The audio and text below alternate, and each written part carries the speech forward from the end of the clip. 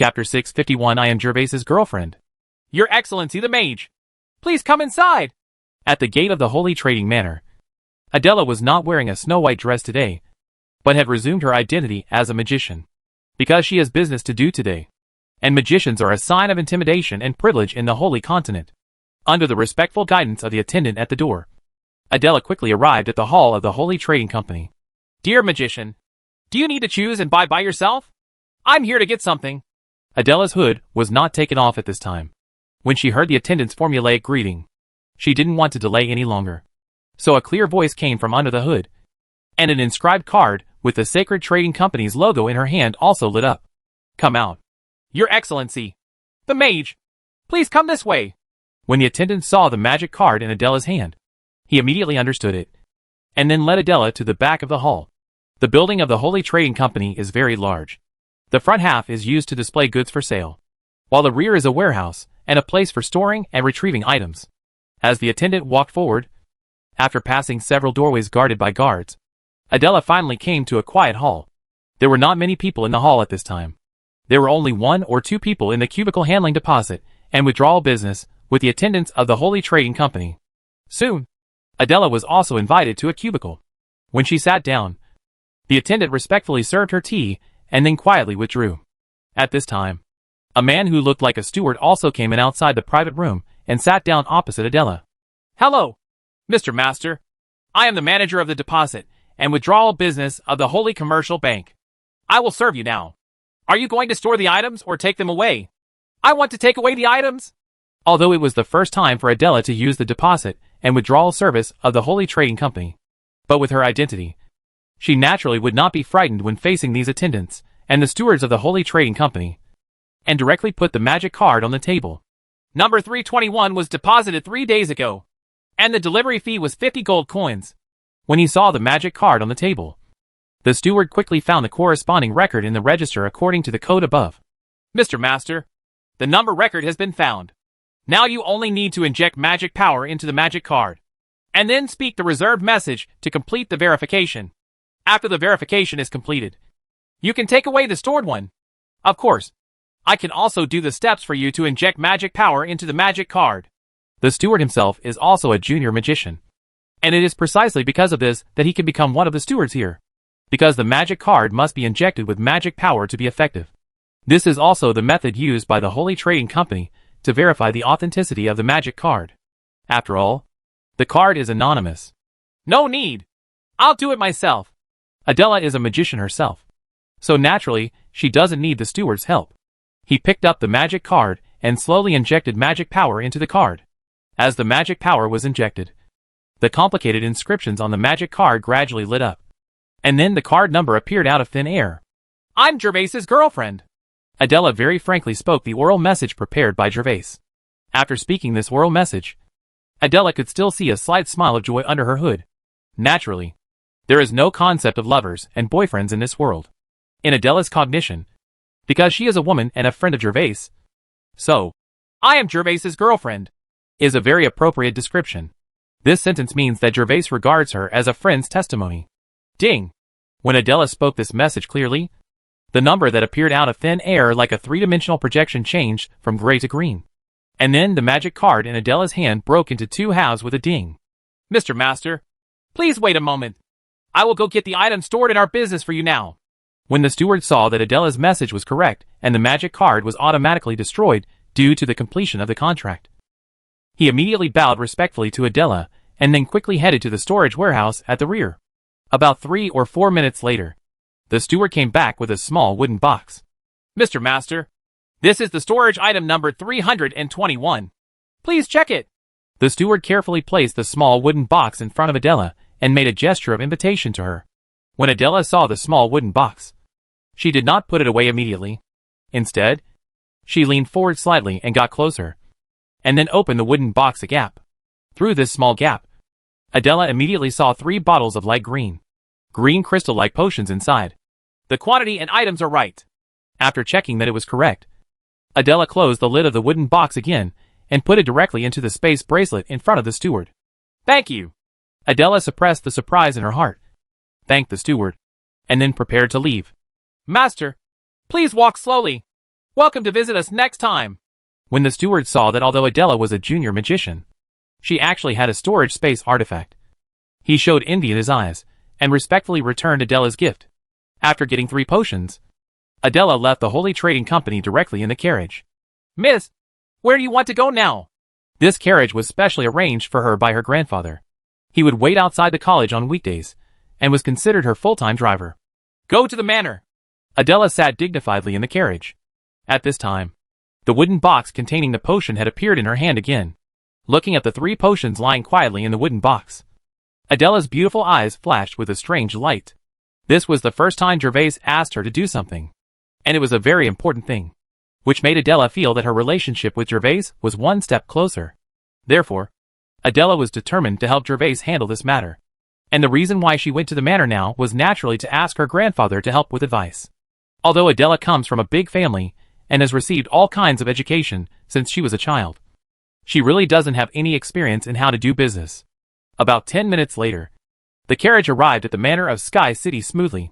When the carriage stopped in front of the magnificent architectural square a few days ago, 2 maids immediately came forward to help Adela get out of the car. The Pearl of the Sky City. Why do you have time to return to the manor today? Do you miss your grandfather? Adela had just stepped out of the carriage when Edward's words came to her. Having heard that Adela was heading towards the manor, Edward was a little surprised as to why Adela returned to the manor again. You must know that Adela rarely came to this manor before, and she still had classes to attend in the afternoon. Adela actually doesn't need to stay in the academy at all, because this large building in the manor can only be occupied by direct bloodlines of Sky City, and it is very complete in terms of decoration and servants. But at first Adela disliked it being too quiet here, so she insisted on staying in the college. Even Duke Edward couldn't do anything to her. Yes, Grandpa. I missed you again. Adela asked her grandfather for a favor today, and she immediately spoke obediently. Ha ha! Adela, you are still the most filial grandfather. Edward naturally didn't believe Adela's answer. Just by looking at Adela's expression, he knew that Adela must have come back to see her for something. But he was the only one who called him his biological granddaughter, and he immediately praised Adela very cooperatively. Then, Adela quickly came to Edward and held his arm affectionately. Grandpa, let's go to the living room. I have a surprise for you. With a sweet smile on her face, Adela pulled Duke Edward towards the door. Oh, you actually have something to show to your grandfather? I'm really looking forward to it. Hearing Adela mysteriously say that she had something to show to him, Edward was a little surprised, and he immediately walked into the door with Adela while joking. Adela, show Grandpa what kind of surprise it is. When they arrived at the large living room on the 2nd floor, the 2 sat side by side on the soft sofa. Edward immediately asked Adela out of curiosity. Okay, Grandpa. Adela pursed her lips, did not hesitate, and immediately took out a light green potion from the space ring. Is this it? Didn't my grandfather read it the day before yesterday? When Adela took out the potion that increased her mental power, Edward didn't realize what was going on. Grandpa, this is another one. Adela said something dissatisfied to Edward, and then with a thought, an identical potion appeared in her hand again. Hey, this is the potion I used last time. This, when he saw 2 identical potions in Adela's hands, the smile on Edward's face froze. Adela, this is also a potion that increases mental power? When did you get it? Edward was a little unbelievable. Waddington had sent people to keep an eye on Adela's movements in the past few days, and Waddington would report to him every day. But these days, Adela's activities are almost the same, either in the classroom or in the dormitory building. The only mistake in the process was that Adela seemed to be a little close to the student named Harry.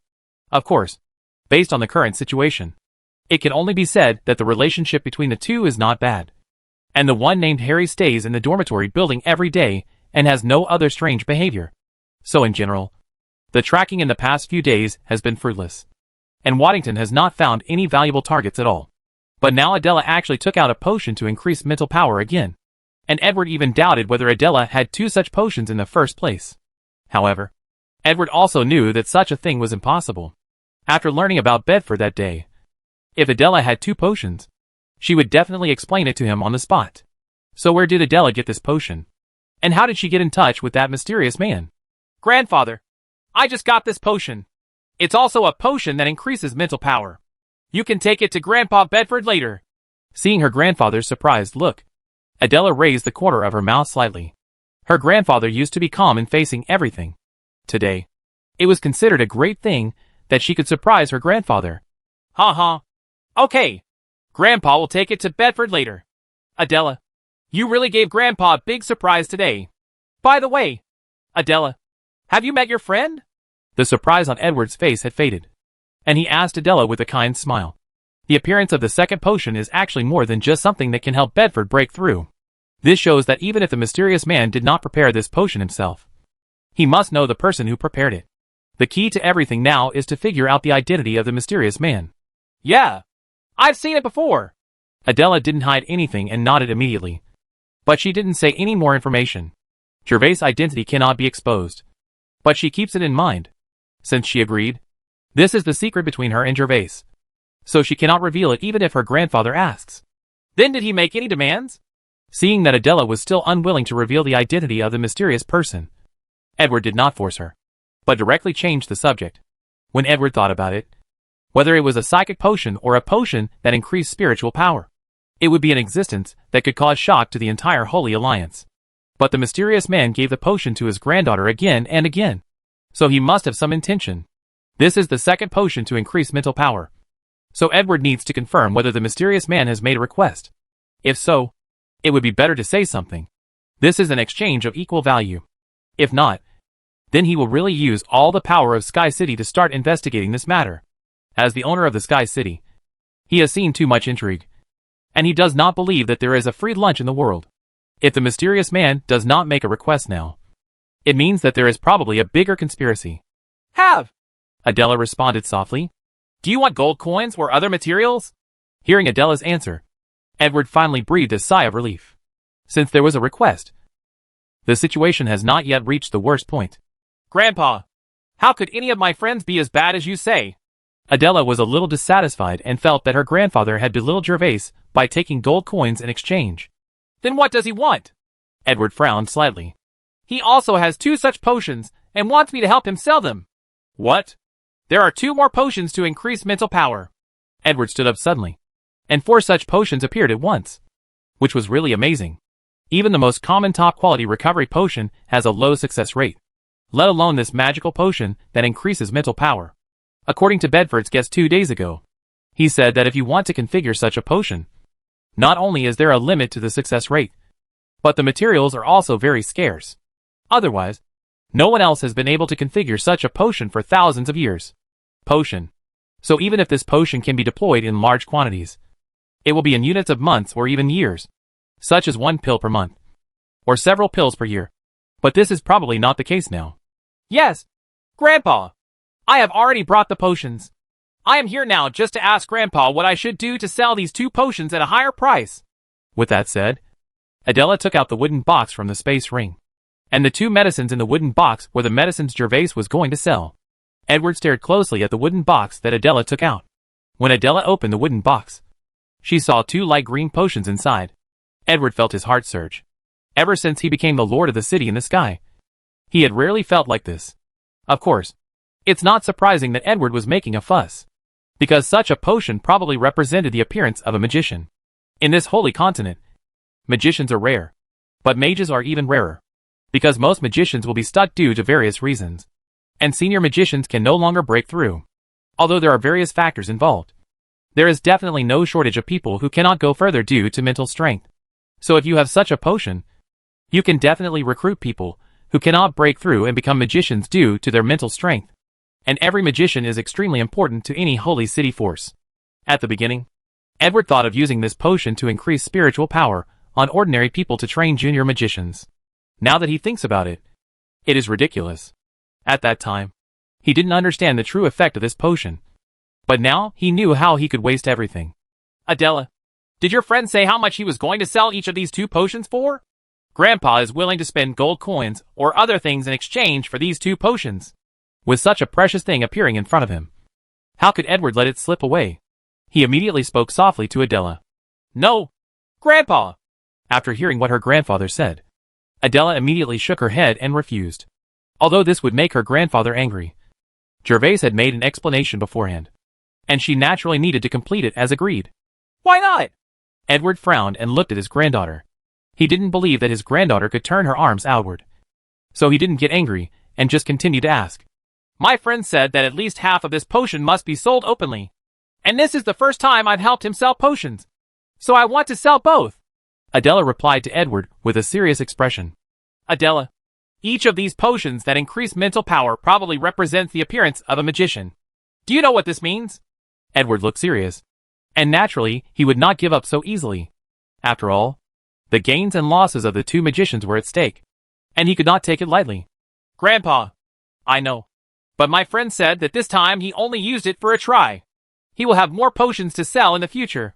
And he promised me that as long as I help him sell 20 potions, he will give me one. Now, this one is the reward he gave me in advance. If there are too many potions in the future, I will ask him if he can sell them to our Sky City at a cheaper price. Adela pursed her lips and finally told her about the reward. She knew that if she didn't tell her, her grandfather would definitely stop her from selling the two potions. She neither wanted to break her promise to Gervais, nor did she want to make her grandfather sad. Did he really say that? Edward was stunned. A little unbelievable. If you can say this, doesn't it mean that such a potion can really be deployed in large quantities? Not just a few bottles a year. If this is really the case, the situation will be completely different. And even any force will be crazy about it. Well, Grandpa! Adela nodded affirmatively. Okay. If that's the case, let's sell it. Edward didn't even need to think about it. After receiving the confirmation, he made his decision immediately. Whether to put a long line to catch the big fish or to kill the chicken to obtain the eggs, Edward naturally didn't have to think about such things. And even if it is put up for sale, Sky City still has the strength to participate in the purchase. Although the matter about the mental potion was completely exposed by doing this. For the sake of the greater possibility, Edward naturally needed to take a gamble. Even if 10 such potions could be prepared in a month, the influence and benefits would be unimaginable. Even Edward must be treated with caution. After making the decision, Edward remembered Adela's last words. So he spoke to Adela softly. Pearl of the Sky City, my grandfather knows that he loves you for nothing. Next time, you will give half of the potion your friend brings to your grandfather. This is what you just promised your grandfather. Since Gervais allowed it, and her grandfather said so, Adela could only agree in the end. After nodding in agreement, Adela still remembered what she needed to do most now, and immediately continued to Edward. Grandpa, can you teach me how to sell these two potions at a higher price? Ha. Leave this matter to your grandfather, and he will guarantee that you will be satisfied. Although the identity of the mysterious person has not yet been found, the potion is now flowing out through his granddaughter's hands. This is equivalent to Sky City having control of the pot's channels. So Edward is naturally in a very good mood. The mysterious man must be worried about his safety if he doesn't sell these potions in person. So Edward needs to help Adela get this matter done. In this way, before the identity of the mysterious man is exposed, Sky City will be more proactive than other forces and can obtain more medicines. Waddington! Your Majesty Duke, you are looking for me. Now send someone to inform the representatives and city owners of other holy cities that I will hold a meeting at the Holy Alliance headquarters to announce something important. Also, you can help me make an appointment with the manager of the Holy Trading Company, or the little girl named Lolita, and tell me that I have something that will cause a stir in the Holy Alliance, and I want to put it up for auction at the Holy Trading Company. How to maximize interest is not too simple for Duke Edward, the most powerful person in the Holy Alliance. He just gave a few simple explanations, but it was equivalent to finding the news channel for the entire Holy Alliance. Yes, Your Majesty the Duke. Without any hesitation, Waddington agreed directly and quickly left the living room. Let's go! Pearl of the Sky City, today Grandpa will let you experience his power. I guarantee that your friend will be glad to have met you. Chapter 652 The Quiet Conference Hall. More than half an hour later, in the Holy Alliance headquarters building, representatives and city owners from various holy cities came to the conference hall with doubts. What happened? Why did Duke Edward suddenly summon us? I don't know. Nothing major will happen during this period after the Sea Clan's matter is settled. Is there any emergency? For example, the new temple or the orcs? Nothing should happen to the orcs recently. They are also planning to send people to compete with us for the channel quota. It is impossible to take action against us humans at this time. And if something really happens, we should be able to receive the news in advance. Could that be the new temple? Duke Edward is here. While everyone was talking in the conference hall, Edward finally arrived at the door of the conference hall. As everyone looked towards the conference room hall, they saw Edward and a beautiful little girl walking slowly towards the conference room. Some city lords or representatives have also met Adela and naturally know her identity. But the more this happens, the more confusing it becomes. Shouldn't it be an important matter to summon everyone here urgently? Why are you bringing your granddaughter here? Under everyone's doubtful gaze, Edward walked calmly to the round table in the center, while Adela held his arm and blushed prettily. The representatives and city lords in the conference room were all her uncles, and almost all of them were men. Naturally, she felt uncomfortable. I know you must be very confused as to why I suddenly summoned everyone here, but I believe you will thank me next. Edward stood at the round table without taking a seat.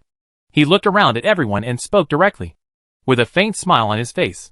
Although everyone around them was stunned when they heard Edward's words, they did not speak immediately, but waited for Edward's next words. The same was true for several city lords and representatives in the center of the round table. Although a few city lords of the Holy City frowned slightly in thought, Edward did not keep everyone waiting for long. He just paused and continued.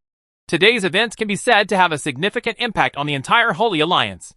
Now let me, the Pearl of the Sky City, Adela, clear up your doubts, because this matter has something to do with my granddaughter. After speaking, Edward gently patted Adela's arm and motioned for her to go to the high platform to speak. Well, Grandpa! Adela had already calmed down her previous nervousness. After hearing her grandfather's words, she responded obediently, then raised her chin slightly and walked to the podium with elegant steps. Whether she can handle what Gervais told her well depends on her performance at the moment. Adela will naturally not have stage fright. When Edward looked at his granddaughter's performance, the smile on his face became even brighter. The reason why he took the initiative to admit that this matter was related to Adela was because of two considerations. First, the mysterious man originally entrusted Adela to sell the potion, which shows that the mysterious man trusts Adela very much. Now letting Adela take the stage on her own means that Adela is still in charge of the sale, and Sky City has not overstepped her authority. The advantage of this is to eliminate the possibility of arousing resentment from the mysterious person and prepare for the subsequent potion transaction. Edward will do this until the identity of the mysterious man is found out. After all, if something unexpected happens during this period, the Sky City will not be able to obtain more spiritual potions. The second is to prevent Sky City from becoming the target of public criticism. At present, Sky City is only helping to sell it. Edward does not want everyone to think that the potion is already in the hands of Sky City. Although the Sky City soldiers are not afraid of any holy city, the benefits are not obtained after all. It is very uneconomical to be used as a target. And in the Holy Alliance, Sky City not only has opponents, but also allies. If the forces attached to Sky City think that the potion has been mastered by Sky City, then if they ask Sky City to buy it, but Sky City cannot get it, this will easily lead to a series of problems. Therefore, letting Adela come forward on her own, while Sky City hides and protects her, and obtains benefits secretly, is currently the most beneficial approach. Dear uncles and uncles, thank you very much for coming. Adela is worthy of being a rich lady. After taking the stage, she is graceful and generous. With a reserved smile on her face, she remains dignified and elegant in front of the most powerful people in the Holy Alliance. Afterwards, Adela's crisp words continue to be heard. A friend of mine entrusted me to sell something, and this thing is extremely precious. I believe only the Holy City where your uncles are located can afford it. With that said, Adela simply took out a bottle of light green potion from the space bracelet and displayed it in front of everyone. Potion? What kind of potion is this that allows Edward to mobilize so many troops to notify us to come? Yes, it is also said that it has an extremely important impact on the entire Deep Alliance. Could it be? Impossible. If it was really that kind of potion, how could Edward be willing to take it out? When Adela took out the potion, low voices finally sounded in the conference room. The people who can sit here are naturally not simple people.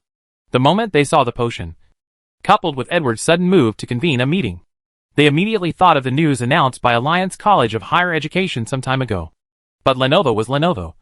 Even they themselves couldn't believe that if it was such a potion, how could Edward be willing to take it out? Dear uncles, this potion is a potion that can increase mental power. Adela naturally heard the whispers below, smiled immediately, and spoke the final answer clearly. Wow! Is it really a potion that increases mental power? Pearl of the Sky City, are you kidding me? Yes, if it is really a potion to increase mental power, how could you take it out? In an instant, The entire conference room exploded, and all the representatives and city lords stood up one after another, staring at the light green potion in Adela's hand. Even if Adela said it herself, no one would dare to believe that the bottle of potion in her hand was a potion that increased mental power. Everyone! Everyone! At this moment, Edward, who was always smiling, spoke. As his rich voice came out, the conference room finally became a little quieter. Although it is unbelievable, this is indeed a potion that increases mental power. I have asked Bedford to test it personally. To be honest, if this potion was in my hand, I would definitely not take it out. And the same would certainly be true for any of you. But this potion was obtained by the Pearl of my Sky City. She promised the pharmacist that our Sky City would not keep this potion privately, but would also purchase it through competition. If Adela's words were unbelievable to everyone, then Duke Edward would confirm it himself, so no one would doubt it anymore. After all, Edward's identity is there. What benefits can be gained even if he deceives them about such a thing? After thinking about this, everyone's eyes became hot in an instant, and they all started to speak towards Adela. Miss Adela, how many gold coins does your potion cost? We in Libby Holy City want to buy it. Yes. Miss Adela, how much potion do you have? We in Spark Holy City also want to buy a lot of it. Miss Adela, a potion that increases mental power, which means a magician. And every magician is a valuable resource for each force. So no matter what the cost, no force is willing to let go of such an opportunity. Suddenly, there was an endless stream of requests for purchase in the conference hall. If Edward hadn't been in charge, and this was the conference room of the Holy Alliance headquarters, Adela would have been surrounded. Edward heard people asking about how many potions are there, and buying in bulk, knowing that they still didn't understand the true value of the potions that increase mental power. He spoke up again. Everyone, be quiet! Edward once again suppressed everyone's words. When the mood of everyone in the conference room stabilized a little, Edward spoke solemnly. I'm afraid you still don't understand the effect of this potion. Let's put it this way. Bedford, I believe many of you know it. Right. Bedford personally told me that such a potion can make him transform from a 4-star magician, the warrior breaks through, and becomes a 5-star mage. When Edward finished speaking, both the representatives of the Holy City and the powerful city lords stood blankly on the spot, staring at him in disbelief with their eyes wide open. Quiet. Terrible quiet. This time, the conference hall did not erupt with the usual noisy discussion and noise. Of course, they have heard of Bedford. After all, he is a famous potion master of the Holy Alliance. And as Bedford is the chief magician of Sky City, his detailed information will inevitably be probed by various forces and focused on. Judging from the previous investigation results, Bedford will not be able to go further in this life, and can only stay at the 4-star wizard until he dies of old age. And the fact is that, 10 years later, Bedford is still a 4-star wizard. But now Edward said that this potion would allow Bedford to break through. That was a magician, not a junior magician. There was a huge difference between the two. Just like an ordinary magician only needs to take an ordinary magic power recovery potion to restore the magic power to full. But a magician must use the best magic power recovery potion.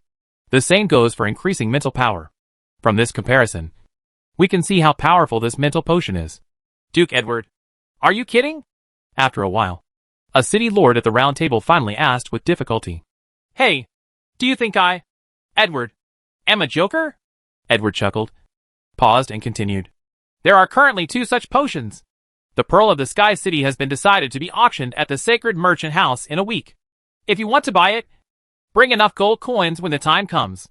Edward knew that the effect had been achieved and there was no need to say anything more. So he directly announced the specific quantity and purchase method, then walked to the high platform and took Adela out of the conference hall, leaving only the lords and representatives of the Holy City looking at each other. This. Seeing Edward and Adela leaving, many city lords wanted to talk to others about something, but they couldn't say anything for a while. This news was really shocking. If the effect of this potion is really that strong, wouldn't one of it represent a magician? There's still 1 week. No, we have to prepare in advance. Everyone, I'll take the first step. Everyone, I'll take the first step too. Next, the lords and representatives of the Holy City began to greet people and leave one after another. They believed Edward's news 90%. So it was necessary to prepare in advance no matter what. And that disbelief is due to the effectiveness of this mental potion. Of course, all this will be known after the potion is obtained. Now it is better to believe that it exists than to believe that it does not exist. This is related to a magician. Let's go too.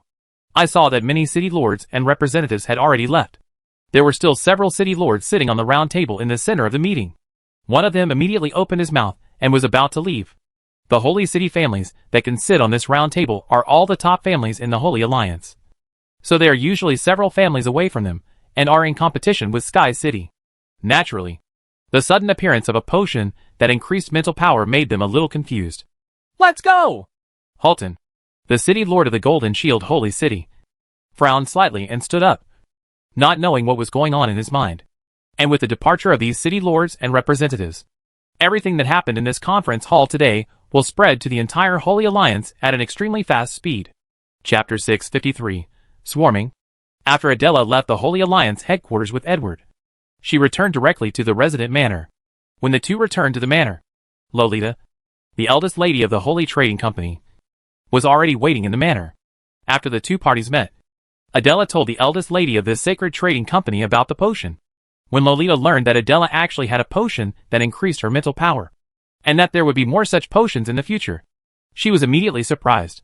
Later, when she heard that Adela wanted to put these two potions in the Holy Trading Company for bidding, Lolita naturally agreed immediately and expressed her welcome.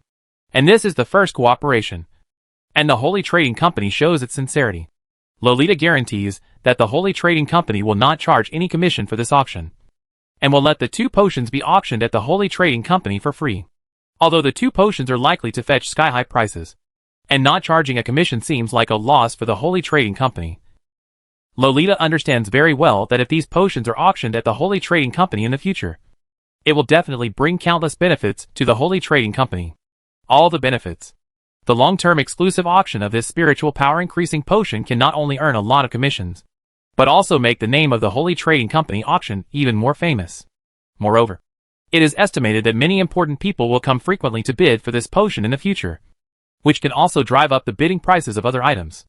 With such a win-win situation, Adela and Lolita naturally hit it off immediately. Within 2 minutes, the two sides completed their discussions, and the potion auction was completely settled.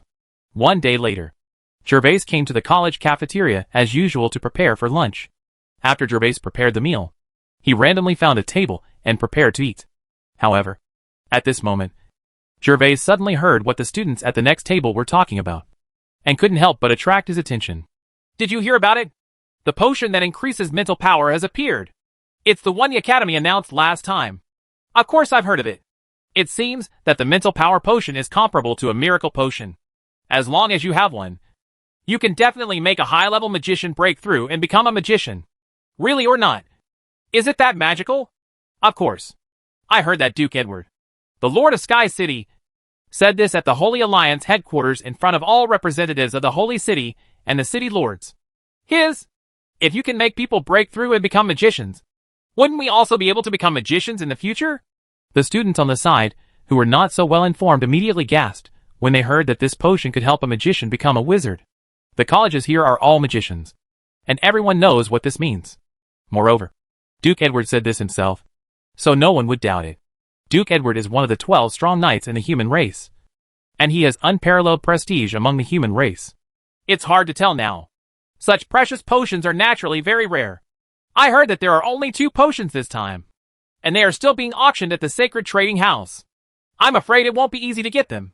Is there only 2? It seems that given our status, it is difficult to obtain such a potion. There's no need to worry about this. We are junior magicians. I heard that the Pearl of Sky City came up with this potion. She knows the magician who prepared the spiritual potion. Maybe there will be more in the future. I hope so. It would be great if I could become a magician one day. The news was announced at the Holy Alliance headquarters.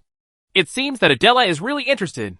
Listening to the discussion of the students at the table next to him, Gervais was also a little surprised.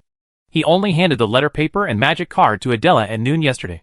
But now everyone knows about the potion. In particular, Adela's grandfather actually spoke out in person to support it, telling the efficacy of the potion in front of all the lords and representatives of the Holy City.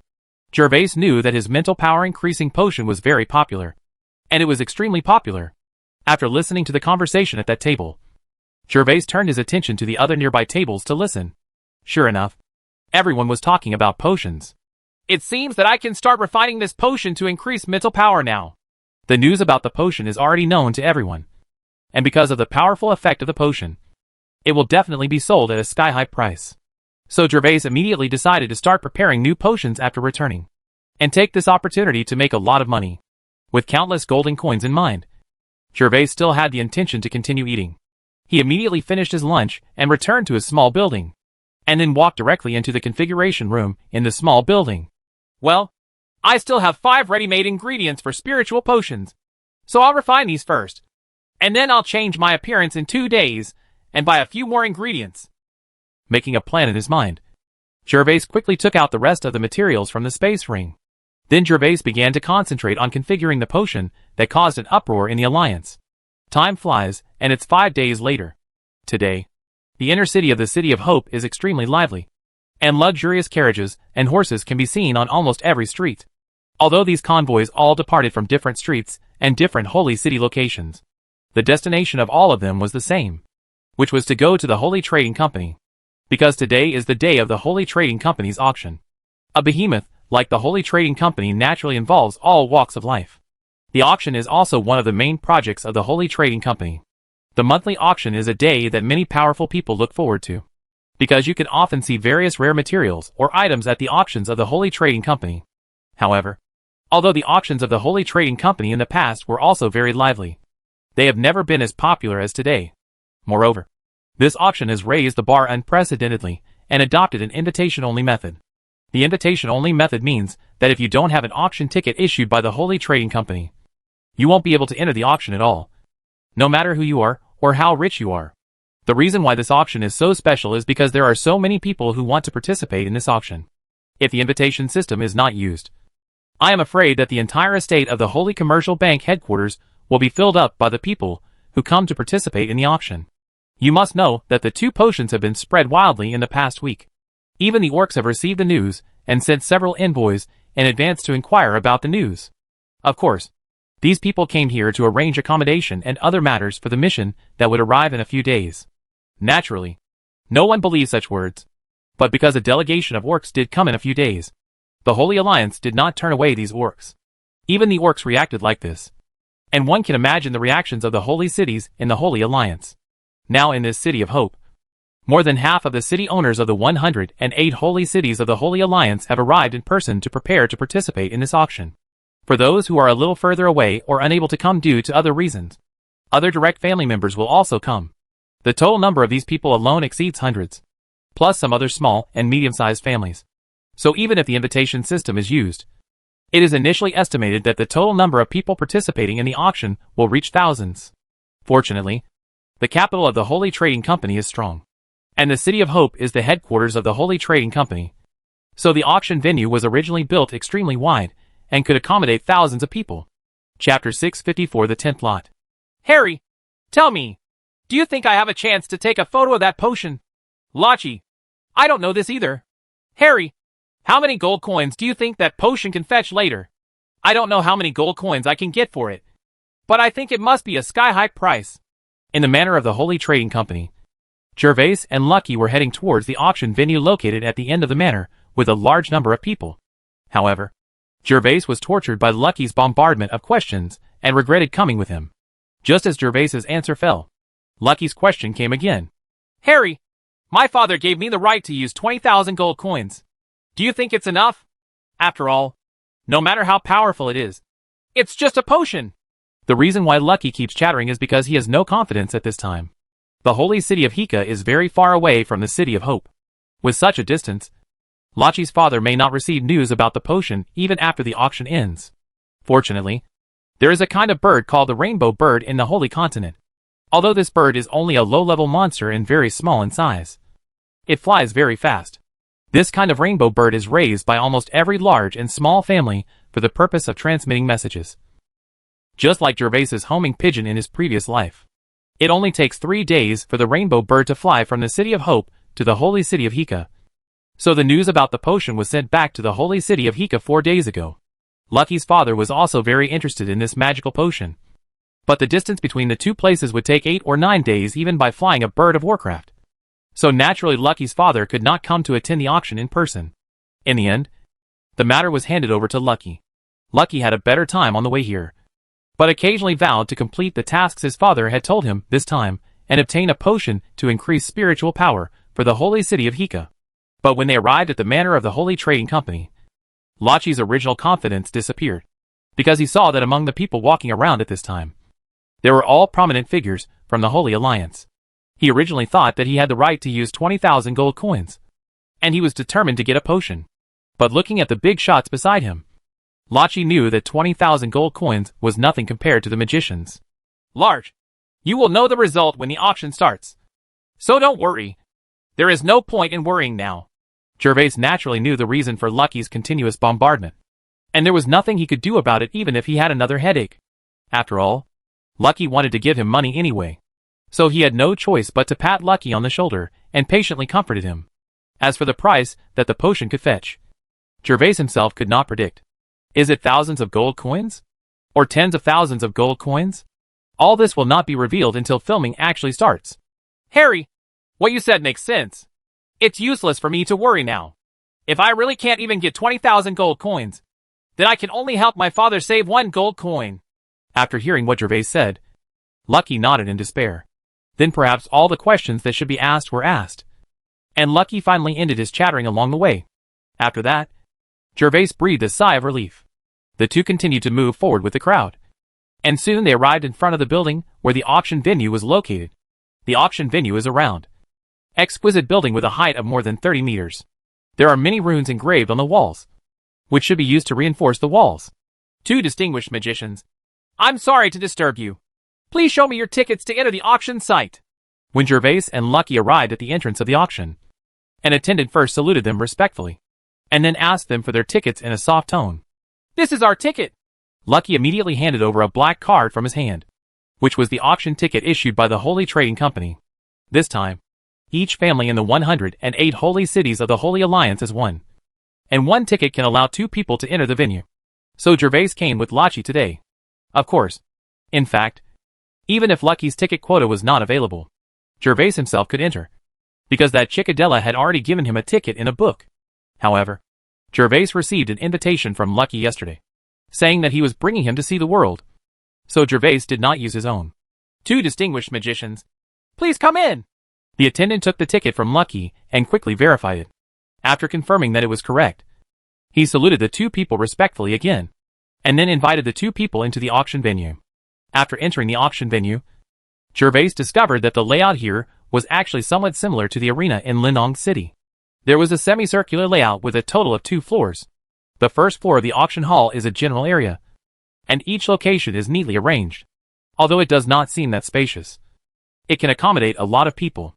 The second floor is the VIP area, which not only has fenced-off seats, but also has many attendants walking among the crowd, providing snacks and tea. Of course, the auction hall can only accommodate 1,000 people at most, which is incomparable to the Colosseum, which can accommodate tens of thousands of people. There is also a roof above the auction house. The roof is inlaid with hundreds of deep-sea pearls, illuminating the entire hall like daylight. At this time, the auction venue was almost full of people, and since Lachi represented the holy city of Hika, his seat was assigned to the VIP area on the second floor with a better view. When the 2 came to the second floor and sat down, after just waiting for a moment, other people attending the auction also arrived one after another. When, although everyone was present, the ringing of the pendulum clock finally came from the high platform in front of the hall. Then I saw a middle-aged man in a formal dress walking to the high platform. He was the host of today's auction. Ladies and gentlemen, welcome to the sacred auction venue. After the host came to the stage, he greeted everyone with a smile and strong and clear words, and then began to introduce the rules of the auction. Counting this, it was already Gervais's second time attending the auction, so he didn't listen much. Instead, he glanced sideways and happened to find Adela and Edward sitting in a booth not far away. Adela also did not listen carefully to the host's words at this time, but kept scanning the crowd below with her beautiful eyes. It was obvious that Adela was looking for Gervais. Now that I've said the precautions, I won't delay any longer. Today's auction will officially begin. Let's start the auction of the first auction item.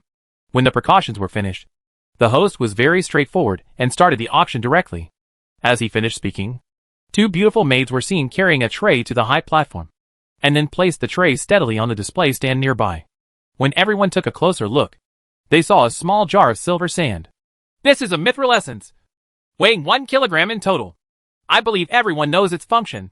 If you want to forge weapons and equipment above the quality of enchantment, you must use this mithril essence as a material. If you want to forge your own legendary equipment or even better epic equipment, don't miss this auction. The starting price of this auction is 2,000 gold coins, and each increase in price will be no less than 50 gold coins. Seeing that everyone's eyes were on the first lot, the host opened his mouth to introduce it at the right time. 2,100 gold coins. I offer 2,150 gold coins. I offer 2,200 gold coins. As soon as the host finished speaking, the sound of bidding instantly rang out in the hall. Wow! There is actually a mithril essence, which is rare. Unfortunately, my quota of 10,000 gold coins can only be used to auction those 2 potions. When the bidding was heard in the hall, Lucky turned to Gervais and whispered, his eyes filled with envy. This mithril essence is actually the core of the mithril mine, and the emergence of the mithril mine is also related to it.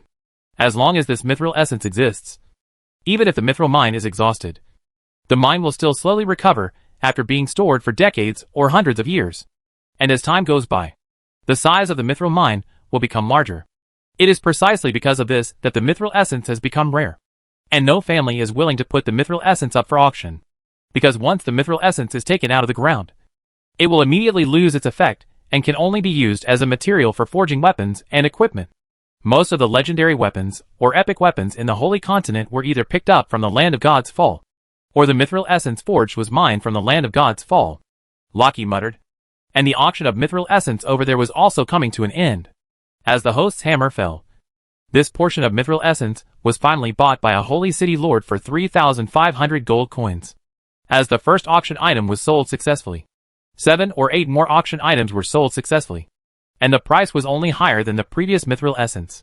There was even a piece of armor that was sold at auction for tens of thousands of gold coins, which made both Gervais and Lachi speechless. Of course, there would not be so many good things in the past auctions. This time it was because of the potion. The Holy Trading Company knew that there must be many big shots coming. So the Holy Trading Company also made full preparations and replaced all the auction items with precious ones.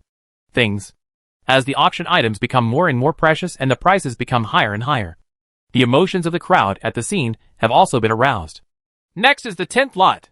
As the host's voice sounded, the 2 maids from before once again carried a tray to the high platform.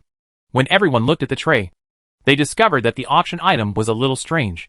It turned out to be a small stone statue. This stone statue has a humanoid appearance, wearing a set of armor, and there are many runes on the armor. How come there is such a statue, and it is actually put up for auction in this auction? Lucky observed the statue for a moment, then muttered something to himself. Gervais heard Lucky's muttering and didn't understand what he meant. Regarding these strange things in the Holy Continent, Gervais's knowledge reserve was not as much as Lucky knew in some aspects. Just when Gervais was about to ask Lucky, the host on the stage gave the answer first. The 10th lot is this stone statue. It comes from the ruins of a small temple in the land where the gods fell. The ruins of the temple were probably the palace of a certain god. When the adventurers discovered this stone statue, it was placed at the very end of the ruins of the main hall, next to a decayed throne. Although it is impossible to accurately determine whether this statue is the stone statue of the god, but it goes without saying that it can be placed next to the throne of the temple. It goes without saying that this stone statue is special. As for statues that can directly record the appearance of gods, everyone knows that either they use extremely magical materials, or the stone statue itself is contaminated with the aura of the gods. Otherwise, it will not be possible to record the appearance of the gods. So the auction price of this item is 5,000 gold coins, and the price of each bid must not be less than 100 gold coins. Well, let me remind you again. Our Holy Trading Company cannot determine whether this stone statue is the appearance of the god himself. So you need to consider yourself before bidding. Now, the bidding begins. The host gave a detailed explanation of the stone statue. When he announced that the bidding had begun, the scene that was originally extremely lively with 9 lots in a row suddenly became quiet. Most people were observing the stone statue carefully, and even frowning in thought from time to time. Lachi, if this stone statue really is the appearance of the god himself, what is the use of it? Gervais looked at the stone statue on the display stand and suddenly asked Lucky. The host has said before that objects that can record the appearance of a god are either made of special materials, or are contaminated with the aura of the god itself. It goes without saying that this stone statue is definitely not made of any precious material. It is carved from the most common bluestone. So it can only mean that if this statue is really a certain god, then it is contaminated with the aura of a certain god. Lachi obviously knew the purpose of this statue of the god. When he heard Gervais's inquiry, he immediately turned his head and said softly to Gervais, "Harry, if this stone statue is the appearance of the god himself, then as long as you are lucky after entering the land of God's fall, you may be able to win the favor of the descendants of this god's servants. Perhaps with the aura on the stone statue, you can even open the treasure of this god's palace." Lucky explained the purpose of the god's statue to Gervais in detail. After a pause, Lucky suddenly remembered another thing. So he continued, "Do you know how the Golden Shield family rose in the first place? The Golden Shield family was still a dependent country more than 200 years ago, but on the eve of the catastrophe, they obtained such a statue contaminated with the aura of the god, and were lucky enough to meet the descendants of the god's servant in the land of the fall of the god. In the end, the Golden Shield family used this statue and the descendants of those god's servants in exchange for many treasures. And there were dozens of strong men working for them for hundreds of years. By the way, it is rumored that the Golden Shield family also has a golden shield of immortal quality, which was also obtained from the descendants of the slaves of the gods. And the name of the Golden Shield family comes from this. There is such a thing." After listening to Lachi's words, Gervais couldn't help but be surprised, and at the same time lamented the good luck of the Golden Shield family. You must know that many empires in the Holy Continent were in ruins after encountering the catastrophe. But the Golden Shield family took the opportunity to become one of the top forces in the Holy Alliance through the statue of the gods. "Ha ha! But Harry, you must not be interested in this stone statue. Did you hear what the host just said? He said that the Holy Trading Company cannot be sure whether this thing is a statue of a certain god. If not, then this is a big rock. 5,000 gold coins are wasted. In addition, even if this stone statue is the statue of the god himself, when it was discovered, the palace had already been ransacked by adventurers, so there would be no more treasures to open. As for the Golden Shield family's search for the descendants of the god's slaves, it's as unreliable as picking up the 2 potions auctioned today while walking. It's simply impossible. The land of the gods' fall is vast and boundless, and it has existed for who knows how many years. However, no one among the descendants of the gods knows whether they have died long ago. You know the holy trees in every holy city, right? The reason why the holy trees have spiritual consciousness and can use all kinds of miraculous methods is entirely because the holy trees contain the divine personality of gods. If you want to cultivate a holy tree, in addition to the seeds of the holy tree, you also need another very important thing, which is the broken godhead left by the gods. Only when the two are merged can it be possible to cultivate a true holy tree. Just think about it. The Holy Alliance has 108 holy trees, which means it has the breath of these 108 gods, and it is also their godhead consciousness. But no one has ever encountered the corresponding descendants of the slaves of the gods. In addition, there are many statues of gods like this that have been discovered.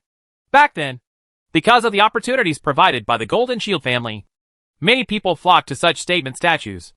Every time such a statue appears at an auction, the starting price for a statue that cannot be confirmed to be a god is tens of thousands, while those that can be confirmed to be a statue of a certain god can even fetch hundreds of thousands of gold coins. But in the past few decades, as more and more statues of gods like this have appeared, no one has really had the opportunity like the Golden Shield family. So now there are very few people taking pictures of statues of gods like this, especially in every holy city. Almost every family, large or small, has 1 or 2. Even my father took pictures of 2 back then. Although the starting price of this stone statue this time is several times lower than before, I think few people will bid for it again." At the end of the sentence, Lachi was worried that Gervais would participate in the auction after hearing about the opportunity of the Golden Shield family. So he immediately gave a warning. "Oh!" Gervais listened to Lucky's words.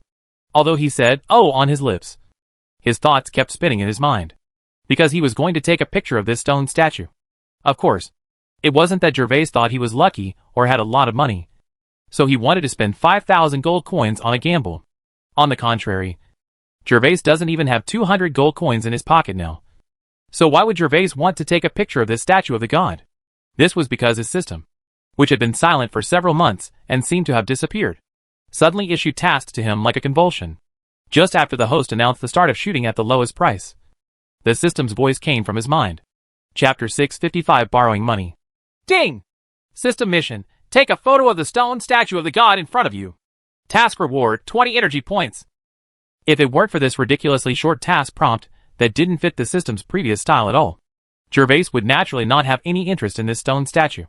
Ever since Gervais came to the Holy Continent, the system seemed to be hiding without any sense of existence. Now he took the initiative to issue a mission for this stone statue. Although the mission reward Gervais was no longer very eye-catching, he still needed to choose carefully. So Gervais turned his attention to the auction venue. As Lucky said before, although the stone statue only cost 5,000 gold coins, there was still no one bidding on it at this time. The rules of this otherworldly auction are that if no one bids for about 2 minutes, then the item will be unsold, and the next item will be auctioned. Gervais calculated that there was still more than half a minute left. And if no one spoke again, he would be ready to bid. Although he doesn't have gold coins on him now, he can borrow 5,000 gold coins from Adela as Harry later. I think it's okay to borrow 5,000 gold coins from Adela in Harry's name. As for Lucky, it would be no problem to borrow 500 gold coins from Lucky. But he couldn't get out 5,000 gold coins. Just like that, Gervais was about to make a bid. But suddenly, he heard someone in the audience speaking first. I offer 5,100 gold coins. After Gervais heard the sound, he immediately looked in the direction of the sound and found that the person who made the bid was sitting in the lobby on the first floor. This person should also be curious about the stone statue. He saw no one in value. The only one who chooses to bid is competition. At this time, many people in the venue looked at the person who opened the bidding like a fool. But while they were watching that man's fun, the second fool appeared again. I offer 5,300 gold coins. Gervais knew that he could not wait any longer. So he immediately opened his bid and added 200 gold coins at once. As Gervais's words spread, everyone moved away from the previous person and looked at the second fool in surprise. Anyone who knows this stone statue will not bid for it again. And several people who often participate in the auctions of the Holy Merchant also know that this stone statue has been rejected 2 or 3 times. Although the starting price is getting lower and lower, but it has never been taken away. Unexpectedly, 2 fools came out to bid today. Harry, you're crazy! That's 5,300 gold coins. Hearing the sound of bidding coming from beside him, Lucky turned around and looked at Gervais with wide eyes. He was just worried that Harry would be interested in this stone statue because of the deeds of the Golden Shield family. So he finally gave a lot of negative teachings and gave some warnings. But I didn't expect that Harry hadn't been stopped yet. At the same time, Adela also met Gervais and Lucky. When she saw that the second bidder turned out to be Gervais, she immediately had a strange look in her eyes. Your Majesty, the magician bid 5,300 gold coins. Does anyone want to increase the price? 5,300 gold coins for the first time. 5,300 gold coins for the second time. 5,300 gold coins for the second time. Boom. Congratulations to the magician at position 56 for taking this stone statue for 5,300 gold coins. The first person to bid before saw that no one was bidding. So he thought of buying the stone statue for more than 5,000 gold coins to study and gamble on his luck. But Gervais added 200 gold coins as soon as he opened his mouth, as if he was determined to win the stone statue. So he naturally would not continue to raise the price. When the third hammer sound came from the host's hand, the stone statue was photographed by Gervais for 5,300 gold coins. Lachi, when the attendants deliver the lot later, please ask them to wait while I go to Adela to borrow some money. When Gervais saw the 2 attendants carrying the statue of the god off the high platform and heading towards him, he immediately whispered to Lucky, Harry, you. Lucky originally felt sorry for Gervais because his 5,300 gold coins were wasted. Now that he heard that Harry had to borrow gold coins from Adela to even pay for the stone statue, his tone suddenly stopped, and he didn't know what to say. I am leaving.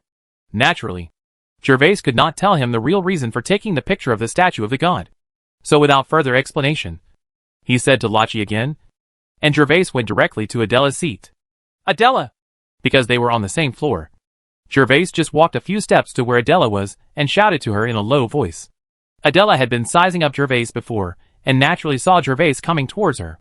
Although he was a little confused as to why this classmate Harry was walking towards him, he smiled and said to Gervais, Harry, I didn't expect you to come to the auction. Do you have anything to do with me? That's it. Adela, I just took a picture of the stone statue. But I don't have so many gold coins with me now. So I want to borrow 5,300 gold coins from you. Don't worry. I will definitely return it to you within 3 days. Ah! You didn't have any gold coins, and you took a picture of that stone statue. Even though Adela was very familiar with Gervais, she couldn't help but be shocked by his operation. What kind of mentality did she have to do such a thing? This was different from the impression Harry had given her in the past. At this time, Edward finally turned his gaze over and looked at Gervais carefully. In Waddington's reports these days, it was the student named Harry who had the closest contact with Adela.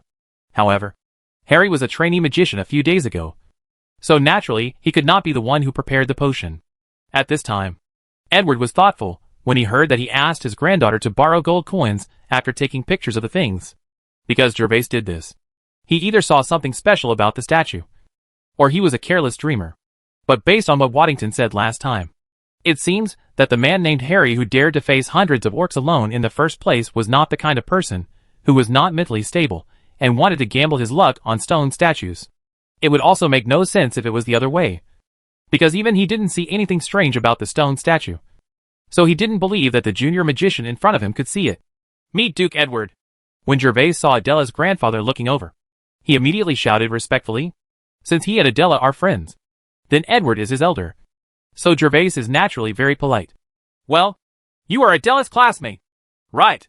Let me lend you 5,300 gold coins. Come over and sit for a while. Upon hearing Gervais's greeting, Edward spoke calmly. Gervais was a little confused about what Edward meant, why he would ask to lend him gold coins. And just as he was thinking about whether to agree, Adela spoke up. Grandpa, Harry is borrowing money from me, so of course I will lend it to him. Adela heard her grandfather's words. Although she didn't know what he meant, she saw Harry hesitated and spoke immediately. Ha ha! Okay. Adela, you can borrow it. After hearing Adela's words, Edward immediately laughed without refuting. He didn't mean anything. He just wanted this young man named Harry to come over and sit down for a while so that he could investigate for himself. After all, this was the only young man he had ever seen who was closest to Adela. As for borrowing gold coins, he knew that with his granddaughter's character, a friend who was recognized by her would ask her to borrow money, let alone 5,000 gold coins, probably 10,000 gold coins. As long as there was a legitimate reason, she would lend it out. So he just used the topic of borrowing money to ask Harry to come over and sit for a while. Thank you, Duke Edward. I will come over after paying the gold coins later. Thank you, Adela. Although he didn't understand Edward's intention, Gervais naturally couldn't refuse the invitation from his elders, and finally agreed. Harry, here are 5,300 gold coins. Keep it. At this time, Adela had also taken out a small wooden treasure box and 3 small black money bags from the space ring, and then placed them in front of Gervais. She is indeed a little rich woman. Seeing the small treasure box on the ground, Gervais immediately remembered the scene when he first met Lolita. At the beginning, Lolita took out several piles of gems from the storage space and used them as stones to break the magic circle. But at this time, Adela actually did the same thing, silently holding the small wooden box and 3 small money bags. Gervais left Adela's position under the strange eyes of the people around him. After returning to his original position, Gervais saw 2 attendants from the Holy Trading Company already waiting with trays containing stone statues. Gervais didn't say much. He checked that the stone statue was the same as before and handed the small wooden box and the 3 money bags to the 2 attendants. After the 2 attendants left, Gervais took a closer look at the statue of the god in his hand. And Lucky also slightly turned it over to look at it for a while. But in the end, he didn't find anything strange. So he withdrew his gaze. There is nothing strange about this statue in your hand. It is just like an ordinary stone sculpture. I don't know if it's because it was contaminated by the god's aura, but this statue of the god is very complete, with no traces of weathering. As for whether this statue is a fake, not to mention that the system has already given a hint. It is the reputation of the Holy Trading Company itself that makes everyone believe that it must come from some ruins in the land of the gods. The reason why Gervais wanted to check before was because he was worried about whether someone else would change the package along the way. The armor of the statue is so beautiful. Well, it seems to have a stabbing spear on its back. This is quite rare. The face of the god statue is that of a handsome middle-aged man. The armor on his body has clear texture and is very delicately carved, and there is a stabbing spear on his back. In this different world, most of the knights with titles that Gervais had seen were armed with long swords. Unless they were cavalry, they only had spears. Therefore, when nobles make their own statues or paintings, they usually hang a long sword on their waist. But this is not the case for this god. There is no long sword on his waist. Only a stabbing gun tied to his back. And it is a stabbing spear that can be divided into 2 parts. Strangely enough, after checking for a moment and finding nothing else strange, Gervais immediately pretended to put it into his sleeve, but actually put it into a space ring. Large. Duke Edward asked me to go sit with him for a while. Do you want to come with him? Huh? I'd better forget it. Lucky heard Gervais's question and was very surprised that Edward invited Harry to sit over. He actually wanted to go there. After all, Adela was there. But thinking of Duke Edward's presence, Lucky wisely chose to stay away. Okay, I'll go there first. Seeing that Lucky was not going to go, Gervais said goodbye to Lucky, and then walked towards Adela again. Chapter 656 The Potion Auction begins. When Gervais came to the booth where Edward and Adela were, he did not choose to sit next to Adela, but sat on the side of Edward. Harry, I heard from Adela that you followed Adela and the others to the Magician's Tower in Nahum? Seeing Gervais sitting next to him very appropriately, Edward couldn't help but be a little satisfied with Gervais. After all, Adela was the apple of his eye in Edward's eyes. She was afraid of falling when she put it in his hand, and she was afraid of melting when she held it in his mouth. If Gervais shows that he has any undue desire for Adela, Edward will definitely be more or less hostile. In addition, Gervais acted very calmly after sitting next to him, always looking calm. This shows that the young man in front of him has a good mind. If it were any other young man sitting next to him, he would definitely be intimidated.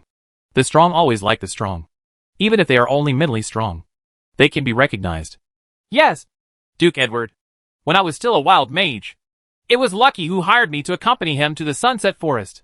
Gervais' tone was respectful but without humility, and there was no hint of restraint in his tone. He just answered in the tone of treating his elders. Well, classmate Harry, where are you from?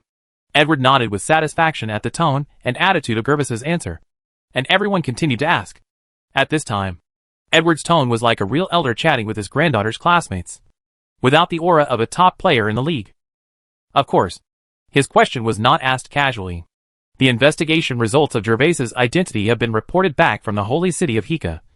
But the strange thing is that except for Harry's whereabouts in the holy city of Hika, there is no trace of any past information.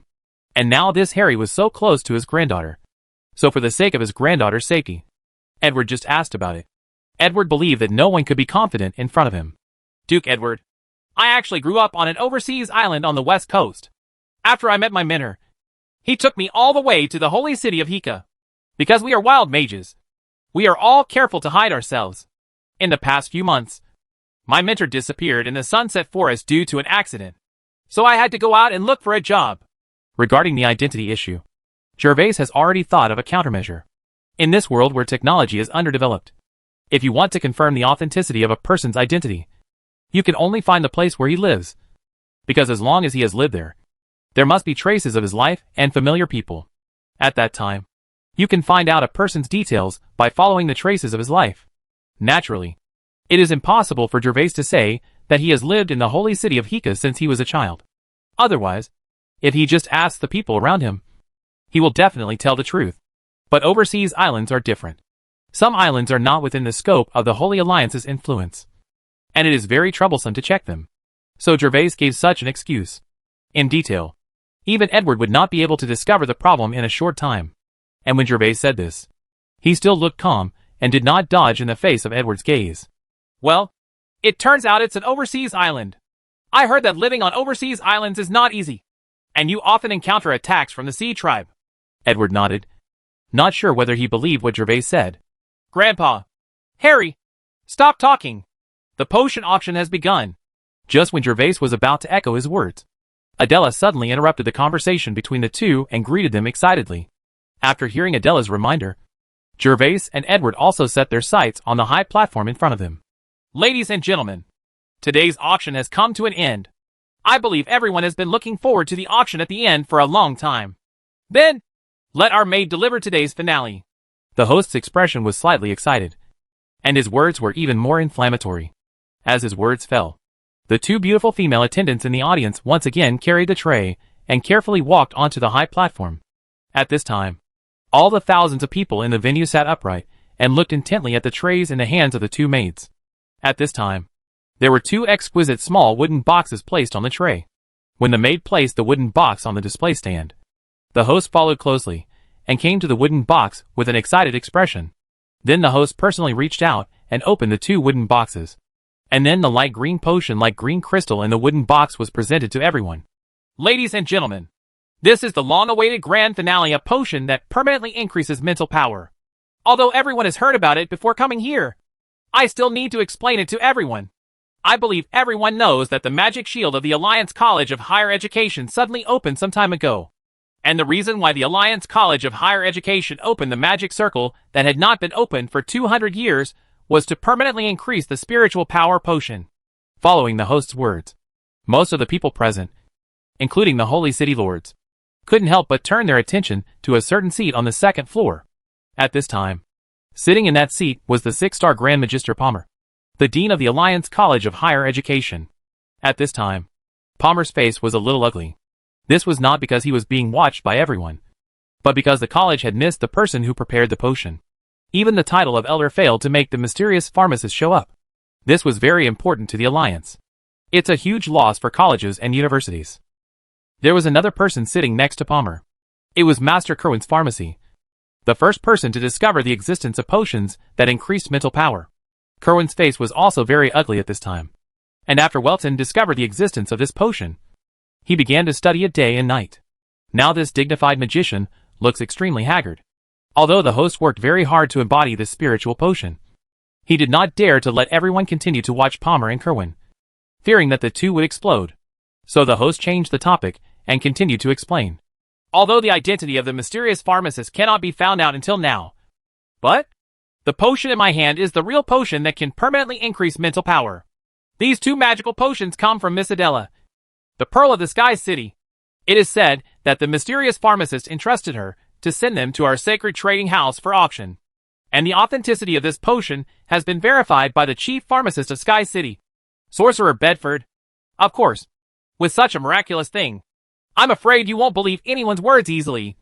So today our holy trading company specially invited Magician Kerwin to come on stage to verify it again for everyone. I believe that with the reputation of Magician Kerwin, everyone will not have any joy. Now, Magician Welton is invited to come on stage. It can be said that the Holy Trading Company was able to pay a high price for the medicine, and it was fully prepared to satisfy the mysterious pharmacist. 2 days ago, I went to the Alliance High School to discuss with Kerwin, hoping that he could conduct an on-site test of the potion at the auction, because Wizard Kerwin's reputation as a potion master is resounding throughout the Alliance, and his reputation is also excellent. As long as he has his certificate, I believe that the last trace of doubts of those bidders can be eliminated, and the potion can be sold for a higher price. The price is a good start. As the host finished speaking, Kerwin, who was sitting next to Palmer on the second floor, was shocked and finally came to his senses. Then Winton suddenly stood up and headed towards the auction platform eagerly. Master Kerwin, I leave the next potion test to you. When Kerwin came to the high stage, the host simply gave up his position and let Winton stand in front of the display stage. At this time, the tools for testing the potion had already been delivered. Waiting for Kerwin to start testing directly, Kerwin didn't say much after arriving at the high platform, because all his attention was on the two potions. The last remaining potion liquid was consumed that night. But during this period of time, Winton's research on the potion yielded nothing. So when he received the invitation from Holy Trading Company to test the potion, he agreed without hesitation, just to try the potion again and see if he could gain more insights. Wave. Kerwin didn't make any extra moves and carefully opened the cork of the potion bottle. When the cork of the potion bottle was opened, Kerwin trembled slightly as he smelled the fragrance, with a look of intoxication in his eyes. This is what it tastes like! This is what it tastes like! At this time, Kerwin had long forgotten that he was helping with the test, and instead devoted himself to the study of the potion. Smelling the familiar and attractive fragrance, Kerwin began to murmur excitedly to himself. After a while, Kerwin finally took a deep breath, calmed his trembling arms, and then carefully began to pour out a drop of light green liquid from the potion. After carefully pouring out the potion liquid, Kerwin put the cork back on the bottle, then took the crystal container containing the drop of liquid without hesitation, and then closed his eyes. Quiet. At this time, the auction venue was completely silent, to the point where you could really hear a pin drop. Everyone was staring at Kerwin's every move, waiting for Kerwin to tell the result himself. Time passed by minute. 30 seconds. 1 minute. 2 minutes and 5 minutes. For 5 minutes, Kerwin closed his eyes and raised his head, motionless, while thousands of people in the auction house stared intently without moving.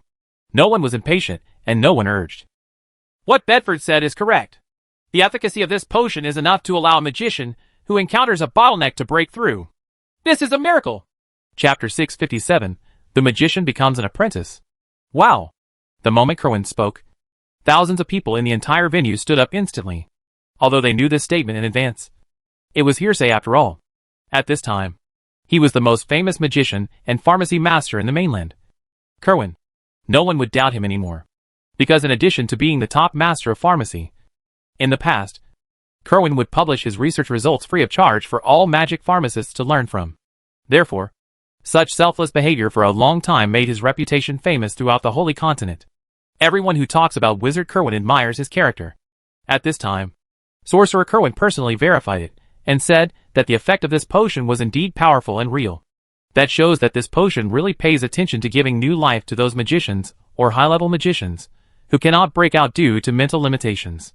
No one can remain calm in the face of such a thing, especially the leaders of these large and small families, because possessing such a bottle of potion can enhance the strength of the family. Thank you very much, Sorcerer Kerwin, for the test. So, ladies and gentlemen, let's start the auction of these 2 potions. The host was excited for a moment after hearing Kerwin's confirmation, but he naturally did not forget his own job. He saw that thousands of people in the auction venue were excited at this time. He immediately announced that he was going to start the auction of the potion, because the eldest lady of their sacred trading company has told them that this potion must be auctioned at the highest price. Because only in this way can the person who prepared the potion that permanently increases mental power be satisfied, and then continuously prepare more such potions. Wait, I have something else to say. But just as the host finished speaking, he was interrupted by Kerwin, who was still standing on the high platform. To Kerwin, even the eldest lady of the Holy Trading Company must be treated politely. Naturally, the host did not dare to offend, so he immediately stopped talking and looked at Kerwin with a smile. Master Kerwin, I don't know what else you want to say. I will only say a few words, and it will not interfere with the normal progress of the auction. Kerwin also knew that it was inappropriate for him to interrupt the auction, so he immediately continued after a slight apology. I would like to say to the person who prepared this spiritual potion, no matter who you are, no matter your age or strength, if you don't object, I, Kerwin, hope to become your disciple and become your magic apprentice. So, please show up and meet me so that I will have no regrets in this life. After becoming your apprentice, I promise to abide by the duties of an apprentice just like other magic apprentices and obey the instructions of my mentor at any time. Everyone at the auction today can be a witness. This is my oath today. So, mentor, please be sure to meet me. Kerwin's eyes flashed with a strange light, and he spoke very seriously. After saying that, Kerwin didn't wait any longer and walked slowly down the platform. This. What did Master Kerwin just say? Did I hear it wrong? Master Kerwin actually wants to become an apprentice. Oh my god! This is so crazy! That's Master Kerwin, a magician, the top master of pharmacy in the Alliance. And now he actually said he wants to be someone else's apprentice. Although Kerwin stepped down from the platform, the effect of his subsequent words was still there, shocking everyone present. Whether it is the leaders of the small and medium-sized families on the first floor, or the city lords of the holy cities on the second floor, even the host, who just wanted to start the auction quickly, was stunned and forgot to start the auction while everyone was in high spirits. Kerwin, are you crazy? When Kerwin returned to the booth on the second floor, Dean Palmer next to him spoke to him with a face full of disbelief. You must know that in addition to being a magician and a master of medicine, Kerwin is also an elder of the Alliance High School. An elder from an academy goes to be a magic apprentice for someone. What would it be like if such a thing really happened? And now no one knows who the person who prepared this magical potion is. What if the person who prepared the potion is not as powerful as Kerwin? Dean, I'm not crazy. Potions are my life. I have been studying potions for decades. I don't care even if my practice is delayed because of this. But when I thought I was really #1 in that continent, I discovered that I didn't even know how to configure the potion that increases mental power, let alone how to imitate such a potion. I thought I might not even know how to prepare it. Even 1/10,000th of the effectiveness of this potion cannot be imitated. You just think that any potion can be prepared as long as you have a formula. But I noticed the difference in this potion. because this potion probably uses a unique preparation method. I have tried countless of the best potions we have refined in the past, but I always feel that the fusion is not perfect. But the potion prepared by this mysterious pharmacist is different. In addition to the magical effect, the fusion of this potion is almost perfect. This is something that no pharmacist I have encountered in the past has been able to do. So I feel like a frog in the well. I want to become an apprentice of this mysterious pharmacist, and learn higher configuration techniques. Only in this way can I die without regrets. Well, Palmer shook his head and sighed deeply. Although he is a 6-star Grand Mage, he specializes in magic. Naturally, he does not understand the preparation of potions as thoroughly as professionals such as Kerwin and Bedford. When he heard Kerwin say this, he knew there was no need to persuade him anymore.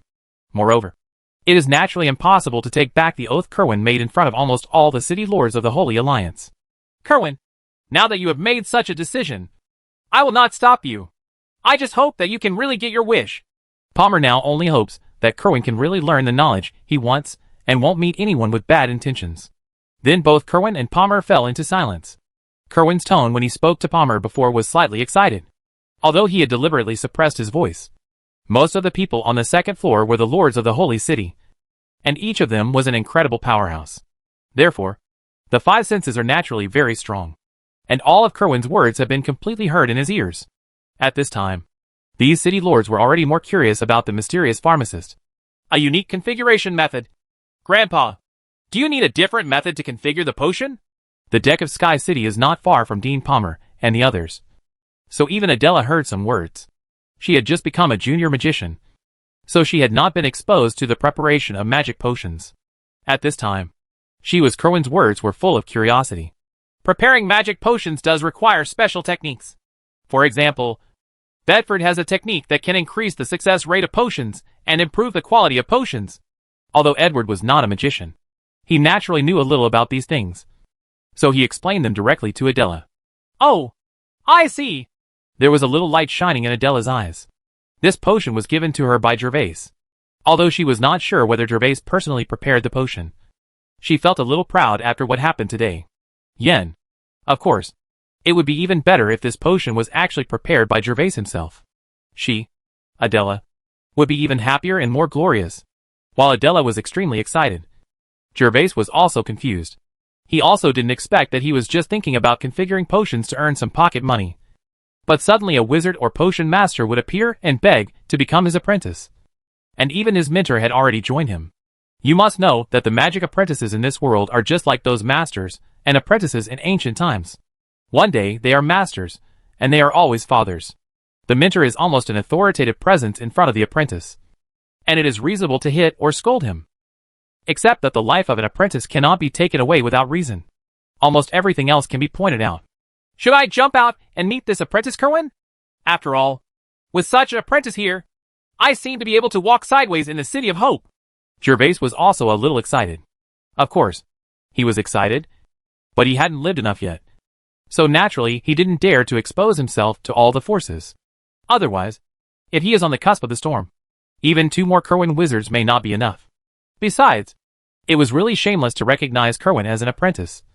But Gervais didn't have any good knowledge to teach him. Gervais is a complete newbie when it comes to configuring magic potions.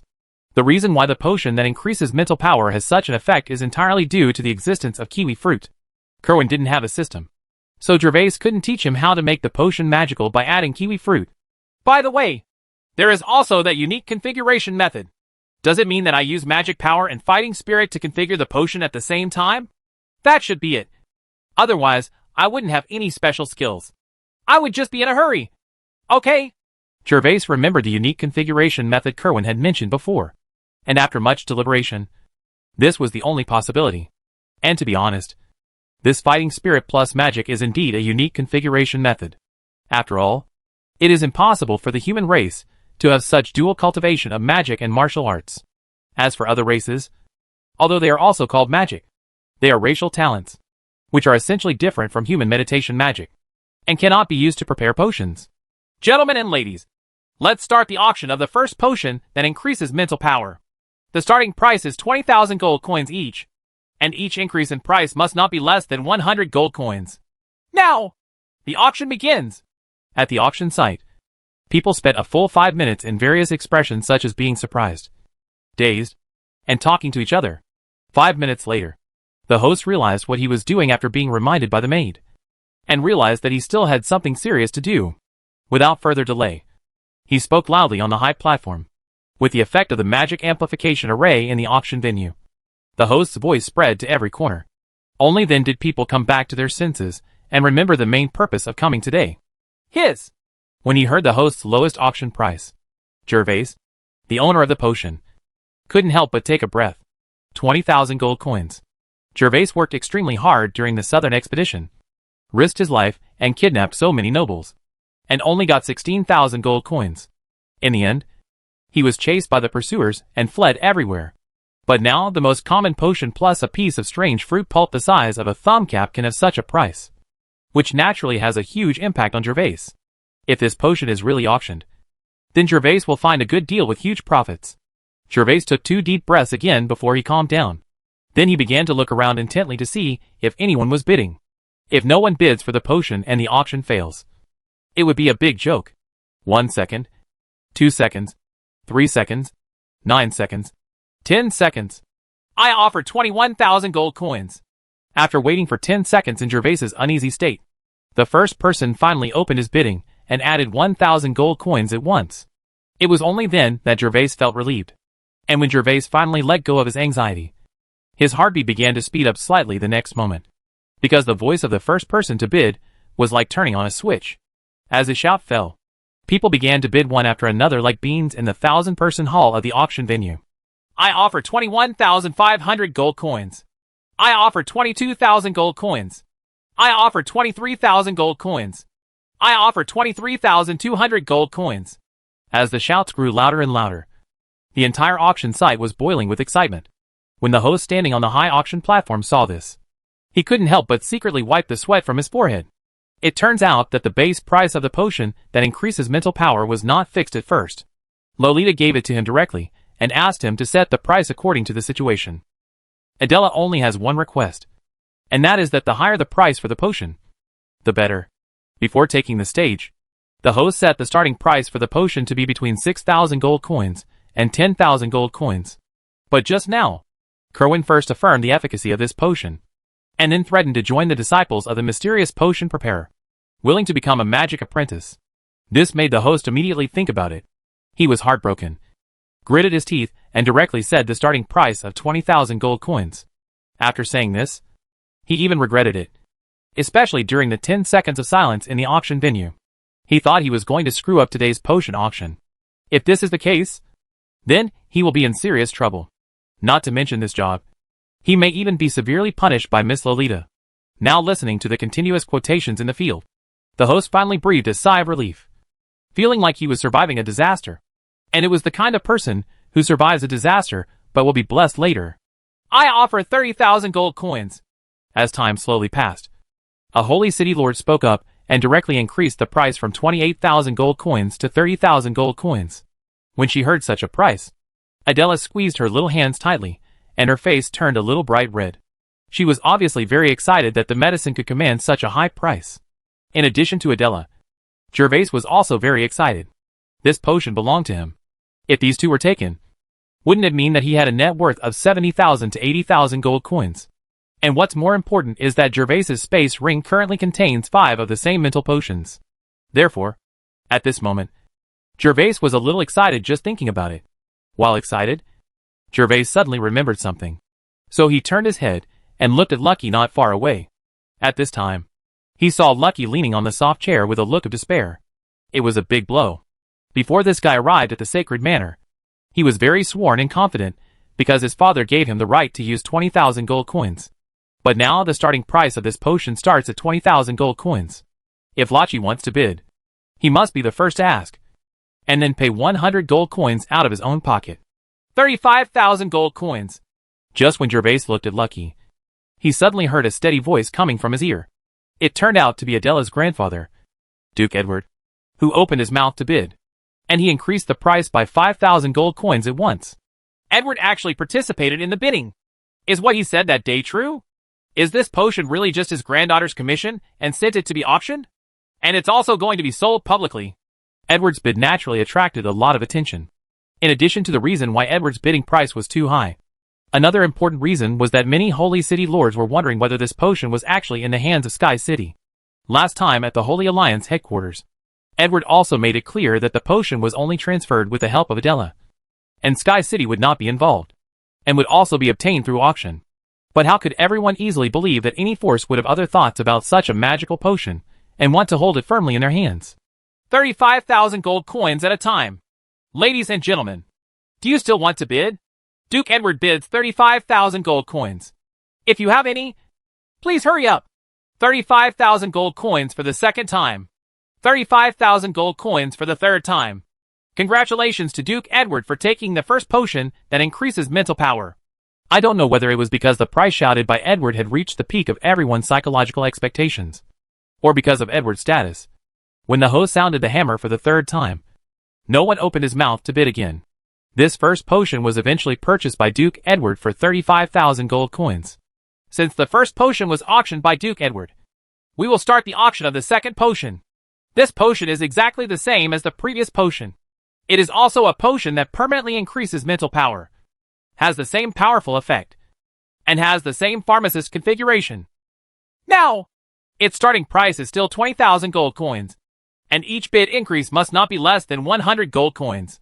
The bidding begins now. The host was very efficient. After the maid took away one of the small wooden boxes containing the potion, he immediately announced the start of the auction for the second potion. And as he finished speaking, this time, there was no pause in the venue like before, but the sound of bidding immediately started ringing out. I offer 22,000 gold coins. I offer 22,500 gold coins. I'm out. As the sounds of price increases echoed in the hall, the atmosphere became tense, even more intense than when the first potion was auctioned. Because this is the last potion, many city lords have come all the way here, most of them just for this potion. So naturally they are not willing to pass it by empty-handed. I bid 33,000 gold coins. I bid 34,000 gold coins. I bid 35,000 gold coins. Dean Palmer, I hope you can give my Golden Shield family some face. Can you just give this potion to our Golden Shield family? Halton, the rules of the auction venue are that if you want to buy this potion, you must pay a higher price. And this potion is also very important to our college, so we can't give it in. I'll offer 36,000 gold coins. When the price of the second potion reached the 35,000 gold coins offered by Edward, most people in the audience had given up their thoughts. After all, the price was a bit high for a potion. However, the Golden Shield family and Alliance High School were still competing. In the end, Halton of the Golden Shield family couldn't stand it anymore and asked Dean Palmer to let go. But Halton's words immediately triggered a counterattack from Palmer. Palmer was very dissatisfied with Halton for blaming Warren's death on the Alliance College of Higher Education, and then exerting pressure through other holy cities to forcefully take away 200 college admissions. So he naturally gave up the potion to the Golden Shield family. In addition, Palmer also wanted to take a picture of the potion and let Kerwin study it to see if he could produce any results, so as to give up the idea of becoming an apprentice. After all, he was a potion master and also a master of potion. Mage, 30 or 40,000 gold coins are absolutely worth it compared to that. Palmer, you have 37,000 gold coins. Halton was also angered by Palmer's words. He had already broken the rules of the sacred business house by opening his mouth, and he was embarrassed to owe Palmer a favor.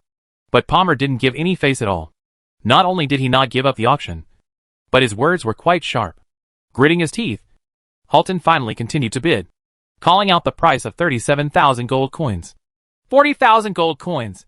Palmer spoke again without any hesitation, and even added 3,000 gold coins at once. At this time, the price was already 5,000 gold coins higher than the first potion. Wow!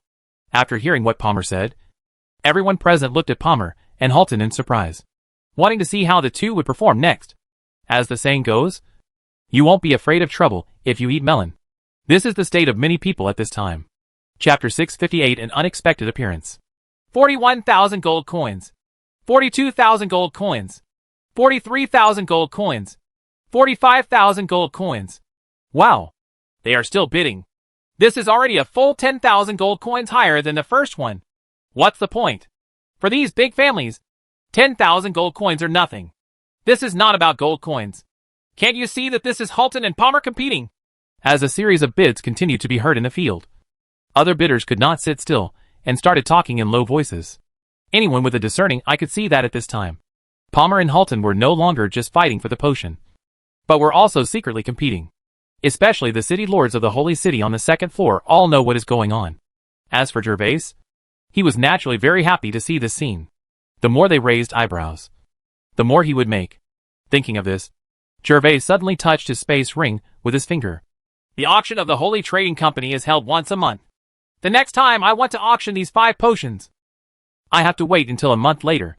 At that time, I guess there won't be so many city lords coming in person, and maybe the price won't be so high. Otherwise, take advantage of the opportunity. Are you here to make a lot of money this time? Gervais's mind was racing with thoughts, and the more he thought about it, the more excited he became. So he turned his head and glanced at Adela. At this time, the girl was staring intently at Palmer and Halton in front of her. Duke Edward, I'm very sorry. I need to go to the bathroom. Well, Harry, go ahead. Edward naturally didn't care, and his attention was now on Palmer and Halton. Afterwards, Gervais left the booth on the second floor and went to the bathroom. 46,000 gold coins. Palmer, as long as you give this potion to my Golden Shield family, our Golden Shield family is willing to reduce the number of admission places in the academy by 10. Halton finally gritted his teeth. Although this small amount of gold coins is not painful to the Golden Shield family, the problem is that Palmer's appearance of fighting him to the end makes him, the Lord of the Golden Shield Holy City, unable to step down. Moreover, Halton had an extremely important reason for purchasing this potion, and it was impossible to let it go. When Edward opened his mouth to take the first shot, Halton knew what kind of person Edward was. Now that he had opened his mouth, he would not give up even if he paid 100,000 gold coins. Therefore, Halton naturally would not compete with Edward. Nor could he. But at this time, most of the Holy City families had given up bidding on this last one. Halton thought there would be no surprises. But to his surprise, Palmer kept bidding with him. Ha ha. Halton, I bid according to the rules of the auction. Even if you give up all 100 quotas, you still have to use gold coins to make the case. How about you offer 100,000 gold coins? As long as you offer 100,000 gold coins, I promise I won't bid again. It was okay that Halton didn't mention the admission quota in public. But when he mentioned it, Palmer became even more furious and wanted to fight Halton to the end. Warren's death obviously had nothing to do with the college. He died in the Golden Shield family's own residence. But he didn't expect that Halton would blame the college in the end. Originally, with the strength of the Alliance High School, they would not be afraid of the Golden Shield family. But Halton brought the matter to the Alliance meeting and asked the Holy Cities to put pressure on the Academy. In recent years, the Alliance College has been full of talents, and its strength has greatly increased. Many Holy Cities have actually wanted to beat the colleges for a long time. So the Alliance College has to bow its head. At this time, Halton still wanted to threaten the Golden Shield family, so Palmer was naturally not afraid.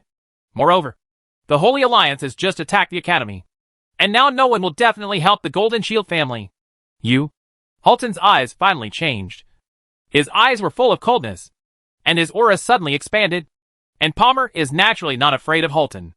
With a thought, a magic wand engraved with complicated runes has appeared in his hand. The fiery red gem on the top of the magic wand has circles visible to the naked eye. Halo ripples. Stop. Just when the two sides were about to get into a fight, a clear and beautiful shouting sound suddenly came from the entrance to the corridor on the second floor. The owner of this voice was Lolita, the eldest lady of the Holy Trading Company. At this time, Lolita had arrived, followed by 2 people, Manager Petey and Alonso. Following everyone's gaze, Lolita moved forward and came to the vicinity of Palmer and Halton. Then Lolita didn't say anything and just stood with an indifferent expression. On the contrary, Steward Petey stood in front with a warm smile, bowed respectfully to the 2 of them, and then said, Duke Halton, I don't know why we are making such a big move. This is the auction side of our Holy Trading Company. Please give our Holy Trading Company some face. Although the Holy Trading Company is not afraid of the Golden Shield family, but after all, the Golden Shield family is the top force in the Alliance, unlike the Holy City forces who are behind them. It is better not to offend them, even though Halton's behavior today could be regarded as disturbing the rules of the auction house. He still focused on appeasing him. Ped, today it's not that I don't want to give your Holy Trading Company face, but that Palmer is deliberately going against our Golden Shield family. He thinks that our Golden Shield family is easy to mess with. Of course, Halton knew that he was unreasonable. But the Holy Continent always spoke with strength. So he would definitely not admit defeat. And now this matter was related to the face of the Golden Shield family. So he could not give in. Halton, if your Golden Shield family doesn't have gold coins, you don't have to come to participate in the auction. Since you participate in the auction, the highest bidder will get it. 47,000 gold coins. This potion is what our college is determined to get. Palmer was naturally not afraid of Halton, and immediately spoke out in tit-for-tat terms, and even raised the price again. Palmer, let me see how powerful this 6-star great mage you are today. Halton's momentum immediately exploded, and he no longer cared about the presence of Lolita and others. He pulled out the long sword from his waist, and was ready to take action immediately. Faced with Halton's momentum, Ped was naturally unable to parry, and was directly oppressed by the momentum, causing his body to become unstable and take several steps back. Lord Halton, please calm down. At this moment, Ped, who was retreating, was supported by a hand, and then he heard a cold voice from behind. This voice was made by Alonso. Although Alonso did not hold a weapon in his hand, the momentum he exuded was no worse than that of Halton, and he was instantly entangled with Halton's momentum. Why? Your holy trading company also wants to participate? Halton's expression suddenly turned ugly. He first looked at Alonso with a hint of wariness, and then looked at Lolita. Duke Halton, you and Dean Palmer are both the top beings of the Holy Alliance. If we really take action, our Holy Commercial Bank headquarters will definitely suffer heavy losses. My father is not here now. If something happens, I won't be able to explain it. So please be patient and let me solve it for you too. Lolita's eyes showed no fear when facing Halton. Her expression remained cold, but her body started to move. Lolita was seen walking slowly past Halton and directly came to Palmer's side. Dean Palmer, I'm very sorry for the discomfort I've caused you today. Master Kerwin, I have a potion here. Can you identify it for me? At this time, everyone was staring at Lolita intently, wanting to see how she would resolve the conflict between the two parties today. What made everyone a little confused was that Lolita only said a word to Palmer, and then turned her attention to Kerwin. Then Lolita took out a potion from the storage space and handed it to Kerwin. The best magic power restoration potion? Miss Lolita, you should be able to see it yourself. Why do you need me to identify it? Kerwin was a little confused. Master Kerwin, please identify it first, because I think this potion may be a little unusual. Lolita did not say it directly, but continued to ask Kerwin for identification. And at this time, she took out the crystal container from the space storage space. Good. Kerwin's enthusiasm for the magic potion made him no longer shirk. He also wanted to know what was unusual about this potion. So Kerwin took the crystal container sent by Lolita, then opened the potion and poured a drop into it. After pouring out the potion and covering it, Kerwin put the drop of magic recovery potion into his mouth, then closed his eyes and began to feel it carefully. After Kerwin closed her eyes, no one knew what Lolita wanted to do. Isn't it time to resolve the conflict between Palmer and Halton? Why is it related to this magic potion? It was just that this kind of doubt existed for how long before it was interrupted by what happened next. The next moment, Master Kerwin, who closed his eyes and felt carefully, was suddenly shocked, as if he had made some extraordinary discovery. Seeing this situation, Lolita's originally calm expression finally changed, and a little glimmer of light flashed in her beautiful eyes. It turned out to be the agreed preparation method. Miss Lolita, who is it? Who prepared this potion? Does your holy firm know his identity?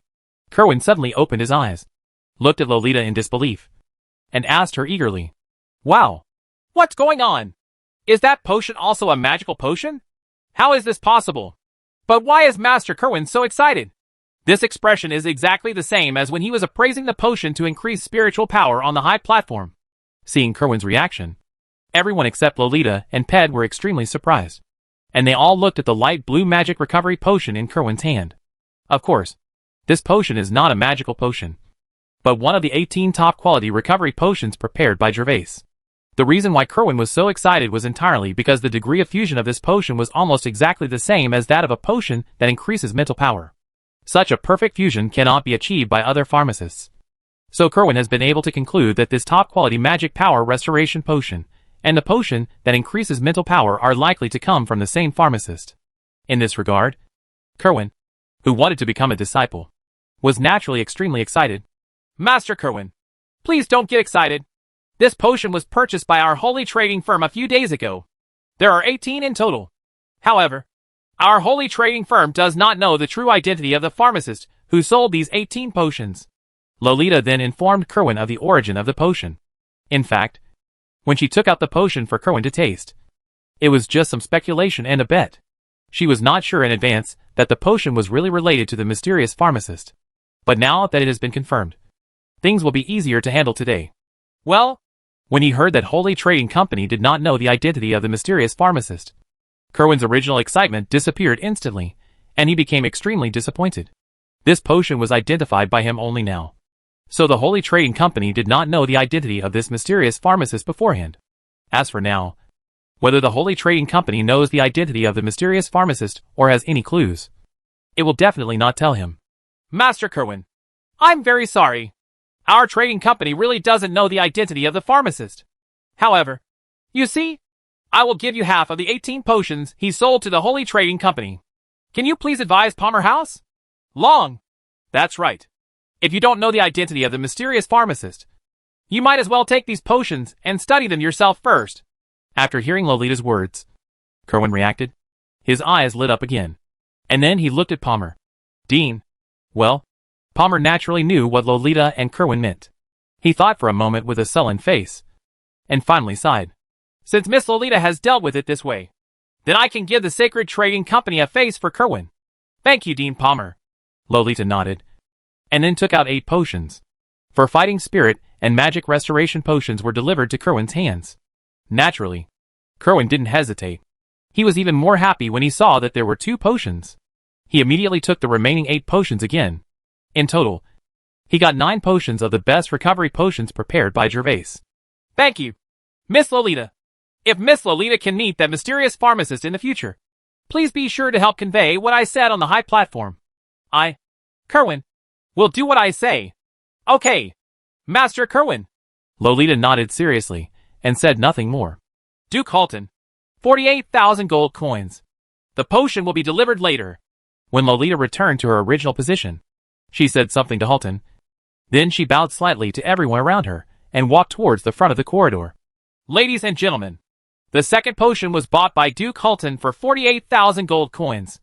Following the host's announcement below, Halton's expression cleared slightly, and then he sat back in his seat and did not provoke Palmer again. After all, it was Palmer who made the concession today. Even Palmer did not lose face. But the potion was given to him. Although he paid 13,000 more gold coins than Edward, he still gained face from the Holy Trading Company and achieved his goal of taking the potion. At this time, the people around him finally realized that they did not expect that the mysterious pharmacist had prepared other ordinary medicines. They all became thoughtful. In particular, the Holy Trading Company was the party that had the closest contact with the mysterious pharmacist besides Adela. Everyone was wondering not only to send people to keep an eye on the Sky City, but also to pay attention to the movements of the Holy Trading Company, because now this mysterious pharmacist has become Seignior. From then on, if nothing else happened, the auction would end after Edward paid the gold coins. But just at this moment, an accident occurred. I saw an attendant hurriedly running down the corridor on the second floor. Lolita, who was walking forward, met the attendant face to face. Seeing the attendant running hastily, she couldn't help but ask in a deep voice, "What's going on? Miss Lolita, a customer just asked me to give this magic card to Miss Adela, and asked me to tell the steward that the auction should not end yet. He said that this is a very important matter." Chapter 659, Taken Advantage of. What? Give this magic card to Miss Adela? Don't end the auction just yet? What's that man's name? Where is he now? When Lolita saw the black card covered with inscriptions and a number in the attendant's hand, her expression suddenly changed and she began to ask urgent questions. Lolita is such a smart person. She immediately thought of a possibility. That is, the mysterious pharmacist. Because only in this way can it be explained why the man asked the attendant to come to notify the auction not to end, and also sent Adela a magic card for accessing items from the Holy Trading Company. Miss, I came directly to the auction venue after that person handed the card to me. He didn't say his name either. The attendant saw Lolita's expression change drastically and didn't know the reason. Naturally, he was very nervous and immediately answered honestly. Ped, you go and tell the auction not to end now. Keep waiting for 10 minutes. And you, hurry up and give this magic card to Miss Adela. and then go with me to the front to find the person just now. Yes, miss. Yes, miss. Following Adela's quick instructions, Petey and his attendants quickly responded, and then quickly began to take action. At this time, Lolita and the others were still in the corridor on the second floor. The movement here naturally attracted the attention of many people, and their conversations were also heard. Under the gaze of everyone, the attendant was seen running forward quickly, and then came to the booth where Adela was. Dear Miss Adela, here is a bearer access card of our Sacred Trading Company. A customer just asked me to send it to you, saying that he hopes you can go and take it out immediately. Huh? The access card you gave me? Do you want to take it out immediately? Is that so? Adela was naturally familiar with the deposit and withdrawal card of the Sacred Business Company. She had only used it once a week ago. But that time, Gervais secretly handed it to her with a book. But this time it was so sudden that Adela didn't react for a moment. But at the next moment, I naturally guessed whether it was given by Gervais. And I was very confused as to why Gervais would directly ask the attendant to give it to him. Thanks! But no matter what, Lolita still took it. If it was really given by Gervais, then there must be something to give to her. Thinking of this, Adela turned to look at her grandfather. At this time, Edward was naturally looking at the magic card in Adela's hand. Adela said, Grandpa, I'm going to get something now. Is it your friends? Although Edward didn't know the reason, he could naturally relate it to something. Possibly is, Adela replied simply. Then Grandpa will go with you. Okay. Afterwards, Adela, accompanied by Edward, walked out of the auction venue and went to the building at the entrance of the Holy Trading Manor. Dear gentlemen and ladies, due to some emergencies, the auction will continue for 10 minutes. Please wait patiently for a moment. When Adela and Edward left the auction venue, the host below announced to everyone present. What's going on? What emergency happened? Why do we have to extend the auction time? Are there any more items? The few city lords on the second floor heard the conversation between Lolita and the attendant, so they were just thoughtful and did not speak, especially when they saw Adela and Edward leaving with magic cards. They had vague speculations in their hearts. However, many people participating in the auction on the first floor did not know. When they heard the host's words, they asked with some doubts. After all, if it was a bad emergency, the auction should be ended immediately and the crowd evacuated. Now ask everyone to wait for 10 minutes. This is the only possibility. Sorry, ladies and gentlemen. This is the latest notice from Miss Lolita. I'm not sure if there are any new auctions, but please wait for 10 minutes, and we will have the results by then. Although the host was nervous, fortunately he had rich experience in dealing with emergencies and immediately spoke to calm everyone. Although the people below were still talking after hearing this. They are all upper-class people in this world. Naturally, they are not in a hurry, so it doesn't matter if they wait 10 minutes. The most important thing is that this auction is held by the Holy Trading Company. Everyone believes that if there is nothing important, this situation should not happen. The people at the auction were appeasing everyone to wait, while Adela, accompanied by Edward, had already arrived at the place where the deposit and withdrawal business of the Holy Trading Company was handled. Dear young lady, are you here again? The person who received Adela was still the steward from last time. Although Adela's clothes had been changed today, it was hard for people to forget such a beautiful face in a short time. When the steward saw Adela, he recognized her immediately and was slightly surprised. After all, Adela just took something here a week ago. Now judging from the fact that she is holding another magic card in her hand, she is probably here to pick up something. There are not many people in the deposit and withdrawal business of the Holy Trading Company. But not many. Adela is picking up the items for the second time in a short period of time. Items are really rare. Well, help me take out the storage items of this card. Adela didn't waste much time. Simply responded and put the magic card on the table. Okay, noble lady. The manager responded respectfully, and then opened the register and began to check it. Adela, did you take out the potion here last time? At this time, Edward, who was accompanying Adela, asked curiously. Yes, Grandpa. Adela nodded in affirmation. After Edward got the affirmative answer, there was a little light in his eyes. The reason why he followed him in person was because he guessed that the magic card was related to the potion. Now that I have Adela's approval, I think we should be inseparable. Dear lady, your access card number is 521, which was just stored in it. Do you really want to take it out? The steward asked Adela respectfully. At the same time, he was full of confusion. The storage time of this registration was obviously today, and the ink was not completely dry yet. This shows that the item numbered 521 was deposited not long ago. Why should it be taken out now? The deposit and withdrawal business of the sacred business house naturally does not have only one service staff. The person who handles the storage and the person who takes out the items are different. Therefore, the manager did not know in advance that the number 521 was deposited a few minutes ago. Well, I want to take it out now. Adela naturally wouldn't explain to the steward. So she said something immediately. Okay, distinguished lady, please inject magic power into the magic card. And then say the reserved message. Doubts are doubts. Of course, he, the manager, has no control over how the guests want to spend their money. After hearing Adela's words, the steward immediately responded respectfully to Adela. Adela had her first experience, so she didn't say much, picked up the magic card again, and then injected magic into it. When the magic power was injected into the magic card, the talisman appeared in the sky. Adela hesitated for a moment, but finally spoke. I'm Gervaise's girlfriend. The attendant did not say any reserved message when he handed the magic card to her, so Adela hesitated for a moment.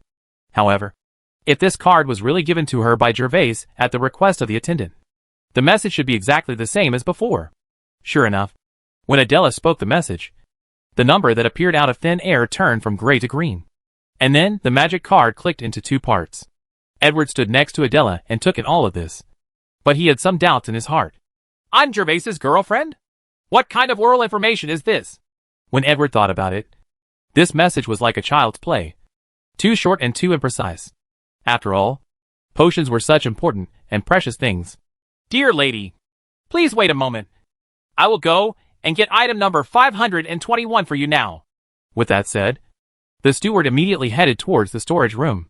After a while, the steward came back, holding a small wooden box in his hand. This small wooden box was very ordinary and nothing fancy. However, when Edward saw this small wooden box, his eyes lit up and he moved closer. This small wooden box was exactly the same as the one last time. Dear lady, this is item number 521.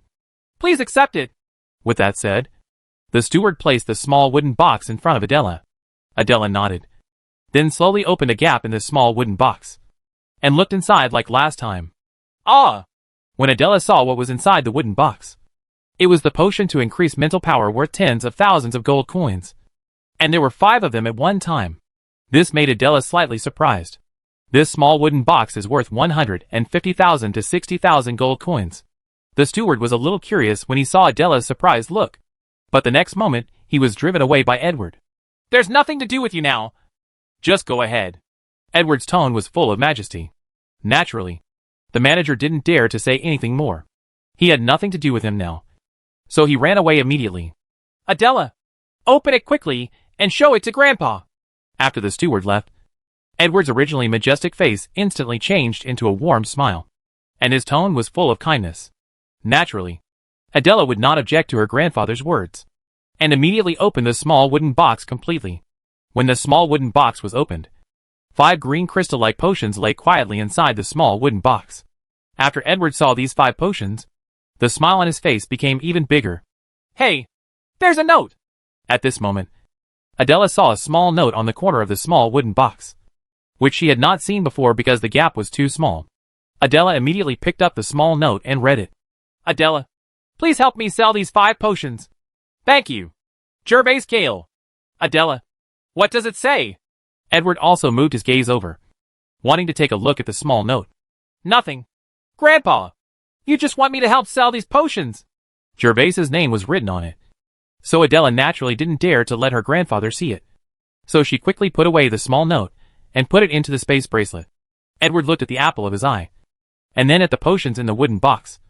But after all, he didn't delve into the matter of the note. Instead, he spoke softly to Adela. Pearl of the Sky City, you promised my grandfather last time that you would give him half of the potion after you get it again. This was the reason why Edward came with him. He guessed that it was about the potion. He had long thought about keeping half of the potion secretly. Otherwise, he would have nothing to do if it was auctioned. After all, if he takes too many pictures by himself, the city in the sky will definitely be feared by other holy cities. Grandpa, how much are you going to give me? When Adela heard her grandfather's words, She didn't refuse. After all, Gervais had already told her that as long as half of the potions were sold on the market, it would be. All right. Of course Grandpa will not embarrass the pearl of the Sky City. Grandpa will buy it for 35,000 gold coins each. Tens of thousands of gold coins are really not a big deal for a big force like Sky City. So Edward simply bought these potions at the previous auction price. Okay, Grandpa. I'll give you these too. A smile suddenly appeared on Adela's face. She took out 2 potions from the small wooden box and handed them to Edward. Adela, why don't you give Grandfather 3? Edward was naturally not satisfied, so he continued to speak. Grandpa, this is the second sale. If there are more potions in the future, I will give you more. Otherwise, what if my friend is unhappy? Adela naturally refused. If there were 6, she could divide them in half. But now there are only 5. If she gave 3 to her grandfather, she was worried that Gervais would blame her. Okay. Just 2 of the pearls of the Sky City. Edward didn't force it. And what Adela said actually made sense. This was the second batch of potions. He still didn't know what the connection was between his granddaughter and the mysterious man falling to the ground. If he really made the mysterious man unhappy and no longer entrusted his granddaughter to sell the medicine in the future, the loss would be even greater. Before finding out the origin of the mysterious man, we still need to take a long-term approach to catch the big fish. After all, such potions are too precious. Next, Adela and Edward stopped staying and walked directly out of the hall with the potion in hand. And when they walked to the hall, they happened to meet Lolita and Alonzo. Duke Edward. Miss Adela. When Lolita saw Adela and Edward, her eyes were focused on Adela's face. At this time, Adela had a faint smile on her face, and it was obvious that she had gained something. Miss Lolita, you're here at the right time. I still have 3 potions that need to be auctioned. If these 3 potions want to be auctioned, they naturally need to tell Lolita. Now that Lolita is here, Adela will speak directly. There is nothing to hide. Is it really a potion that increases mental power? Lolita confirmed again. And at the same time, she felt even more regretful. The mysterious pharmacist had come to the Holy Trading Company at least twice, but she had missed him both times. Yes. Adela nodded. Okay, Miss Adela, let's talk as we go. The auction house can't wait any longer. After receiving the confirmation, Lolita no longer delayed, immediately put away her regrets, and walked side by side with Adela towards the auction venue. 7 or 8 minutes had passed in the auction venue, and at this time, the host finally saw the eldest lady of his firm, and immediately ran over as if he had seen a savior. After a while, the host returned to the high platform with a relaxed smile on his face. Ladies and gentlemen, great news! Just now, Miss Adela, the Pearl of the Sky City, once again provided our Holy Trading Company with 3 magical potions that permanently increase spiritual power. Wow! Hearing this, the people participating in the auction on the first floor immediately exploded. Unexpectedly, there were 3 such potions. The city lords on the second floor were calmer because they had heard the conversation between the attendant and Lolita before and had already made assumptions. Of course, there are actually some people who are not calm. And that is Duke Halton of the Golden Shield Holy City. He almost got into a fight with Palmer over this potion and spent 48,000 gold coins to get it. But now the host told him that there were 3 more potions like this. Aren't you hacking trying to make me happy? Halton was furious. Moreover, if the auction price of these 3 potions is not as high as his, then he will be taken advantage of. Of course, all this was caused by himself, and he paid for it with gold coins. Even if it was true, he could only be mute and unable to tell the pain of eating Coptus. Adela, Duke Edward, where were you just now? When Adela and Edward returned to their seats, Gervais asked them curiously. Let's go get the items. Adela smiled slightly and replied to Gervais. Edward looked at Gervais carefully for a moment. But when he saw Gervais's calm expression, he looked away. Chapter 660, The Father of Spiritual Power. Edward naturally couldn't see any clues from Gervais, because Gervais was not guilty at all. He pretended to go to the bathroom before, then changed his face inside, and even took out a new set of clothes from the space ring to change into, and then went to handle the deposit and withdrawal business. After completing the deposit and withdrawal business, he immediately handed the magic card to the attendant of the Holy Trading Company, and then returned to the bathroom to change. After this set of operations, relying on the magical still mask, no one can see through his true identity. Of course, if Gervais wants to store potions in the Holy Trading Company in the future, he must be careful. The Holy Trading Company will definitely pay attention secretly. After Adela and Edward sat down, the auction below began again. Everyone thought they would miss out on this magical potion today. But unexpectedly, 3 more came. And the enthusiasm for the auction became even higher. The base price was still 20,000 gold coins. And the minimum increase was still 100 gold coins. However, in just a few moments, the first potion fetched 36,000 gold coins, and was then acquired by a medium-sized family on the first floor.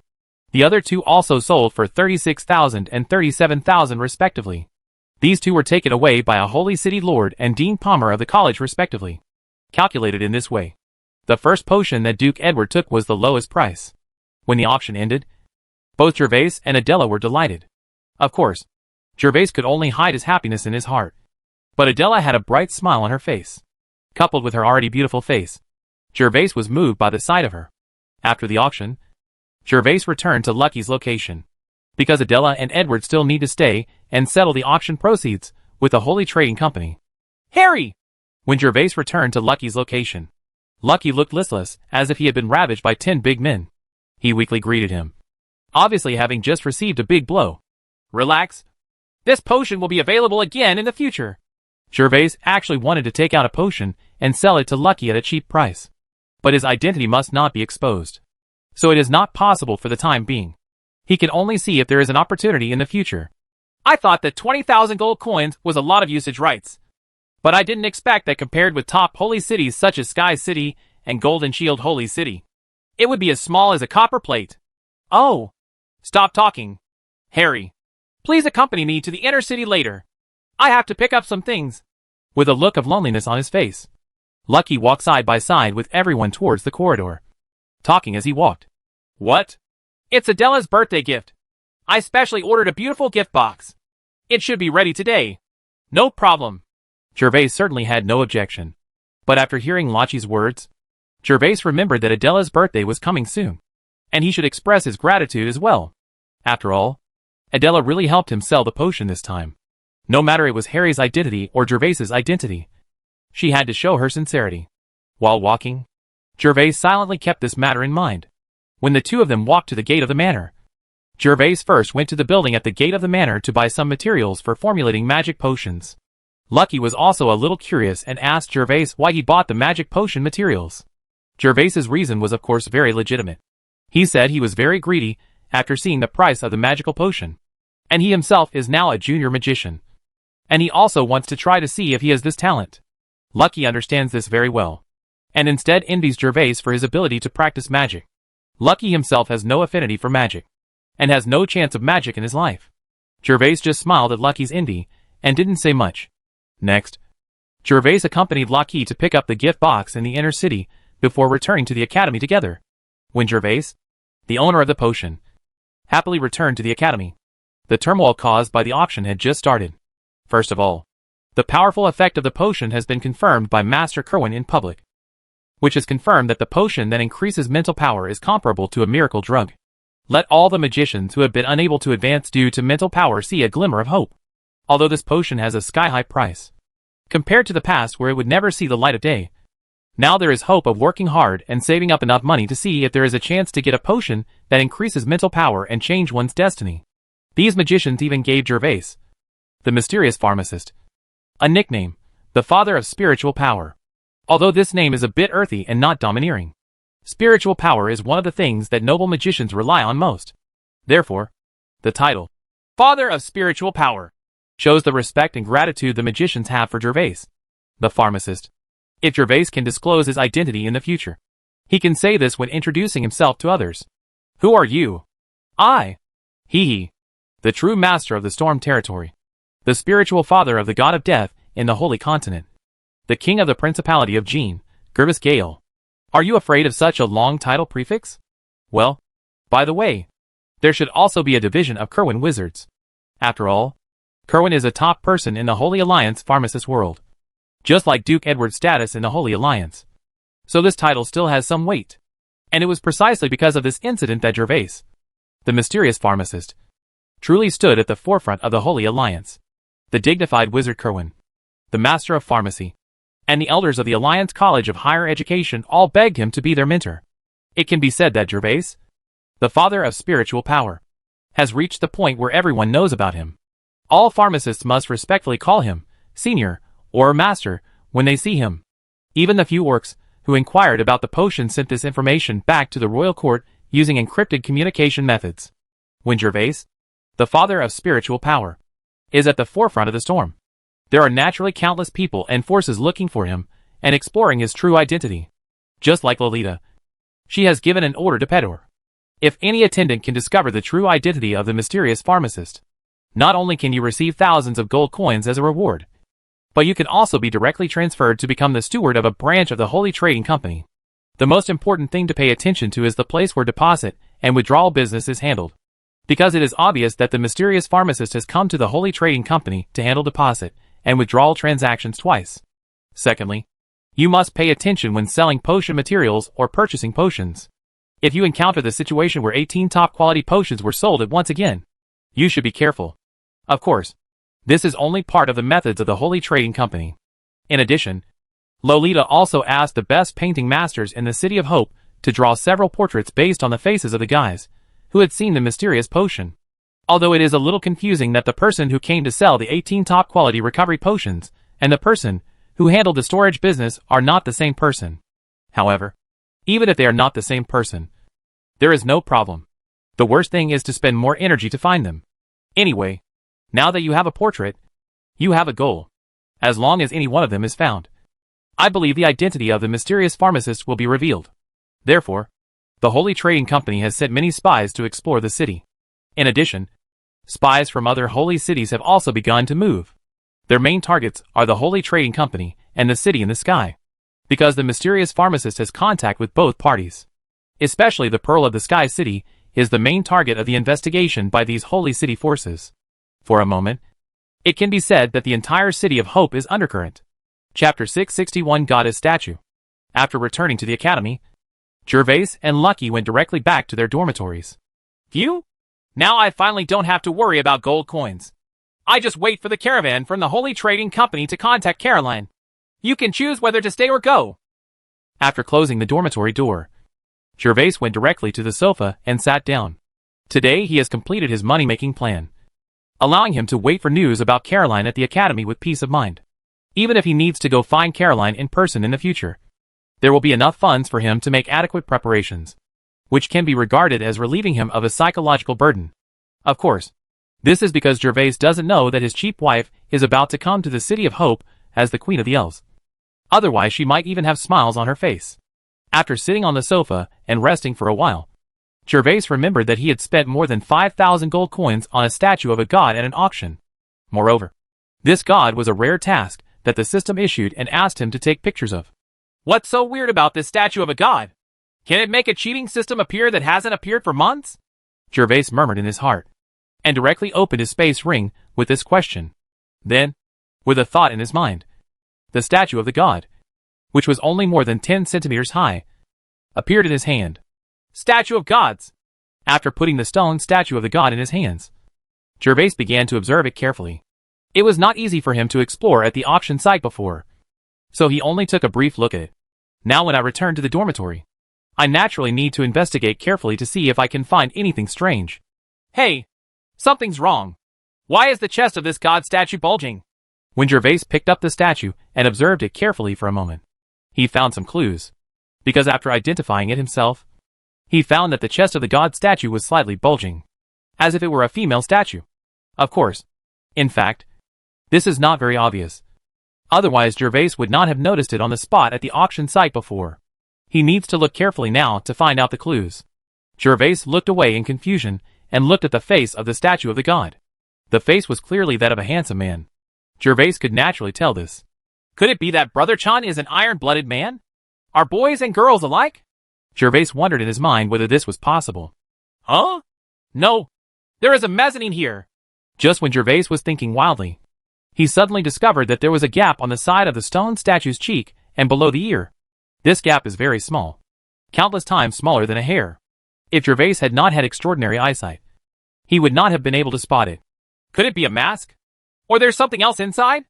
Gervais had a curious look in his eyes, so he immediately took out an ordinary short blade from the space ring. Then he inserted the tip of the short-edged sword into the tiny gap. Click! As the tip of the short blade inserted into the gap, Gervais twisted it slightly, and a crisp sound immediately came from the statue of the god. Then Gervais was stunned. She is really a goddess! When Gervais unscrewed the gap, a L on the face of the god statue was immediately lifted and fell from the statue. And under this stone mask is a peerless face, with bright eyes and white teeth. A soft expression, but an air that is not stained by smoke and dust, which is completely consistent with the image of the goddess in Gervais's mind. Of course, this goddess is not the kind of goddess you call a beautiful woman, but a truly aloof god like the goddess of life. In addition, what surprised Gervais even more was that the statue of the god was not a stone statue at all. The outer layer of stone was just a L, more like it was added later to protect the things inside. The real material inside is an unknown material that is as transparent as crystal. Let's treat you as a crystal statue first. The reason why Gervais was sure that this transparent crystal-like material was not real crystal was because when he lightly touched the statue with his fingers, he could clearly feel the warmth from the statue. The crystals in this world are similar to the crystals in Gervais's previous life. They don't feel warm when touched. Peel off the entire stone L first. Now that he knew that the rough stone statue outside was just a L, Gervais naturally would not keep it, and then started to carefully peel off the L with a short blade in his hand. In just a few minutes, Gervais completely peeled off the stone L of the statue of the god.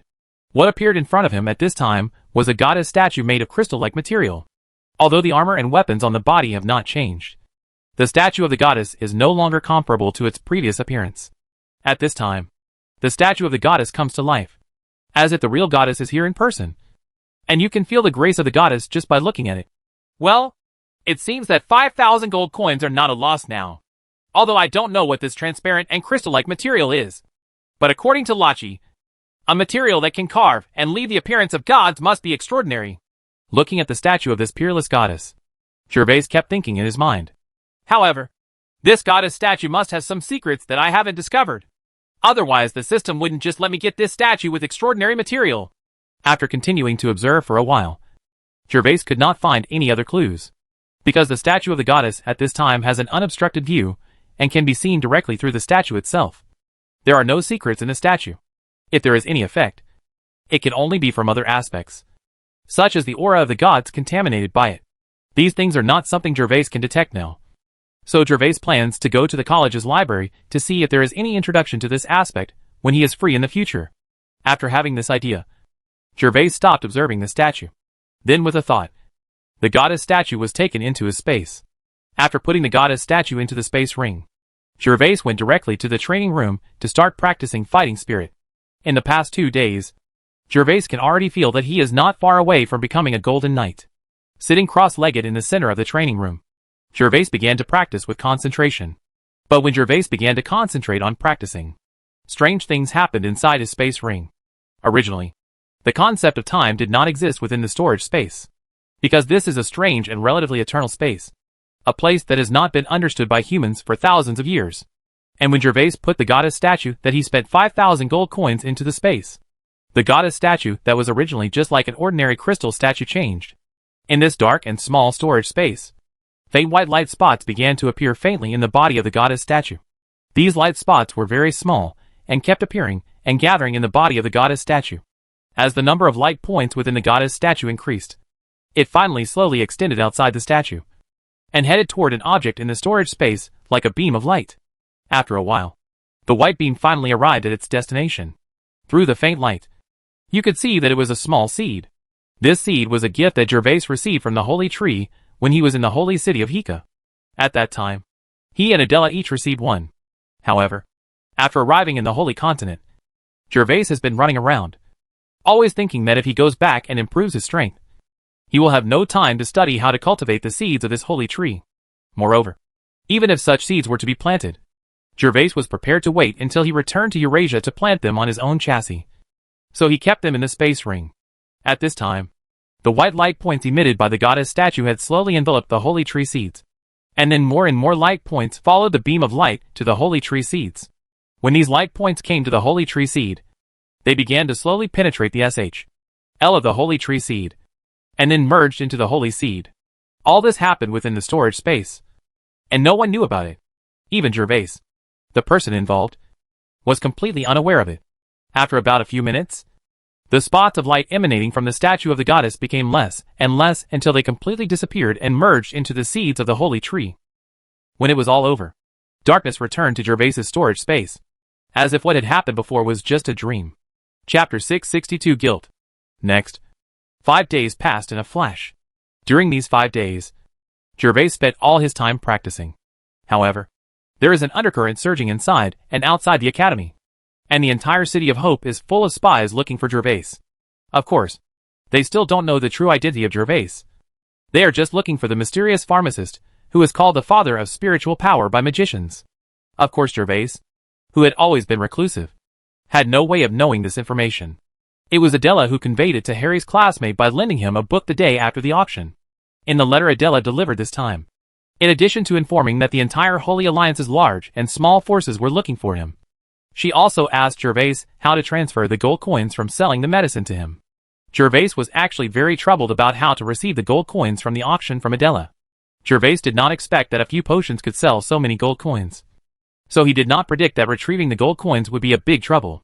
He sold a total of 7 mental potions this time, and the total amount of gold coins was not a small amount. Among the 7 potions that increased mental power, except for the 3 potions belonging to Adela's grandfather, Duke Edward, all cost 35,000 gold coins.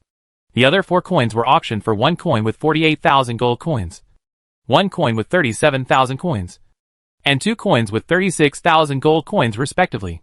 The total amount of these gold coins is a total of 232,000 gold coins. Such a large number of gold coins would require more than 10 medium-sized treasure chests to hold.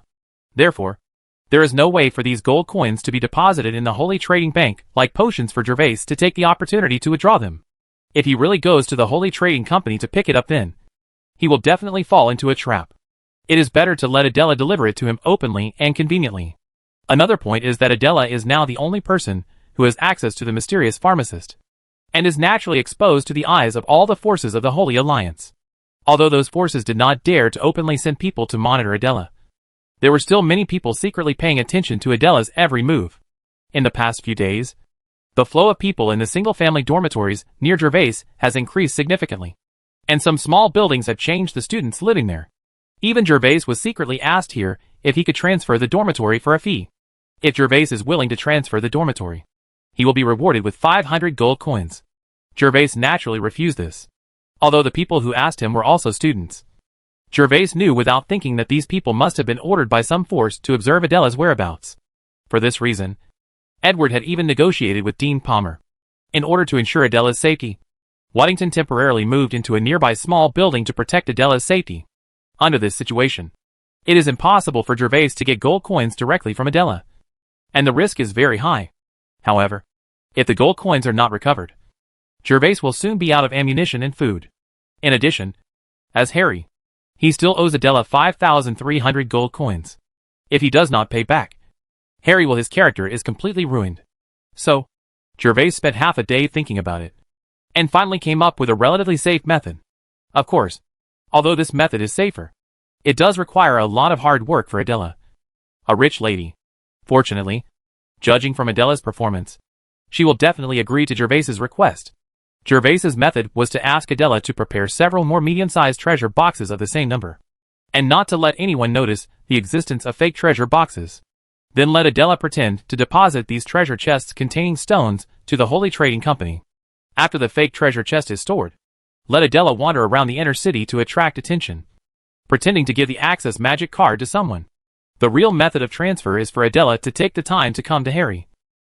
Store the real treasure box in the space bracelet in Harry's study while he is not paying attention, and at the same time use the pretext of inviting Harry out to get rid of it.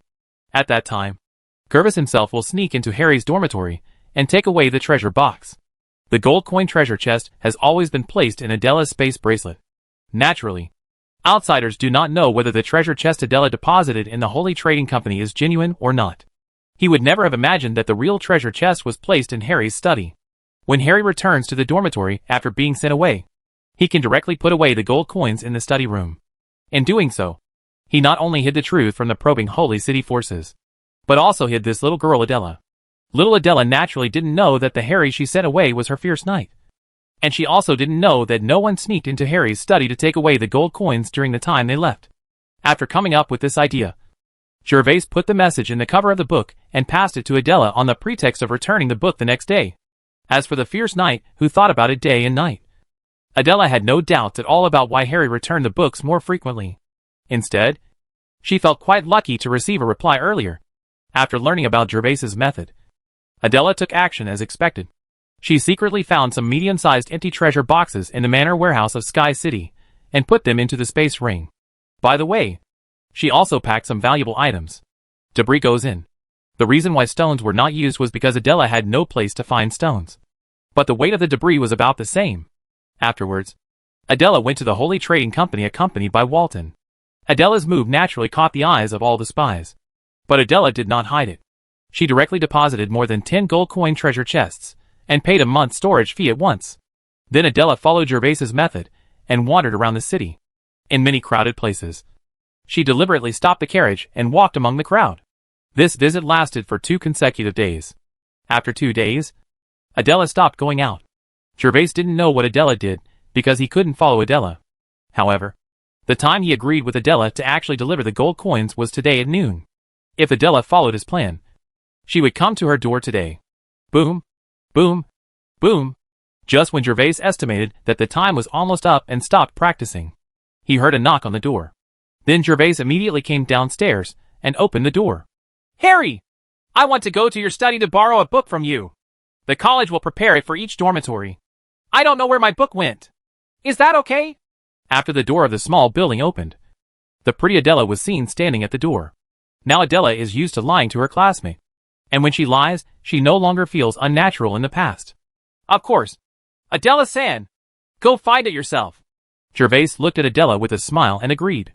This idea was taught by him, and it will definitely help Adela successfully complete the plan of hiding the treasure box in the study. However, when Gervais looked at Adela with a natural expression, he felt a little guilty in his heart. Adela seemed to be unable to lie originally. At that time, she would blush when she told lies. But he taught her step by step how to break it.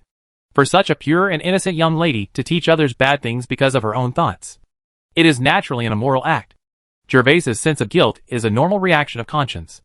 Thank you, Harry! Because things were going well, Adela breathed a sigh of relief, said something to Gervais, and then quickly went to the study on the 2nd floor. She had no idea that the Harry in front of her was the Gervais she thought about day and night. And she was still feeling guilty for having taught her a bad lesson. A minute later, when Adela walked downstairs again, Gervais pretended to be reading a book in the living room on the 1st floor. Harry!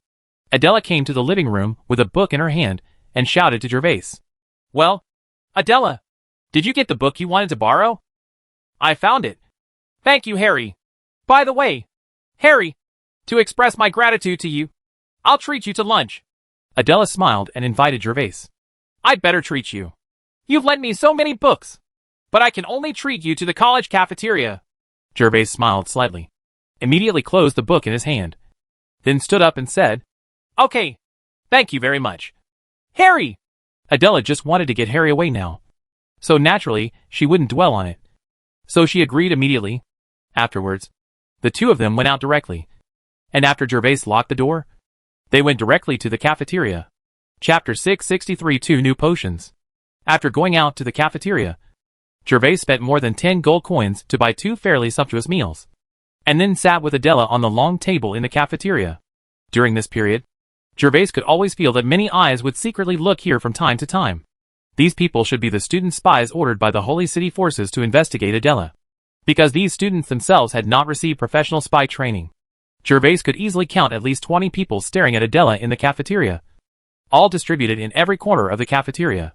Harry, I always forgot to ask you, how can you summon so many skeleton soldiers? It seems that you have become a necromancer not long ago. Right. As a rich young lady, Adela was naturally not as vigilant as Gervais in this academy, and she did not notice that there were many spies around her watching her. After taking a bite of food gracefully, he smiled slightly and started talking to Gervais. Oh, this may be because my mental power is naturally strong. Wasn't it that I was faster than others when I released the fireball technique before? This should also be the reason. Gervais' answer was half-truthful. He was indeed able to summon so many skeleton soldiers at the same time because of his high mental power. However, this mental power is naturally not innate, but he acquired it after eating several green kiwi fruits. I see. Adela believed what Gervais said. Adela, didn't your grandfather take a picture of the mental power potion last time? If you drink the potion, you will definitely increase your mental power. In fact, Gervais knew without thinking that Adela definitely did not drink the potion he gave her, so he tried to persuade her. After all, this thing is just a decoration if you don't drink it. And to me, it is just a kiwi fruit the size of a fingernail. After exchanging one green kiwi fruit, you can make dozens of potions. Adela was so attentive in helping her, and it wouldn't hurt to give her 1 or 2 more potions of Gervais. Adela simply said yes. Naturally, she would not tell Harry that she had a potion. Harry, it's my birthday in half a month. Do you want to come to attend? Adela paused for a moment and suddenly asked Gervais. Of course, I want to participate. Gervais had a smile on his face. This was considered a formal invitation. Yeah. I will send invitation cards to you and Lucky then. Gervais and Adela then chatted and ate lunch. Perhaps because she was concerned about whether Gervais could successfully take away the gold coins. Adela was always a little absent-minded. Gervais did not criticize her, and just had lunch with Adela like ordinary friends. During this period, he would take a look at this beautiful girl from time to time. She was an elegant and beautiful lady. This lunch lasted more than an hour. Of course, this was because Adela deliberately delayed him. After eating, Gervais and Adela returned to the dormitory area, although Adela also wanted to go to Harry's study to confirm. However, in order not to arouse suspicion, she did not dare to do this.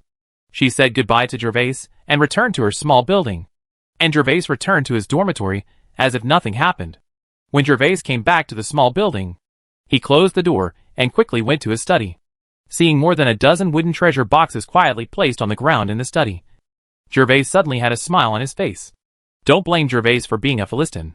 He even had to treat Adela to dinner in the college cafeteria without gold coins. This made him, the king with such a long prefix, a bit embarrassed. Without hesitation, Gervais took 2 steps up to a treasure box, and then opened the treasure box directly. Suddenly, golden coins the size of thumb caps were revealed inside. I've made a fortune this time. Make more money during this period, and then you'll be richer than my cheap wife. Gervais then happily closed the lid of the treasure box, and put all the treasure boxes into his own space ring. What made it rather embarrassing was that his space ring was filled to the brim again. It's a pity that I can't find a place to buy a space ring. I heard that space artifacts are very rare. They are basically found in the land of God's fall. Now the craft of making space rings has been lost. Gervais shook his head helplessly, and could only make do with it. But he would no longer be able to put anything inside. After putting away the gold coin treasure box, Gervais left the study and walked directly to the pharmacy dispensing room. After the auction, he bought 30 more magic potion materials from the Holy Trading Company. They were still potion materials for restoring fighting spirit, magic power, and spiritual power.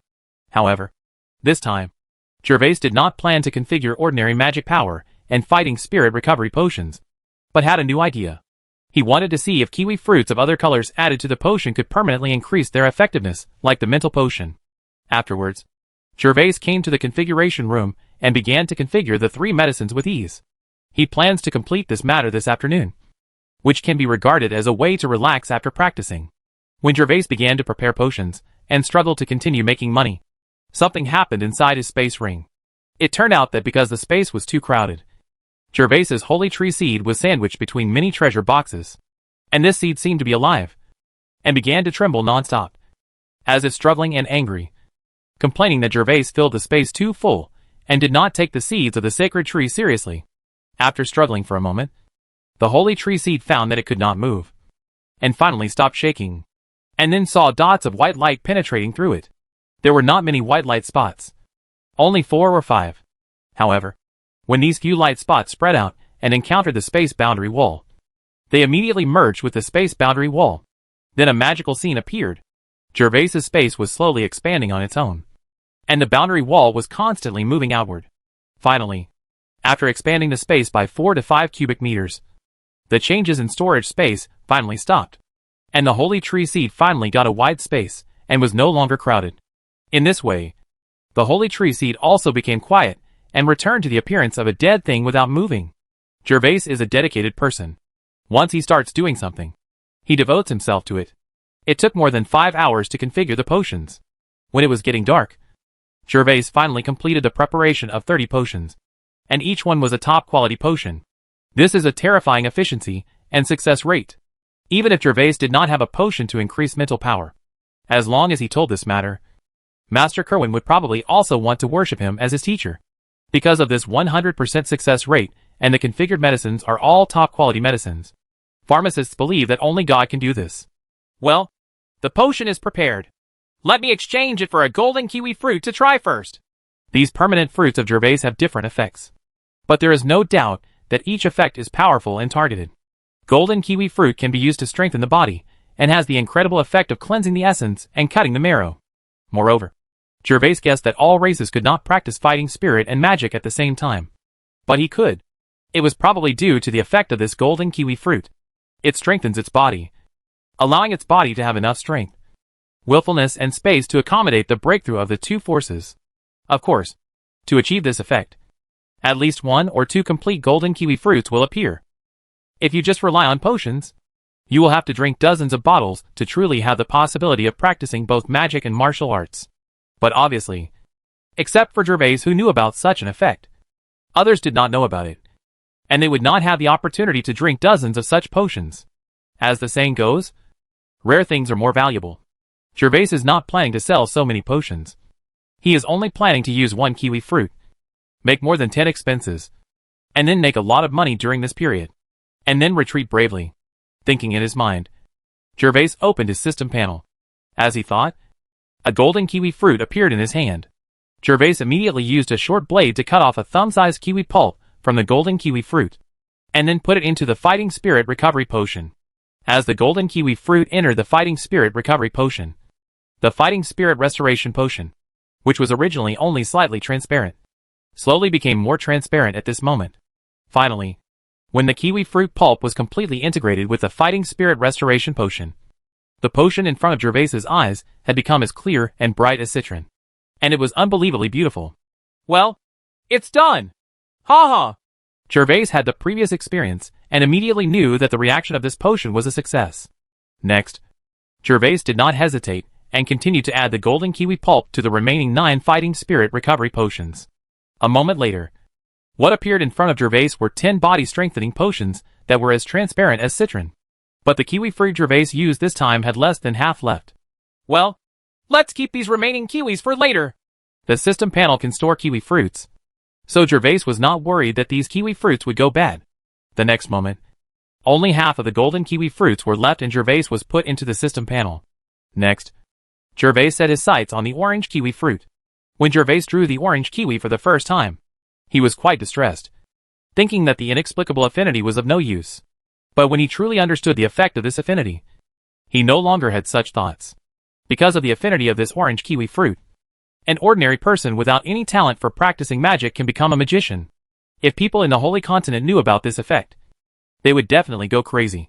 Of course, Gervais is not planning to sell this potion, but is preparing it and storing it to see if it will be used in the future. After all, this affinity potion is different from other potions. It can turn people who have no affinity for magic into people who can practice magic. The reason why magicians are so noble in the Holy Continent is because the talent requirements are too high. Most people are unable to practice magic because they have no affinity. Gervais's potion can break such restrictions. By then, magicians may not be as valuable as they are now. And as the status of magicians decreases, they will inevitably target this potion and Gervais. If Gervais didn't want to offend all magicians, he would honestly sell his mental potions and body-strengthening potions. After all, these 2 magical potions are enough for him to make a lot of money. Next, Gervais added the pulp of the orange kiwi fruit to the magic recovery potion 1 by 1. So he got 10 sapphire-like affinity potions. After putting the remaining half of the orange kiwi fruit into the system panel, Gervais took out the remaining green kiwi fruit from last time and added them to 10 mental recovery potions. Since then, after spending an afternoon, Gervais finally had 30 valuable and miraculous potions. Well, I can practice with peace of mind recently. At this time, Gervais is already as stable as a rock. He already has the money, and the medicines have been prepared. The only thing left is to work hard to improve his strength. Chapter 664, Breakthrough and Become a Golden Knight. There was nothing to say all night, and the next day Gervais sent a letter to Adela. because he knew that Adela must really want to know whether he had successfully obtained the gold coin. After passing the letter to Adela in a book, Gervais went directly to the Holy Trading Company. This time, he came to the Holy Trading Company not to buy potion materials, but for Adela's birthday present. It was less than half a month before Adela's birthday, and Gervais needed to prepare a gift for her. After arriving at the Holy Trading Company, Gervais went up to the second floor where magic equipment was sold with ease. "Take out these gloves and show me!" Arriving at the counter where Lucky stood last time, Gervais pointed at the pair of lightweight spider silk gloves and said to the attendant, "Okay, Your Majesty the Mage." The attendant responded respectfully, and then carefully took out the pair of hollow spider silk gloves and handed them to Gervais. When he got this spider silk glove, Gervais knew that the 999 gold coin thing was indeed extraordinary. The gloves feel as thin as cicada wings and extremely smooth, and they feel as light and weightless as if they were nothing. They are countless times better than those made of high-grade silk. "Wrap these gloves! I want them!" Going to attend Adela's birthday, the gift should not be too shabby. Although as Harry, he didn't have to give a gift of 6,000 or 7,000 gold coins like Lucky did. But the 999 gold coins was just right. It's not too expensive or too shabby. It's a gift from an ordinary friend, which is just in line with Adela's status as a rich young lady. "Yes, Your Majesty the Mage." Hearing Gervais's words, the attendant became more respectful, quickly found the gift box from the Holy Trading Company, and then began to pack the lightweight spider silk gloves.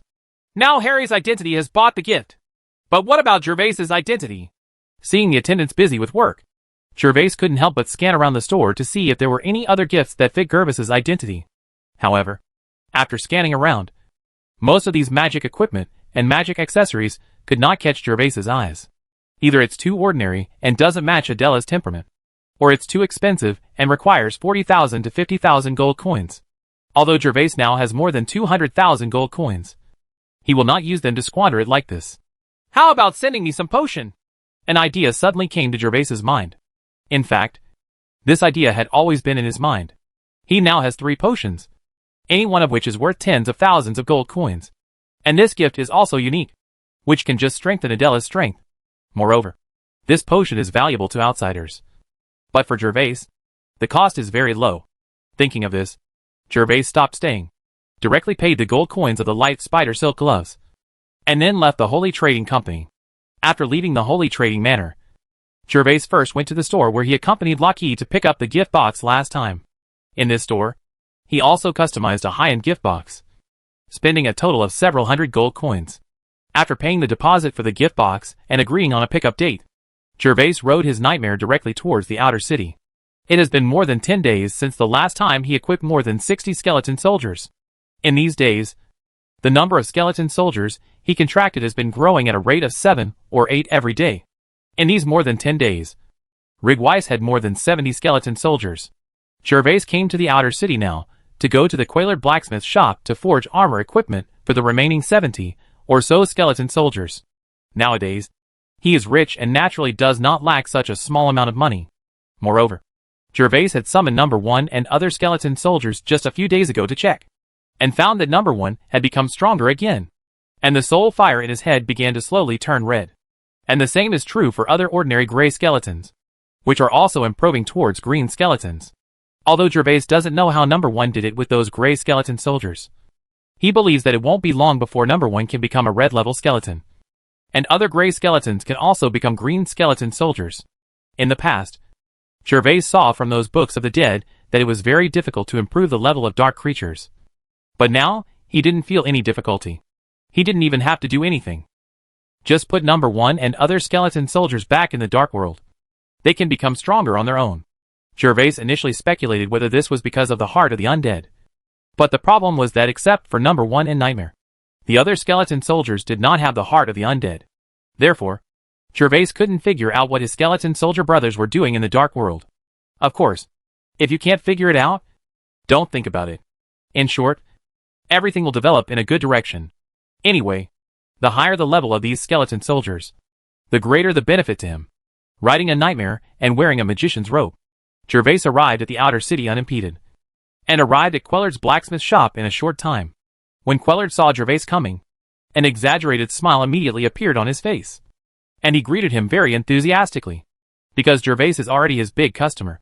He can customize a full set of 50 or 60 sets of weapons and equipment at one time, which is relatively rare in this outer city.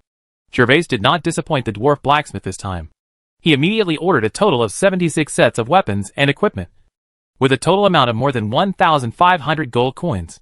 Under the almost flattering smile of the dwarf Quellard, Gervais left the deposit of 700 gold coins, and then walked out of the blacksmith shop and returned to the academy. When he returned to the academy, Gervais already had a small treasure box in his hand, which contained 5,300 gold coins. Now that I have money, I naturally need to exchange the gold coins I owe Adela for. After returning the 5,300 gold coins to Adela, Gervais returned to the dormitory. Time flies in the days of rich people, and this is the case for Gervais today. In the next few days, Gervais practiced in the dormitory every day, except for Adela, the wealthy lady, who occasionally came to borrow and return books. Gervais almost always practiced alone in the dormitory. After Adela received a reply from Gervais last time, she sent a book to Gervais the next day. When Gervais opened the letter inside the cover, Adela expressed in the letter that she was very happy to help Gervais successfully sell the potion. He also said that if Gervais had any more medicines to sell in the future, he could simply write to her and inform her, and she would be happy to serve again. At the end of the letter, the girl informed Gervais that her birthday was coming in the simplest words. However, there was only this short sentence. In this letter, Adela did not send an invitation to Gervais, because Adela obviously knew that it was unrealistic to attend her birthday party as Gervais. But even if Adela didn't write it, Gervais knew that this girl really hoped that she could go to the birthday party. Because when Adela wrote that her birthday was coming, the handwriting was very heavy. Obviously, at that time, Adela was very confused and nervous. After reading the letter, Gervais smiled slightly, then picked up the pen and started to reply. On the letter, Gervais told Adela that although he could not attend her birthday party in person, he would give her the birthday gift he had prepared for her. After finishing writing, Gervais stuffed the letter paper into the cover of a book, and gave it to Adela 3 days later under the pretense of borrowing and returning the book. From then on, Gervais began to practice without any distractions. Time flies, and it has arrived on Adela's birthday. This morning, Gervais was sitting cross-legged in his training room. His forehead was covered with fine sweat, and the clothes on his back were wet with sweat. With the red kiwi fruit and a steady supply of magic potions, Gervais finally reached the bottleneck of his peak today. At this time, Gervais is constantly trying to break through the bottleneck and want to break through to become a golden knight. As long as he can successfully break through, it means that he truly has extraordinary power and has reached the point where fighting spirit has left his body. However, this golden knight is worthy of being the most difficult gap to cross among the titled knights. Even with a body like Gervais strengthened by golden kiwi fruit, it is quite difficult to break through. Of course, if he can slowly work on this bottleneck for a year or two like other title knights, then he will become a golden knight directly by then, without having to worry about being stuck on this bottleneck. But Gervais naturally can't wait that long. He doesn't want to wait any longer, let alone 1 or 2 years, or even 1 or 2 months. Therefore, he is now making a head-on impact towards the bottleneck. With the impact of fighting spirit again and again, Gervais seemed to be hit in the front by the white flag knight, and he was in agony. He only experienced this feeling once, when he broke through from a trainee to become a bronze knight. No! The current chi veins are not broad and tough enough, and the accumulated fighting spirit is not enough to break through this bottleneck in one go. After trying to attack 4 or 5 times, Gervais finally discovered the problem, which was that his current chi pulse limited the amount of fighting energy he could mobilize. After finding the reason, Gervais opened his system panel without hesitation. Then, Gervais's eyes fell on the system mall, and he redeemed 3 golden kiwi fruits in one go. Gervais held the 3 golden kiwi fruits in his hand, and ate them all without even tasting their deliciousness. As the golden kiwi fruit began to slowly take effect, the chi veins in Gervais's body were slowly changing, becoming whiter and tougher. It's okay this time. After waiting for a few minutes, when the effect of the golden kiwi fruit finally stopped, Gervais immediately concentrated and prepared to give it a try. As Gervais sensed it in his body, he mobilized countless fighting chi in his body outside the sea of chi, and gathered them together in the densest and most concentrated way, like a formation of troops. When everything was ready, Gervais resisted the soreness coming from his chi veins, and then took a deep breath. Now! Break it for me! Boom! With a low roar from Gervais, the fighting spirit in his body like a scourge, immediately rushed towards the sea of chi. Puff! At the moment when the fighting spirit collided with the sea of chi, Gervais could clearly feel that the sea of chi had been shaken a little. But it was not broken in one fell swoop. Instead, the shock caused Gervais to spit out a mouthful of bright red blood. Gervais was naturally unwilling to give up. He endured the severe pain in his body, and then mobilized the blocked fighting spirit again. "Break it for me!" Gervais roared again. And the fighting spirit once again hit the sea of chi like a wind and a lingering cloud. Wave. Following this violent impact, a clear sound came from Gervais's mind, as if the cork of the medicine bottle had been pulled out, and all the fighting energy in the chi veins rushed into the sea of chi. At the same time, with this crisp sound, Gervais's air sea also changed differently. Originally, the do chi and the chi sea gathered in it like gas, but now it slowly began to merge and settle, turning into a viscous liquid state. Moreover, Gervais' chi sea is also constantly expanding, from the original small lake to the size of a large lake. "Ha ha! It's finally done!" Gervais felt the changes in his body, raised his hand to wipe the blood from the corner of his mouth, raised his head, and laughed heartily. At this point, he finally became the Golden Knight. Then Gervais quickly circulated the fighting energy in his body. And as the fighting energy circulated, a reddish spiritual light slowly appeared on his body. And this spiritual light not only covers his body's surface, but can directly leave the body and appear around Gervais' body like a shield. After continuing to check his situation and confirming that there was nothing wrong, Gervais stood up with a happy face. Becoming a Golden Knight meant that his ability to protect himself was stronger. Now even if there is a white flag junior knight in front of him, Gervais is sure that he can protect himself from his men. As for the Golden Peak Knight, Gervais can challenge directly without relying on magic.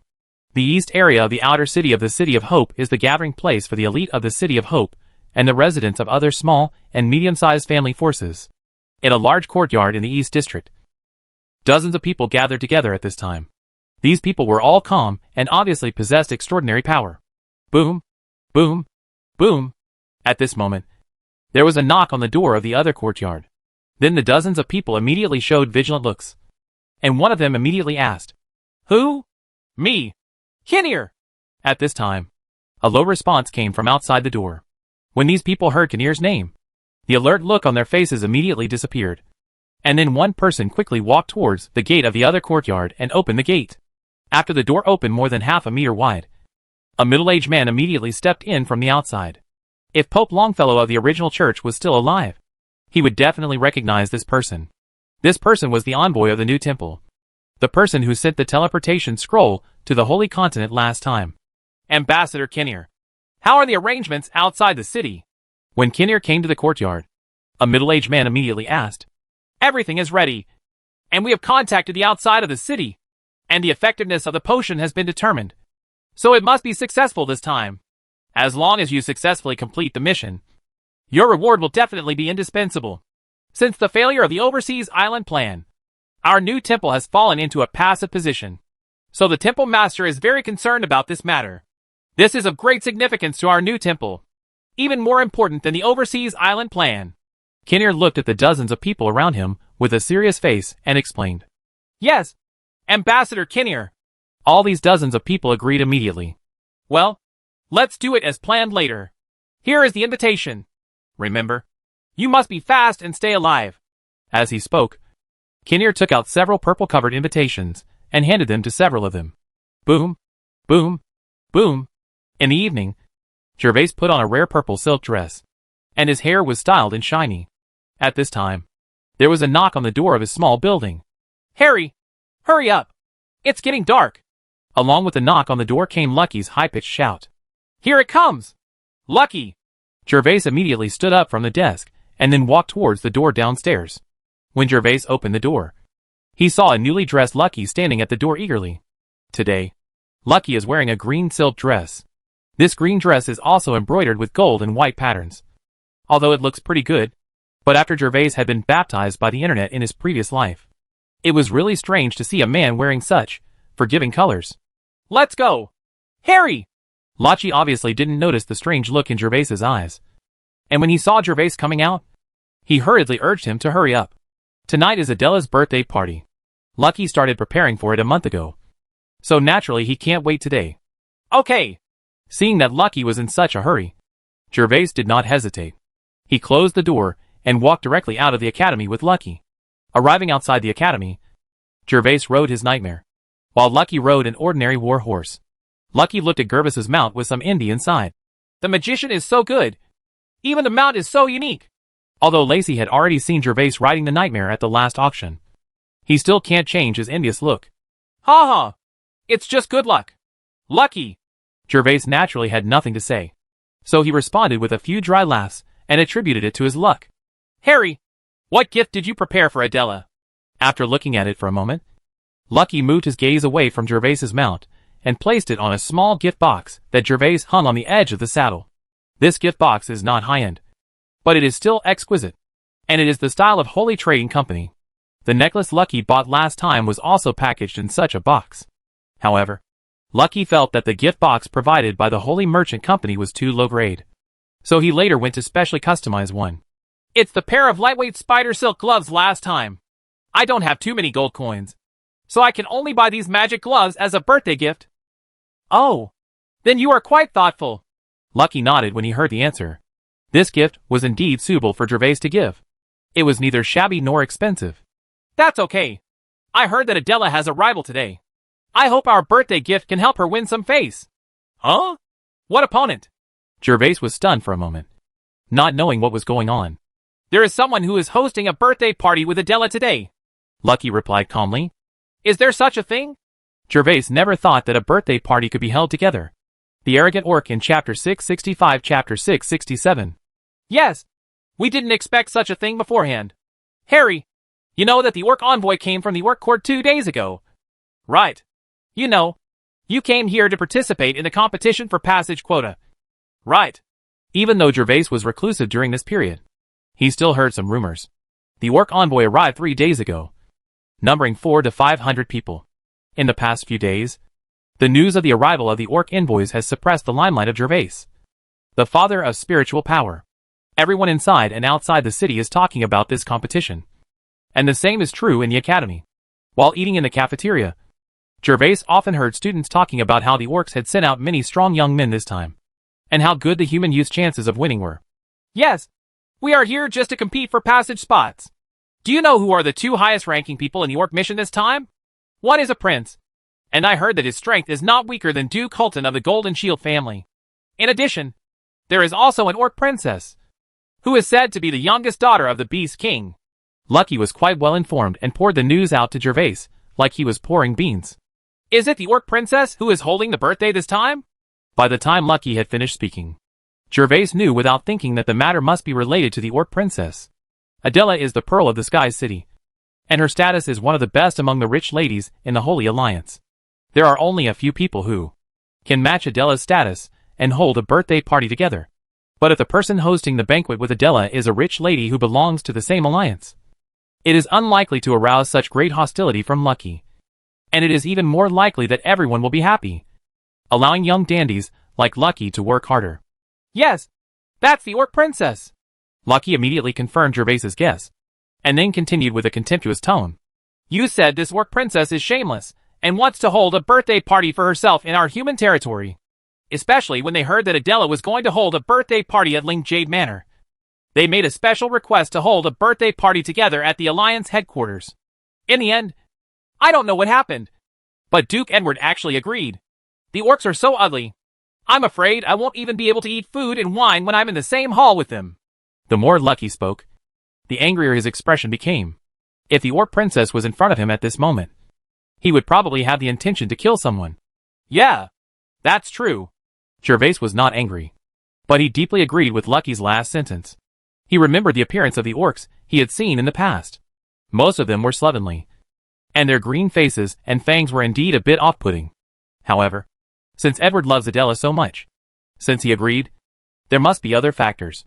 As the two chatted all the way, they soon arrived at the gate of Ling Jade Manor. Tonight's Ling Jade Manor can be described as full of guests and magnificent.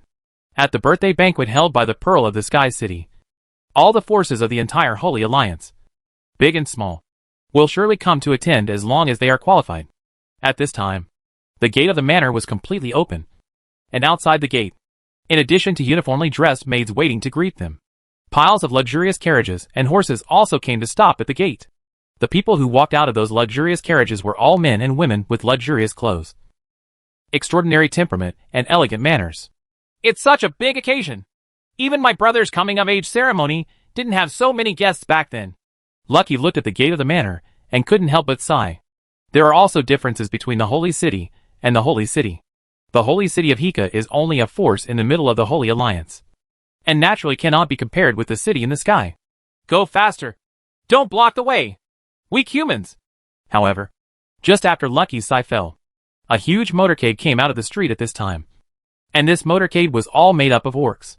One of the leading orc youths, perhaps feeling that the group of human youths in front were walking too slowly, immediately bared his fangs and shouted at a few people, immediately breaking the rich and elegant atmosphere at the cold jade door. What did you say? You stupid, ugly orc! This is the City of Hope! Naturally, those young human beings in gorgeous attire couldn't bear this tone, and immediately turned around and shouted angrily. However, because they were attending Adela's birthday party, no one wore weapons. The human youth just stood there and did not take the exam again.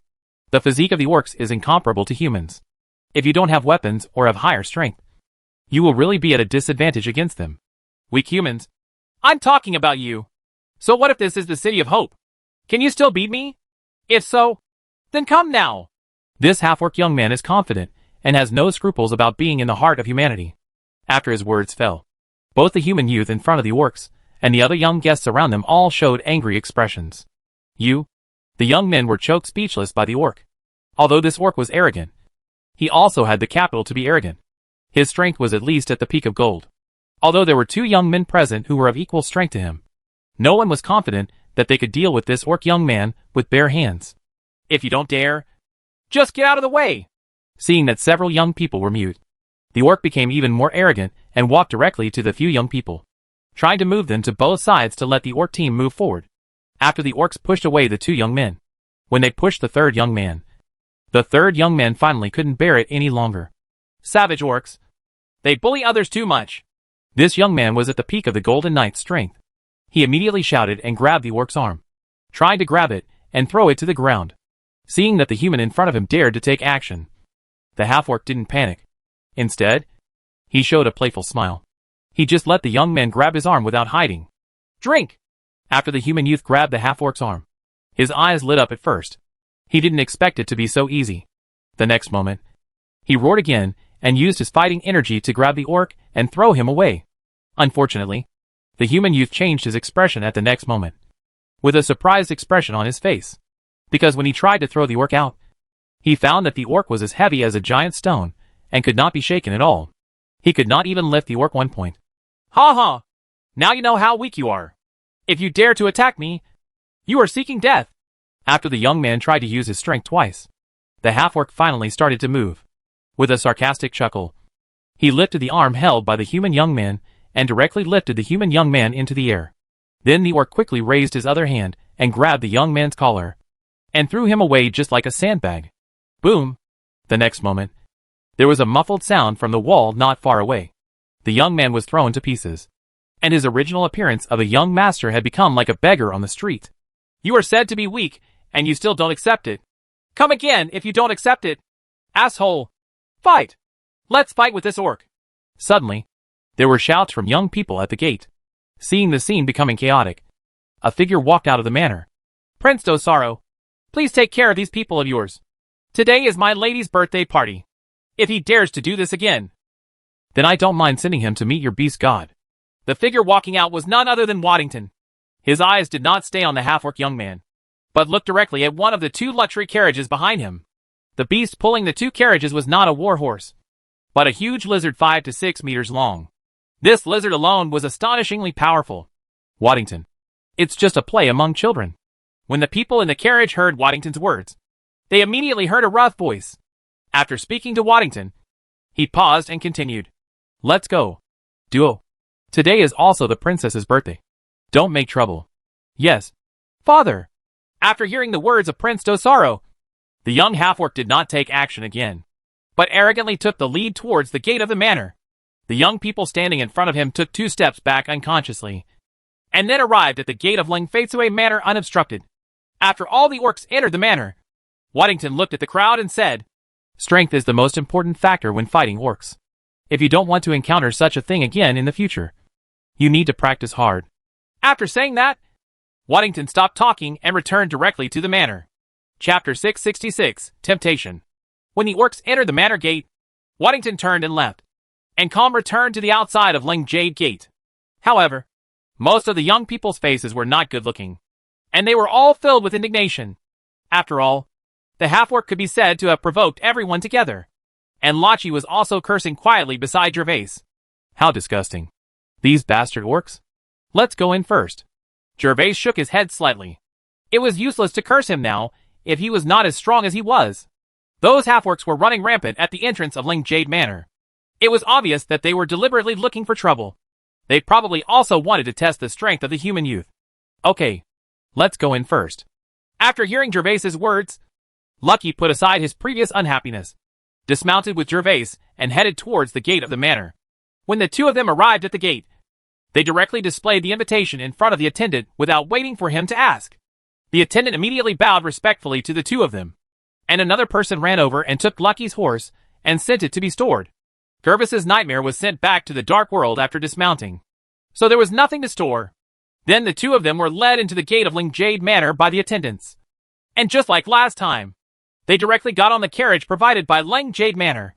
As the carriage moved forward, 4 or 5 minutes later, a splendid building appeared in front of Gervais and the others. At this time, the squares, gardens, and lawns around the building were already bustling with people. Along with the melodious music, the sounds of young men and women talking or laughing could be heard from time to time. There were so many people coming to attend Adela's birthday that the outside of the building became a banquet venue. Of course, the people outside are all young men and women, because the people in the main hall of the building are basically the lords of the various holy cities or their heirs. In short, they are the real owners attending the banquet. And these outside are the second sons like Lachi or other nephews. In this age without entertainment, cocktail parties and banquets are the favorite occasions for upper-class people, regardless of age or gender. Therefore, many guests who can come will basically bring a few more children with them, so that they can gain experience while also allowing them to make connections. Come on, Harry. Let's go inside. After getting off the carriage, Lucky looked at the crowd in the square without stopping, and proudly greeted Gervais towards the building gate. Although Lachi is the second son, he and Gervais are all friends of Adela. He has a special banquet invitation from Adela, so he can naturally enter this hall. Gervais didn't say much, and just continued walking side by side with Lucky. Then the two came to the gate, and a row of attendants immediately saluted the two respectfully. At this time, Waddington was actually waiting at the door himself. When Waddington saw the two coming, he nodded slightly to them.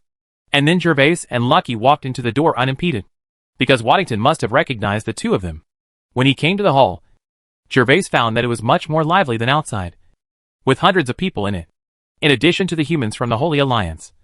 Some of the orcs who came in earlier were also in another section of the hall. The humans and orcs occupied both sides of the hall, and they were clearly enjoying their own delicacies. I don't know if it was negotiated in advance. The only orcs in this hall are half-orcs, and there are no pig-headed, kobolds or the like. This won't kill people's appetite, as Lucky said before. Although half-orcs also have fangs and blue skin, they are still somewhat similar to humans. And the half-orcs who can come here are obviously not ordinary people in the orc royal court. So they are all neatly dressed, and no more sloppy than humans. Then Gervais looked towards the high platform again. Adela, the real owner, has not come yet, and she will definitely have to wait until the banquet officially begins. The orc princess was obviously not present either. Basically, Gervais saw only male half-orcs. Harry, you sit here for a while. I'll go find my father and brother, and I'll come back to you later. Entering the hall and arriving at a nearby long table, Lucky said low to Gervais and prepared to leave temporarily. Lucky's father and brother arrived at the City of Hope this afternoon, because Lucky himself had the invitation. They did not wait for him, and arrived at Ling Jade Manor early. Well, go ahead. I'll sit by myself for a while. Gervais nodded, and after parting ways with Lucky, he went directly to the long table to get a glass of fruit drink. After taking a sip of the drink, he felt that it tasted pretty good, at least better than the drinks on the table. Gervais then raised his head and glanced, and found that there was a row of empty seats in front of him. So he walked over. Then Gervais sat on the chair and began to wonder, mainly recalling the first time he met his cheap wife. At that time, Gervais was like a loser in the previous life, while the cheap wife was a goddess. Unexpectedly, in the end, the swan fell by itself and hit him. A toad. Cheap wife! You have to wait for me. I want to have a lot of babies with you. There is news about Caroline, but there is no news about Alice. So what Gervais is most worried about is Alice, for fear that something might happen to his cheap wife. Harry! Just when Gervais was wandering alone in the sky, he suddenly heard a call coming from his ears. Gervais immediately woke up and looked to the side, only to find that the person calling him was the rich little Lolita. Miss Lolita! What a coincidence! For this little girl. Gervais wanted to laugh in his heart, but on the surface, he pretended to be friendly. Speaking of which, before letting Lolita go last time, Gervais really slapped her hard several times, and the sound was loud. But with the figure of a rich little girl like Lolita, it shouldn't really hurt her. It would just be a superficial wound at most. Why are you sitting here alone? There are many noble ladies over there. It stands to reason that you young people like to chat with noble ladies at banquets. Right. Lolita was wearing a fiery red strapless dress today. Her slender and smooth white shoulders had a strong impact with the red dress, making this girl look extremely enchanting. However, what is different from the past is that Lolita changed her usual indifference today, and her tone was somewhat soft and half-joking when talking to Gervais. Lolita's performance immediately made Gervais secretly vigilant. Gervais had already seen a thing or two about this girl's character. Even though Lolita looks passionate in her voluptuous clothes, she is actually a cold person with a bad temper. If you hate her, you will be forever. Gervais himself is the best representative. Now Adela is joking with herself for no reason, which is not at all in line with her past style. Of course, although Gervais was on high alert in his heart, he remained so on the surface. Ha ha. Miss Lolita, although I have now become a student of Alliance College, I am self-aware. If those noble ladies know my identity, they will definitely turn around and leave. Therefore, I might as well sit here and eat and drink in peace. Well, so as not to disappoint, Gervais said to Lolita with a smile. Ha. This is not necessarily true. I heard that Harry and Miss Adela have a very good relationship. Maybe you can make a difference in the Sky City through Miss Adela in the future. Lolita smiled sweetly and answered seemingly casually. After hearing Lolita's answer, Gervais suddenly understood.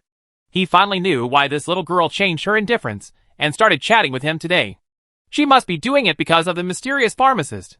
It is estimated that Gervais had too much contact with Adela during this period. Although they only borrowed and returned books to each other, it still inevitably aroused suspicion. And this Lolita happened to be familiar with him. So this girl probably wanted to take the opportunity to test it out.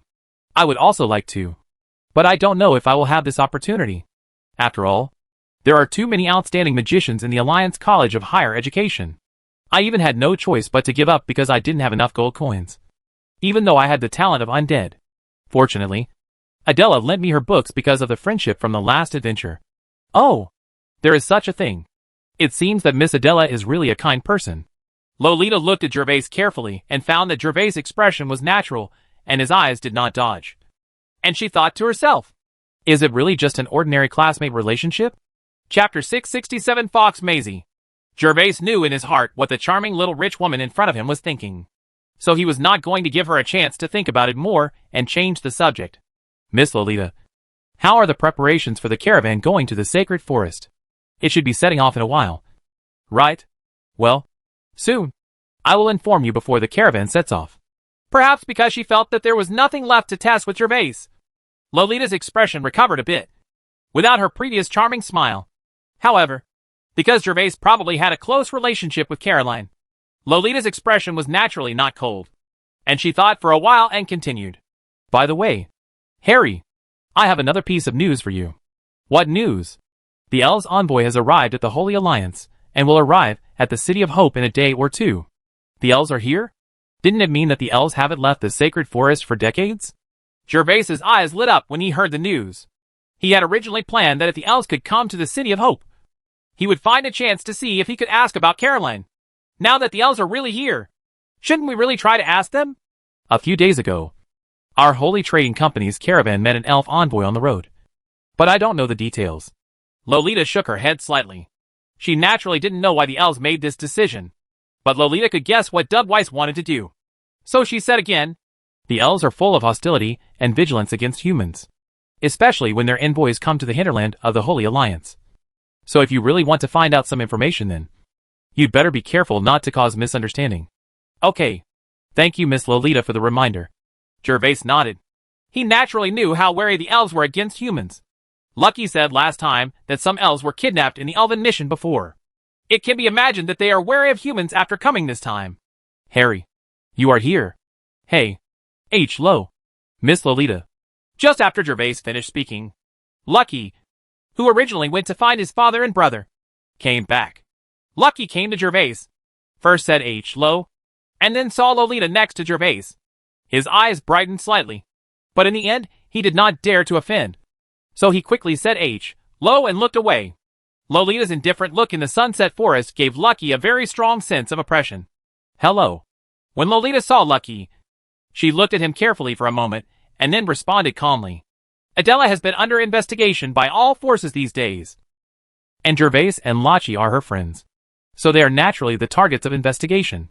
However, Lucky's suspicion was much smaller than that of Gervais. So Lolita was not as prepared to tell lies as Gervais was. "Lucky, why are you so fast? Duke Edward has arrived." Just when Gervais asked something, loud shouting suddenly came from outside the hall. Upon hearing this chant, everyone in the hall stopped talking and looked at the door of the hall. And everyone sitting on the chairs also stood up and looked towards the door of the hall. Then, Duke Edward was seen walking in from the hall with great momentum in a golden dress. And beside him was a strong middle-aged half-orc. This half-orc is also wearing a silk dress. If you ignore the fangs at the corner of his mouth, this half-orc can be regarded as a majestic person, not inferior to the human nobles. "Duke Edward! Duke Edward!" After Edward stepped into the hall, the crowd automatically moved out of the way and saluted as Edward walked forward. Although many people present are city lords of the Holy City, today's banquet is held by the City of Sky, so the necessary etiquette is still required. Edward also wore a kind smile and responded politely to the crowd. "Prince Dosalon! Prince Dosalon!" While the guests in the Holy City were saluting and greeting Edward one after another, the orcs on the other side of the hall saw their prince coming in and ran over quickly, saluting and greeting Dosalon loudly. However, these orcs obeyed the rules at this time and did not dare to rush into the crowd like they did at the gate of the manor, because the lords of the Holy City present at this time were not those young people. It would be easy for an unhappy person to slap them to death. Amid the welcome along the aisles, Edward and Prince Nadasalon walked up to the high platform of the hall together. "Today is the birthday of Adela, the pearl of my city in the sky. It is a great honor for you all to come to this birthday party. In addition, everyone must know that the orc envoy came to the City of Hope this time, and their princess also happens to have a birthday today. So the birthday of the Beast Princess is held together with Adela's birthday. Now, I announce that today's birthday party has officially begun. I'm inviting the Pearl of the Sky City and the Princess of the Bees tribe." Duke Edward stepped onto the high platform and faced everyone with a smile. He said a few simple words and announced the start of the banquet. As Edward finished speaking, all the young people present looked expectantly at the stairway to the second floor of the hall, waiting for the beauty Adela to appear. "Humph. I don't know how ugly this orc princess is, but she appears with Adela. It's really annoying." Just after Edward finished speaking, Lucky was still a little angry. He stared at the stairs on the second floor and whispered to Gervais beside him, "Is the Beast Princess ugly?" Before Gervais could express his opinion or echo the previous sentence, Lolita, who was also beside him, said something in surprise. "Miss Lolita, isn't it?" Lucky heard the strangeness in Lolita's words, and immediately looked back at Lolita and asked curiously. The same is true for Gervais. Just from the appearance of those male orcs, it can be seen that the appearance of female orcs must not meet the human race's aesthetic standards. After all, with his light green skin and fangs at the corners of his mouth, no one has such a unique vision. "Ha ha. You will know later when you see it." Lolita showed a rare strange smile, and did not give any explanation to the two of them. "It's coming! It's coming! It's so beautiful!" This is... At this moment, whispers suddenly occurred around Gervais and the others. It was obvious that Adela had appeared. So Lucky hurriedly raised his head and looked towards the corridor. This. It didn't matter if he didn't look at it at first. But when he looked at it, Lucky was instantly petrified. And he didn't say anything for a long time. Gervais was slow for a moment, but he also turned around to look. When his eyes locked, he saw two beauties with peerless looks appearing on the stairs, slowly walking downstairs. One of them is, of course, Adela.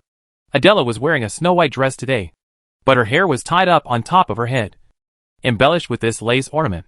In addition, Adela's white and tender earlobes were a pair of exquisite earrings inlaid with sapphires.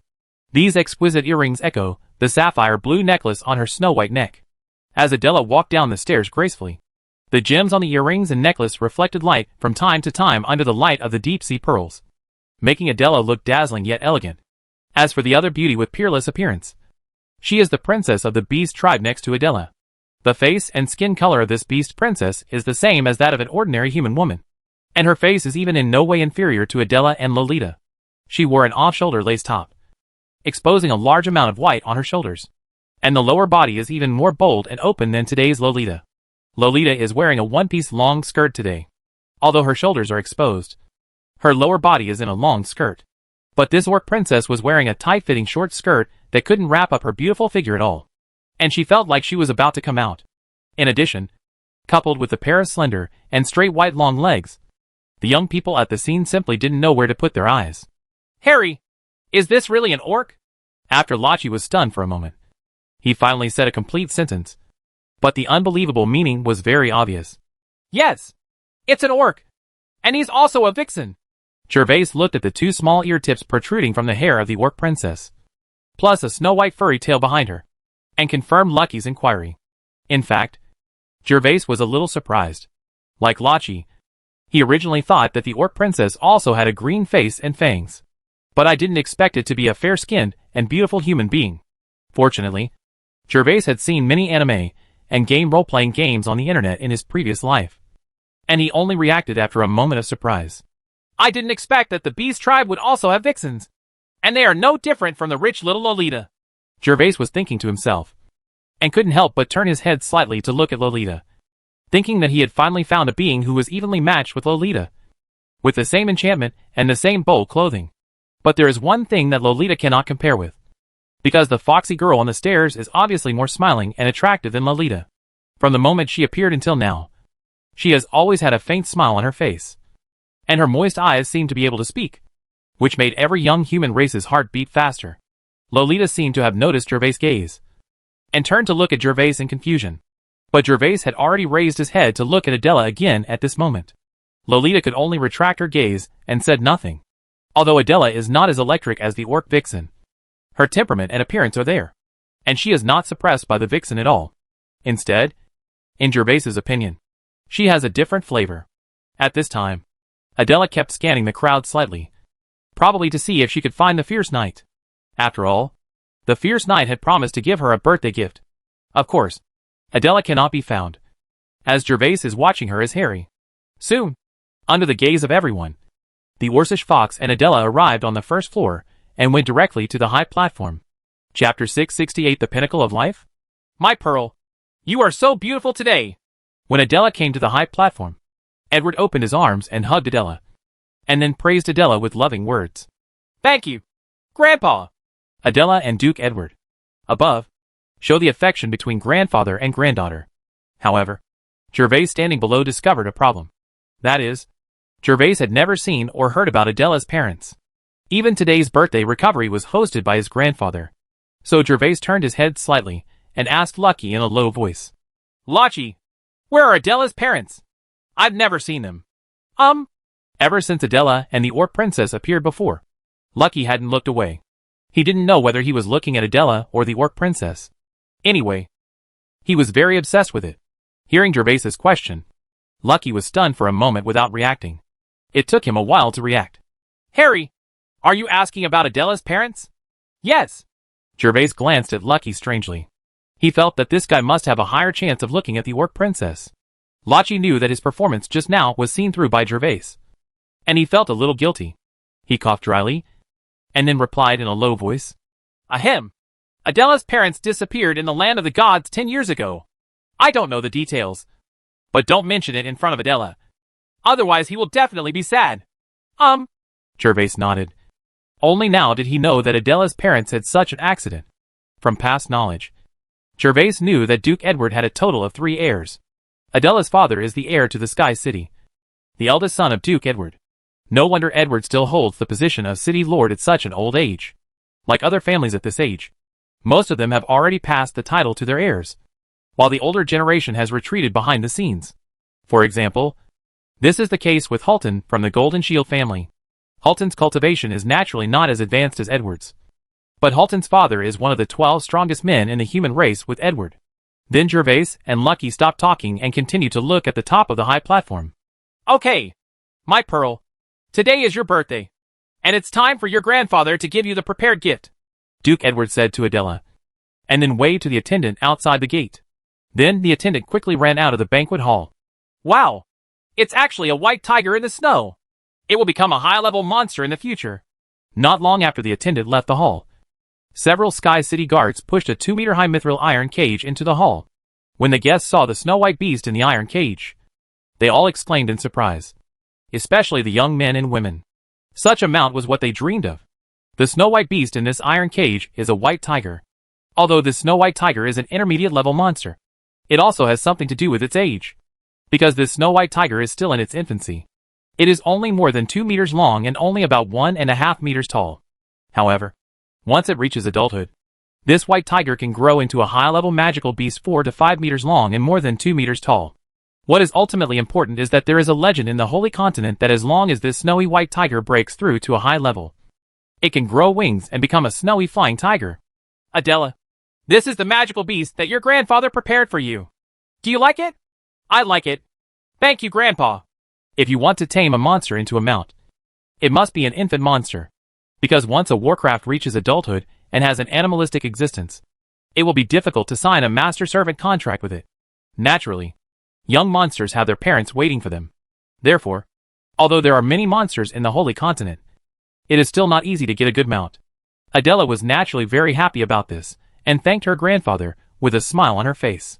Well, let's sign the contract first. Seeing that Adela was satisfied, Edward also smiled, and then led Adela to the iron cage. Signing a pact with Warcraft is very simple in this Holy Continent. Edward took out a scroll from the storage space, and then asked Adela to drop a drop of blood on the scroll.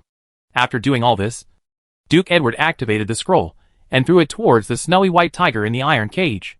Roar! As the contract scroll came into effect, a flash of light suddenly appeared and completely enveloped the white tiger in the snowy area. The cub of the snowy white tiger first let out a frightened cry, and then became quiet. Thank you, Grandpa! As the white tiger in the snow fell silent. This also heralded the completion of the master-servant contract between Adela and the white tiger. Adela first thanked Edward, then walked to the iron cage and opened the door of the iron cage. Roar! When the white tiger saw Adela, he felt as if he were meeting his parents. He immediately came to her feet and rubbed Adela's snow-white dress. Adela, it seems that this little thing likes you very much. Give it a name. Ha ha! Just call me Xiaobai. Adela naturally liked her new mount, Emerald City. After hearing what Edward said, she thought for a moment and named it. Okay, he will be your mount from now on. You can call him whatever you want. Okay, Adela, now that grandfather's gifts have been delivered, it's time to leave the rest to you. You can say a few words to the guests first. Yes, Grandpa. Adela nodded slightly when she heard Edward's words, patted the new mount's head, and then returned to the high platform. After arriving on the stage, Adela bowed slightly to everyone, and then spoke in a clear and graceful voice. Thank you all uncles and uncles for coming to my birthday party despite your busy schedule. I hope you can have a pleasant time tonight. After saying that, Adela bowed again, and then stopped talking. Instead, she looked at the orc princess with beautiful eyes and a smile on her face. Tell me, why is this human woman so beautiful? She is no worse than our Princess Ari. Although the human race is weak, many women are indeed good-looking. Not only are they gentle in temperament, but their fragrance is even more attractive. At this time, many orcs among the orcs were looking at Adela intently, especially Duolu, the half-orc who picked out a group of human youths at the entrance of Ling Jade Manor. His eyes were even more intense. I want to marry this human woman, Duolu said in a positive tone. Haha, that's all. Don't you want to marry the princess? Marry them all. Those weak humans are not worthy of this human woman. Besides, when the time comes, let the princess be the eldest wife, and this human woman be the younger one. We orcs are not as hypocritical as humans. And we can only marry one on the surface. Haha. Duoluo. You are so awesome. Duoluo's words were very domineering, making the orcs around him look envious. Duoluo is the most valued heir of Prince Dosalin. Everyone thinks that marrying the princess is a sure bet. And if he could really marry this human woman again, it would be a great blessing. Well, when those young people from the human race give gifts to Miss Adela later, you should immediately go up and give your own gifts to Ari. In short, you must compare with those young people. Okay, that's it. We've already prepared it. Hello everyone. I am honored to have a birthday party like you humans in the City of Hope today. Although doing this interrupts Miss Adela's birthday and will probably make many people angry with me, I really want to hold a birthday party in a human way. Here, I would like to apologize to all the guests and ask you to forgive me for this selfish behavior. Let me introduce myself first. My name is Rebecca. You can also call me Ari. After Adela finished speaking, it was naturally the turn of the other protagonist of tonight's banquet. I have to say that this beast princess is indeed very charming, and she is very worthy of the name Vixen given to her by Gervais. The orc princess's few words combined with her charming appearance made all the young people present feel pity for her, and they had long forgotten their hostility towards the orc princess before she came. Harry, do you think I should forgive her? After all, Ari may really be eager to hold a human birthday party. Lucky suddenly asked Gervais in a low voice, his words full of pity for the orc princess. Well, you decide this yourself. What else could Gervais say? For someone like Lucky, whose eyes are almost staring straight, if you tell him that this vixen is probably pretending to be pitiful, he probably won't listen. There were not a few people present who reacted like Lachi, and most of the human youths were whispering. What she said was that this beast princess didn't want the beast at all. She was so beautiful. She spoke nicely, and she was a little pitiful. After Adela and the beast princess have finished speaking, the next step is to give gifts. At this time, Lucky also stretched his neck and looked forward. He was already holding the exquisite gift box in his hand. Miss Adela, happy birthday! This is the birthday gift I prepared for you. A pair of magic earrings, which can increase the recovery speed of magic power. It turns out to be an earring that increases recovery speed. This requires at least 1,500 gold coins. Miss Adela, happy birthday! This is the birthday gift I prepared for you. An ice silk robe, which can weaken the damage of fire magic attacks. Ice silk is the thread spun by poisonous spiders that are only found in the snow-capped mountains of the plateau. This magic robe should be worth more than 1,000 gold coins. As the gift-giving began, young people from the human race came on stage one after another. Of course, these gifts were not prepared by themselves. Their parents paid for them to send them. After all, Adela was considered a junior, so it was appropriate for her heir to send them. At the same time, he also had the idea of letting his son show his face in front of Adela to see if there was a chance to marry back the Pearl of the Sky City. And for a second son like Lucky, he received the invitation alone. So he had to prepare a gift out of his own pocket. Although Lucky had not yet taken any action at this time, he was staring intently at the gifts given by the young people in front of him, and was whispering to Gervais about the approximate price. Princess Ari, happy birthday! This is the gnome agate gift I prepared for you. It can speed up your cultivation. It should be worth more than 3,000 gold coins here in the human race. Ha ha! Princess Ari, happy birthday! This is the flame dragon leather armor that I prepared for you as a gift. It can at least withstand a full blow from a high-level white flag warrior. It is worth at least about 2,500 gold coins on the human side. As the human youth began to give gifts, the orcs did not dare to show weakness and came to the stage to give gifts. And after giving the gift, you must specifically tell its value, and look selectively at the young people who gave the gift just now. Seeing this, the young people present frowned slightly. After all, their fathers had prepared this gift. More importantly, humans have an alliance system, so giving gifts is just reciprocity. But the orcs are a royal court as a whole. These half-orcs give gifts to their princesses with the intention of trying to please them. Naturally, they give as many precious gifts as they can. When the gifts from the orcs were delivered, the young people from the human race became embarrassed. The young people who were just ready to make a move hesitated. After all, it would be very embarrassing to be provoked and challenged by an orc after giving a gift. After such a scene occurred, Adela fell into an embarrassing situation. The orc princess could receive gifts, but Adela stood there, as if this part of the birthday party had nothing to do with him. Seeing such an appearance, Gervais looked at Lucky and found that the guy was still very calm and probably wanted to wait for a while. After all, his gift was worth more than 7,000 gold coins. So he probably wanted to wait until later to play like the finale. So, Gervais said to Lucky, "Lucky, I'm going out to deliver the gift first." Gervais didn't want to wait any longer. Although his gift was only more than 1,000 gold coins, and he was still at the bottom of the field. He just wanted to send it as he wished. As for the provocation of the orcs, Gervais did not notice it at all. "Okay, you go first. Harry!" And just when Gervais was about to walk forward, Lolita, the eldest lady of the Sacred Trading Company, also took out a gift from the storage space and walked forward. Seeing this, Gervais slowed down slightly and followed him. "Miss Adela, happy birthday. This is the gift I prepared for you. The Azure Heart, which can be used to forge magic equipment." In front of Gervais, Lolita presented the gift box to Adela, and opened the lid of the gift box like everyone else, revealing the gifts inside. "Wow! It turns out to be the Heart of Azure. She is worthy of being the eldest lady of the Holy Merchant Company. This gem is probably worth more than 3,000 gold coins." The arrival of Lolita and Gervais relieved Adela's embarrassment. Moreover, the gifts given by Lolita were also valuable. Suddenly, several young people from the human race pointed out the gifts loudly, obviously for the orcs. "Thank you, Miss Lolita." Adela sincerely bowed slightly to Lolita, thanked her and accepted the gift. After Lolita left, Gervais stepped forward and said to Adela, "Happy birthday, Adela. I hope you like these lightweight spider silk gloves." Gervais opened the very ordinary gift box in his hand and presented a pair of white lace gloves to everyone. "Thank you, Harry." Naturally, Adela would not think that Gervais's gift was low, and she also smiled at Gervais, sincerely thanked him, and saluted. Gervais didn't stay long, returned a salute to Adela, and then returned to the crowd.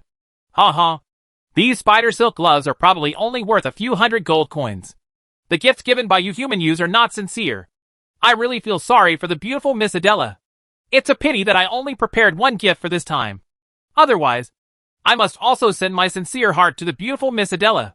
Princess Ari, happy birthday. This command horn is a gift I specially prepared for you. When you blow it, you can control the backthorn monitor lizard that I have tamed to come out and fight for you.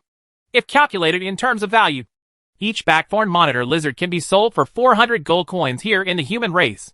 As soon as Gervais finished delivering the gift, an orc immediately ran up over there. He first laughed at Gervais and the other young people, and then handed over his gift and also explained its value. "It's so hateful. These orcs." Facing the orc's ridicule, the human youth below naturally turned blue and white. But it was useless even if he gritted his teeth. The value of the gift was there, so he could only endure being ridiculed. And now that the banquet has begun, it is naturally impossible to prepare gifts again. "Harry, I'm going up now to avenge you. I'm going to go up and deliver gifts. I want to destroy the majesty of these orcs." When Gervais returned to his original position, Lucky's face was full of eagerness to try. After comforting Gervais, he was ready to play. He had been preparing for Adela's birthday for so long just to show off to others. And I didn't expect that this time it would be such a coincidence that a stepping stone like the orcs would be delivered to me. Lucky felt that he had reached the pinnacle of his life tonight. "Well, then go ahead." Seeing Lucky's appearance, Gervais wanted to laugh. Naturally, he didn't care about the orcs' provocation. He would ask them not to cry after he delivered the 3 potions.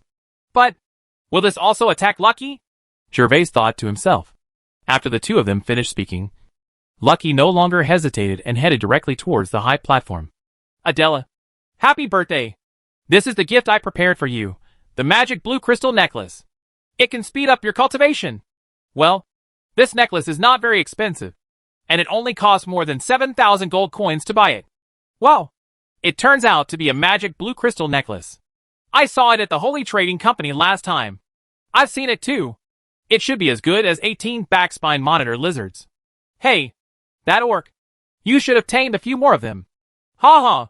Lucky directly revealed the money he spent on the necklace, which would have been a very vulgar gesture at other banquets in the past. But at this moment, no one thought Lucky was vulgar. On the contrary, Lucky's behavior at this time gave them a big sigh of relief, which suppressed the arrogance of the orc just now. As expected, the orc who was still proud before had his expression turned ugly at this moment, almost turning black. "Thank you, Lucky." Adela bowed and thanked Lucky. Although those orcs were targeting the young people present, they were always outmatched by the orcs, which made her a little embarrassed. Now that Lucky could suppress the opponent, It was naturally the best. Of course, Adela didn't really care about this. Her mind was not at the scene, but thinking about when Gervaise's gift would be delivered. You're welcome, Adela. Happy birthday again! Lucky felt that he had really reached the peak of his life, and congratulated Adela again. Then turned around and walked towards the crowd with his head held high. When he thought about it, his gift tonight should be considered the highest price. Sit firmly in first place. Ari, I wish you a happy birthday. This is the legendary binding thrust. It's for you. I got it by killing a human knight. Just when Lucky was still feeling triumphant, a voice suddenly came from behind him, which instantly froze the proud smile on his face. The orc who spoke at this time was Duoluo, and the Orcish princess Ari given by Duoluo turned out to be a weapon of legendary quality. Duoluo handed the legendary weapon to Ari, then turned to the group of human youths and asked, "Excuse me, how many gold coins should this legendary quality weapon be worth according to your human race's algorithm?" Chapter 669 The Gift of the Killing God. How much gold is a legendary quality weapon worth? Upon hearing Duoluo's question, the faces of the young people present, who were still somewhat proud, suddenly turned livid. Because the price of weapons of legendary quality can reach at least 20,000 to 30,000 yuan. And if the quality reaches the highest level of legendary weapons, it is not impossible to get 40,000 to 50,000 gold coins each. Earlier, Lucky was so proud that he had saved everyone's attention. But now, he was immediately pushed to the ground and slapped on the face. And it was a fatal slap in the face. No one present could feel it well. Ha ha. Why? This weapon is supposed to be used the most by you humans. So why don't you know its value? Seeing the gloomy and uncertain faces of all the young people, Duoluo's expressions became arrogant, just like they did at the entrance of Lingfeitsui Manor. However, no matter how arrogant Duoluo was at this time, the city lords of the various holy cities did not say anything, because this is a comparison between young people. If he had others open his mouth, wouldn't it mean that the younger generation cannot compare with these orc youths? No, they don't know. I know that although your legendary binding thrust knife is not the best, it is still average and worth at least more than 30,000 gold coins. At this time, a young man on the orc side suddenly spoke, looked at the human youths teasingly, and then loudly said the price of this long knife. Ha ha! It turns out to be worth more than 30,000 gold coins. I hope Princess Ari likes it. In this way, Duoluo and the orc young man sang together and completely suppressed the human youth in the audience. However, this matter has just begun, and Duoluo has another move that makes the young people of the race gnash their teeth. Duoluo had a smile on his face, and his eyes slowly moved from the young man present to Adela's face. Then, in the angry eyes of all the young people, Duoluo first bowed politely to Adela, and then said to Adela, "Beautiful Miss Adela, I am Duoluo, and my father is Prince Duosalon of the royal court. I am very sorry that your birthday was not so happy because you young people from the human race are too shabby. But don't worry, I will give you my gift to eliminate your unhappiness." With that said, Duoluo began to untie a thong pendant that was more than 10 centimeters long hanging around his neck. This thong is not exquisite. It can even be said to be crude, because the string hanging the pendant is just an ordinary braid. Only the fangs can be seen to have been pulled from the mouth of a ferocious monster. But even this ordinary thing caused the faces of the young people present to change. Even the lords of the holy city frowned slightly. "Miss Adela, this is the trophy I got from killing a ferocious dragon on my own during the coming-of-age ceremony. I will give it to you now, and I hope you will accept it." Duoluo looked at Adela with fiery eyes, and the thong pendant in his hand was handed to Adela. "Sorry, I can't accept it." Adela looked at Duoluo angrily and refused the gift without hesitation. This is the first time since tonight's birthday party that everyone has seen Adela, who has always acted like an elegant lady, angry. But everyone knew the reason why Adela was angry. Because there is a tradition in the beast tribe. That is, when a man reaches adulthood, he needs to go into the forest alone to hunt a ferocious beast as a coming-of-age ceremony. The stronger the beasts and monsters that can be hunted, the more powerful the orc is, and he is a true warrior. After every orc kills the beast in the coming-of-age ceremony, he will take a representative object from his body and make it into a pendant to wear on his body. This trophy is usually a symbol of his bravery. What Duoluo killed was a ferocious mid-level monster, the walking dragon, and this thong was the trophy that Duoluo pulled out from the mouth of the walking dragon. This is not only a symbol of his bravery, but when he meets a beloved girl, simply giving this pendant can represent his love. If a girl accepts this pendant, it means that she has accepted his love. Now Duoluo wants to give this trophy to Adela, which is wooing Adela. If Adela accepts this gift, it is accepting Duoluo's love. Therefore, no one present could avoid being displeased. This Orcish toad wanted to eat swan meat, but he actually set his sights on Adela. Even the city lords felt that this was a bit unscrupulous. Fortunately, Adela also knew what the Fong pendant represented and rejected it directly. After being rejected, Duoluo naturally did not back down so easily and was immediately ready to continue speaking. Beautiful Miss Adela. Enough! Before he could finish his words, Duke Edward, who had been sitting motionless on the soft chair beside him, finally spoke. Although this, enough, was said in a normal tone, the majestic aura contained in it immediately made Duoluo dare not say another word. Duke Edward, it's just a matter between children. It doesn't have to be like this. Edward here spoke, and Prince Duoluo's father immediately stood up and said to Edward with a faint smile on his face. After a pause, Dosalon took a few steps forward and said again, Besides, Duke Edward must know that our beast race doesn't have as many complicated etiquettes as your human race. If you like it, just express your love directly. And Duoluo didn't mean to offend your granddaughter. Since he was able to give her the spoils of the coming-of-age ceremony, it means that Duoluo really likes your granddaughter. Edward, maybe you can also consider a marriage between our two families. Then the orcs and humans may be able to live in harmony. Wow. Shameless. These shameless orcs. Yes, the orcs have such an ugly appearance. How dare they say it out loud? Bah. Not only are these orcs ugly in appearance, but they are even uglier on the inside. They don't know how much they weigh, but they actually want to take advantage of Miss Adela. Dosalin's words immediately caused an uproar in the hall, and the human youth started to curse. You weak human youths. Why? I like Miss Adela. Aren't you happy to express my love to her? You can't beat me even if you beat me. And the gifts you give me are not as valuable as mine. What right do you have to object? With his father's help, Duoluo regained his courage instantly. When he heard the human youth scolding them in a low voice, he immediately arrogantly scorned the young people. Dosalon, today is my granddaughter's birthday party. You can stop it. Otherwise, I don't mind letting you feel the power of my Sky City. Edward's face slowly darkened, and there was actually a hint of murderous intent in his words. Duke Edward, it's not me who said that these young people from your human race are too weak and not worthy of your granddaughter. You see, they must all like your granddaughter, but they haven't even prepared a decent gift. Dosalin was naturally not frightened by Edward's words, and still smiled and spoke to Edward. Whoosh, whoosh. But at this moment, everyone suddenly noticed something floating above their heads, and Duoluo was the first to react, because one of the things was thrown at him. It was a green box. Boom! Without thinking, Duoluo stretched out his thick arm and instantly hit the jade box, then smashed the green jade box to pieces. However, when the jade box was shattered, there was actually a lot of juice and wine inside.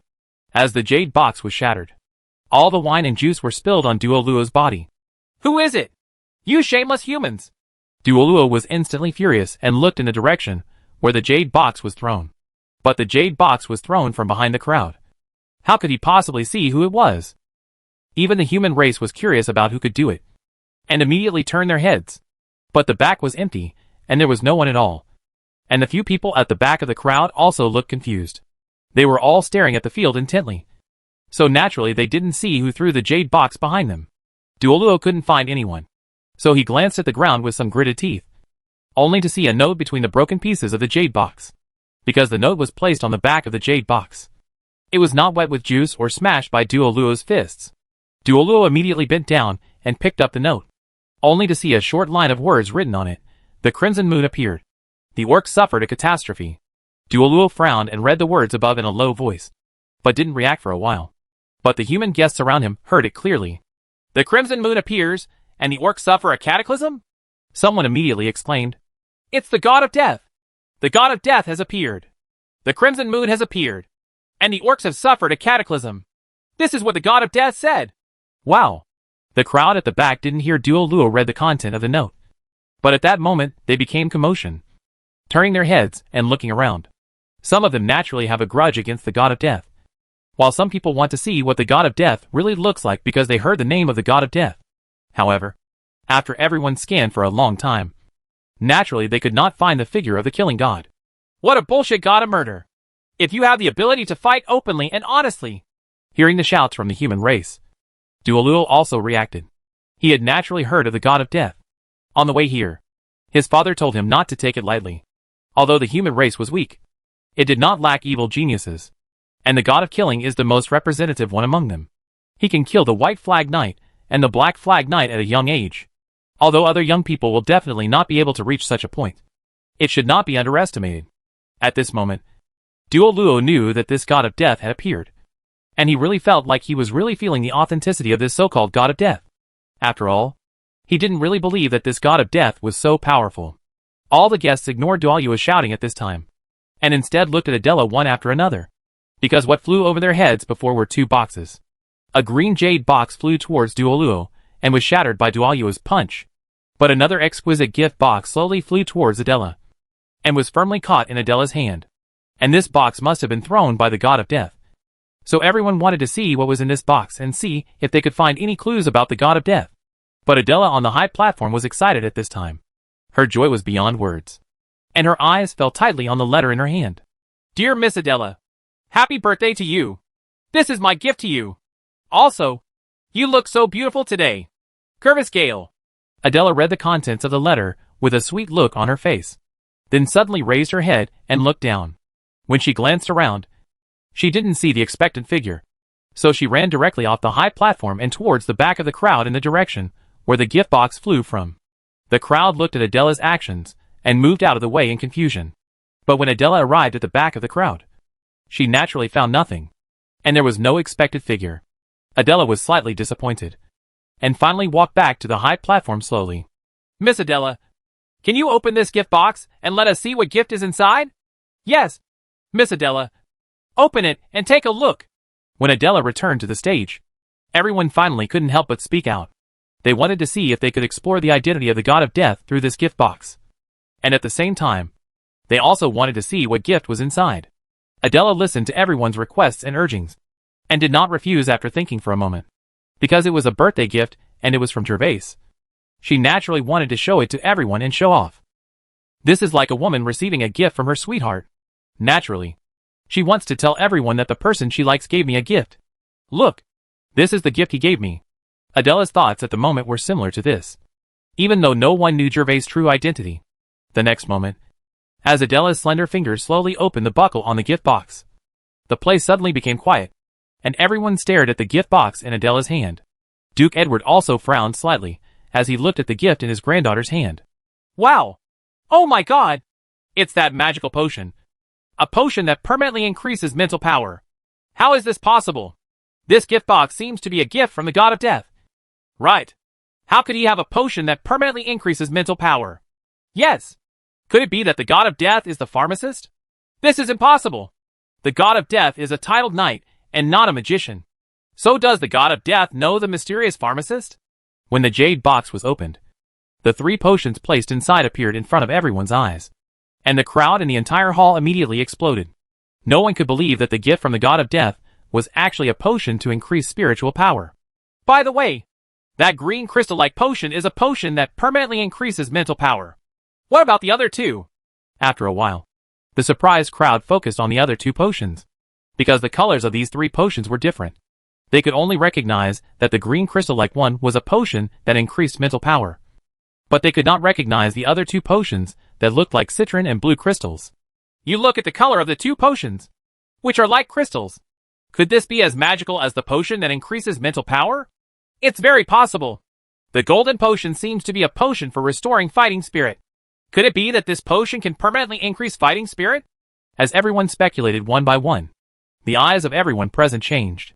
If it is true as they suspected, it will be a real uproar for the human race, which can change the existence of the entire Holy Alliance and even the structure of the Holy Continent. Originally, magicians were rare, so the effect of the mental power potion was not very strong. But if there is really a potion related to fighting spirit, then facing such a huge base of title knights, it is really unimaginable what the scene will be like. Adela, you can put the gifts away! At this moment, Edward finally stepped onto the high platform and spoke directly to Adela. Oh, Grandpa! Adela, who was still in surprise, only reacted when she heard Edward's voice. She immediately covered the exquisite gift box with a new and held it tightly in her arms. She also didn't expect that Gervais would actually give her a potion. One potion is now equivalent to at least 35,000 gold coins. Although I don't know what the functions of the other two potions of different colors are yet. But even Adela, who doesn't understand potion configuration, knows that these two potions must be as precious as the potion that increases mental power. In total, this small exquisite gift box contains a gift worth more than 100,000 gold coins. Even a wealthy lady like Adela has never received such an expensive gift since she was a child. And this was from Gervais. Chapter 670. The warning bell rings. Adela, a rich young lady, was still excited about receiving the expensive gift from Gervais. But Edward was not as relaxed as Adela at this time. He frowned slightly. His eyes kept looking downwards. And he was also thinking about an important thing in his mind. Through that piece of paper, Edward was very sure that his granddaughter's mysterious friend, the person who gave her the psychic potion and the potion that increased her mental power, was the god of death. Edward had never calculated that this would be the result in the end. And that this result is only known in private. It can be solved easily, but now in full view of the public. And the appearance of these two unknown potions, it may bring some minor disturbances to tonight's banquet. Each holy city must want to get these potions, or find the person who prepared them. If things were going well in the past, they would naturally not dare to break ground on Sky City. But now that Adela knows the god of death as an excuse, it's easy for people to use the topic as an excuse. Duke Edward was thinking in his mind. The lord of the holy city on the human side looked at me for a moment, but did not speak immediately. On the contrary, the orcs could no longer sit still. Especially Prince Dosalan. At this time, Prince Dosalan's eyes flashed, and he looked closely at the gift box in Adela's hand. They had also received detailed information about the magical spiritual potion when they were on the road, and also received the secret order from the Beast King. That is to explore the true effect of this potion, and to find out the true identity of this mysterious pharmacist. It would be best to bring the apothecary back to the royal court if possible. If that's not possible, you can also kill the mysterious pharmacist directly. In short, under no circumstances should this pharmacist be allowed to live anymore to prepare potions that increase spiritual power for the Holy Alliance. After Dosalan arrived in the City of Hope, he had contacted many spies that the royal court had placed in the human race over the years, asking them to find the true identity of this mysterious pharmacist. I just didn't expect the news to come so quickly and so close. Although the god of killing is a titled knight, and it is impossible for him to make potions by himself. But as long as he uses him, he will definitely be able to find the existence of the mysterious pharmacist. Ever since, Dosalan came up with a plan in his mind, glanced at his son, and said to Edward, "Duke Edward, I don't know what you humans mean by this. My son just wanted to express his love to your granddaughter, and now someone is attacking him. I hope you can give me an explanation." Dosalan's words were very loud, and could be heard clearly throughout the hall. Following his words, everyone in the hall looked at Edward. "Humph. Dosalan, what explanation do you want? If it weren't for the fact that you are an envoy, I would have shot your son to death. Is he worthy of my granddaughter?" Edward's face was gloomy, and he was not polite to Dosalan. "Edward, your words can easily cause a war between our orcs and humans." Dosalan's face turned slightly cold when he heard Edward's merciless words. In an instant, the young people in the field suddenly felt a chill in their bodies, and they were all shocked by the strong auras that Edward and Dosalan exuded. "Dosalan, Duke Edward, listen to me." When Edward and Dosalan were at war with each other, a holy city lord among the humans suddenly walked out of the crowd and spoke to the two of them. And this person is Duke Halton of the Golden Shield family. "What happened tonight was not a big deal. It was just children competing for fun. However, that god of killing sneaked in and wanted to provoke a fight between our Holy Alliance and the orcs. I think this god of killing is very suspicious. He is probably a member of the New Temple." "What? The god of killing is from the New Temple? That shouldn't be the case." "Right. Whoever says otherwise. I think what Duke Halton said makes sense. That god of killing who has a murderous nature is probably really a member of the New Temple." As Halton finished speaking, there was a lot of discussion in the hall again. Of course, most of the city lords had a different meaning in their eyes. When Edward on the high platform heard Halton's words, he immediately knew what Halton was planning to do, and suddenly turned his gaze to Halton, with a sharp look in his eyes. The reason why Halton said such words at this banquet, apart from the reason of killing his son, I am afraid that most of the motives are because of the 3 potions. If the murderer who sent the potions was not caught, then it is likely that only his granddaughter Adela would have access to these potions. But if the god of death is captured alive, Halton and others will definitely try to get the identity of the mysterious pharmacist from him. At this time, Halton made just such a calculation. As for whether the killing god was from the new temple, Edward knew that this was basically impossible without even thinking about it. If the new temple had such a potion, how could it be made public? Adela was specifically asked to give half of it for public sale. They can use it privately for the members of the new temple and then increase their strength. Even if you want to earn gold coins, you should secretly exchange them with some family forces. Because after those family forces really got the potion, they would definitely keep it secret. Therefore, it is completely impossible for this murderous god to be from the new temple. Seeing Edward looking at him with sharp eyes, Halton showed no fear at all, smiled slightly, and continued immediately. Since the god of death came to the banquet tonight, he must have not left yet. So can we search carefully and take the opportunity to find him? After Halton said these words, the people in the venue immediately stopped their previous discussions, and instead showed thoughtful expressions. What Duke Halton said makes sense. Since it is about the new temple, we cannot be careless. I agree to make a careful identification. It does make sense. I agree too. The god of killing killed the heir of our family. He should be found out. After a moment, many holy city lords echoed in the field. Moreover, most of these holy cities are top-ranking holy city forces. Of course, they also knew that what Halton said was not true. But they all wanted to get information about the mysterious pharmacist. So they naturally acquiesced in the theory that the god of death was the new temple. As long as they catch the god of death, they will have a chance to get the actual effect of the potion. It is not just Sky City that has access to this resource channel that can change the alliance pattern. I don't care if the person who attacked my son is a member of the new temple. I just hope that he can be caught and pay the price for what happened today. Seeing that many city lords from the human race stood up and asked to find the god of killing, Jocelyn's heart was filled with smiles, but his face remained calm. Grandpa, we can't let them search. This is my birthday party. Adela was still excited about receiving the gift, but when she heard someone in the room suggesting that Gervais should be captured, she immediately asked her grandfather for help. Although he had seen that Gervais was not in the hall, Adela was still worried that Gervais had not left. It would be bad if he was really caught later. Miss Adela, don't worry. Most of the people in this hall are familiar with each other. It just takes a little identification. When the time comes and we confirm that there is no killing god in the banquet hall, we will search in other parts of the manor, and will not disturb Miss Adela's birthday party. When Halton saw that many city lords had already agreed, he was naturally ready to start looking for the god of death. So he immediately pretended to comfort Adela. Edward looked at the eager crowd below and finally was no longer silent.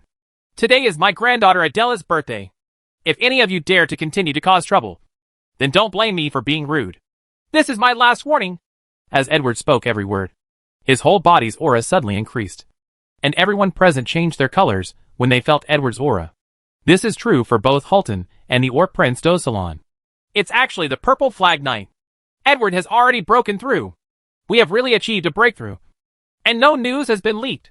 In an instant, the city lords in the field were shocked, because Duke Edward quietly broke through and became a Purple Flag Knight. I remember that a few years ago, Duke Edward was still the peak knight of the Red Flag.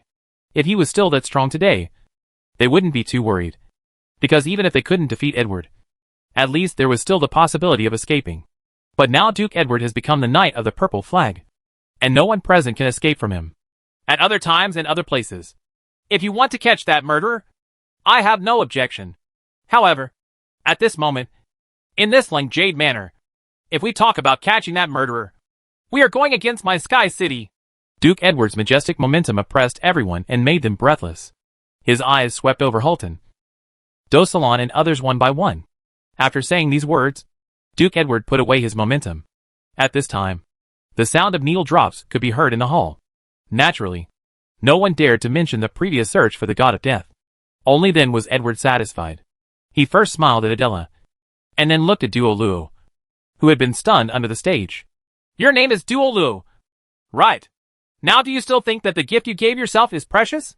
The potion in my granddaughter's gift box is worth at least 100,000 gold coins. After saying that, Edward didn't wait for Duoluo's reaction, and spoke to the people below. Okay, now the birthday party continues. When? Just when Edward was about to announce the continuation of the banquet, he suddenly heard a huge clang of copper bells coming from outside the hall. What's going on? Warning bell! Is there an enemy attack? Facing this sudden bell, The attention of the city lords in the field was immediately attracted. Even Halton, who had an ugly face, looked towards the door of the hall with confusion on his face. "Your Majesty the Duke!"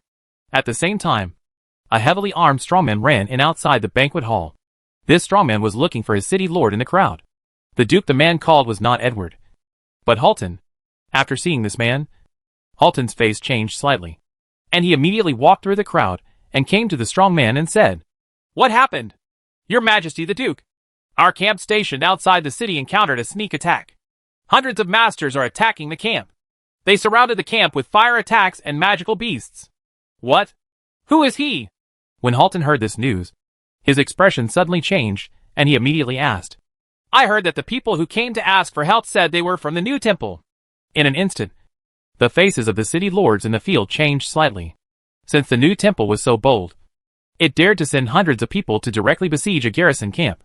Because the heir was killed and the murderer had not been caught, the Golden Shield family directly sent 5,000 elites to the City of Hope. Later, after mediation, the college temporarily settled the matter with 100 admission quotas. So the 5,000 elites were transferred back to 4,000.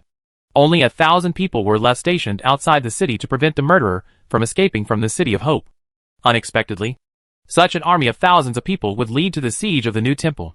Walk! Naturally, Halton couldn't sit still anymore. That was the elite legion of his Golden Shield family. Even if they lost hundreds, it would be heartbreaking. When Halton left, Edward frowned slightly, and finally raised his head and said, "It is very rare for hundreds of people to be dispatched to the new temple. Let's go and have a look." Although Edward and Halton had conflicts just a moment ago, the new temple is a cult after all, and everyone will kill it. So he is still going to check it out. Hearing his words, the other Holy City lords nodded, and then quickly headed out of the city. "Waddington, be careful here and make sure to protect Adela's safety." "Yes, Your Majesty the Duke." Next, the city lords who were originally in the hall left one after another, and even Dosalon from the Orc tribe followed him to find out.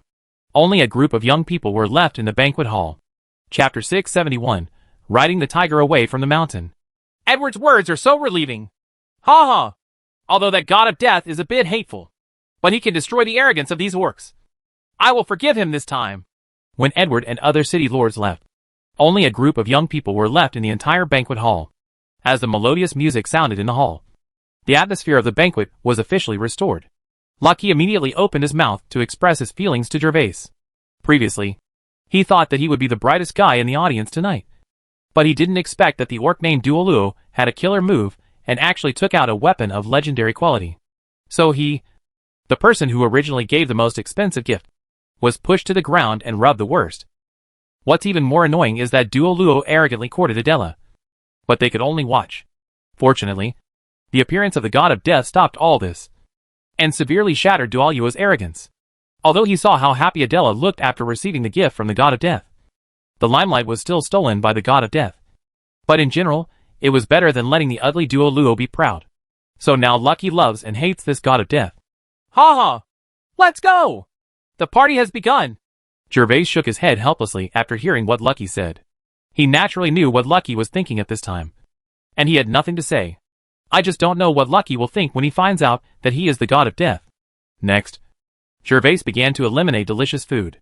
As for striking up a conversation with a noble lady, she had no interest in it, and she probably looked down on him. Those who can enter this hall are basically heirs with high status in the family. In this aristocratic world, it is actually very realistic and pays attention to being well matched. Given Harry's status, even having a handsome face would probably be of little use. So he might as well have a nice meal. And because something unexpected happened in the middle of the banquet, and Duke Edward and others left, Adela did not end up dancing the first dance of the banquet tonight. Instead, she walked to the soft chairs on the side of the hall and had a gentle conversation with several noble ladies. They were chatting on the ground, and even the girl Lolita was beside Adela at this time. Gervais felt that Lolita was probably trying to trick Adela at this time, because the current god of death was not only her biggest enemy, but also a clue about the potion. While eating, Gervais turned his attention to the orcs.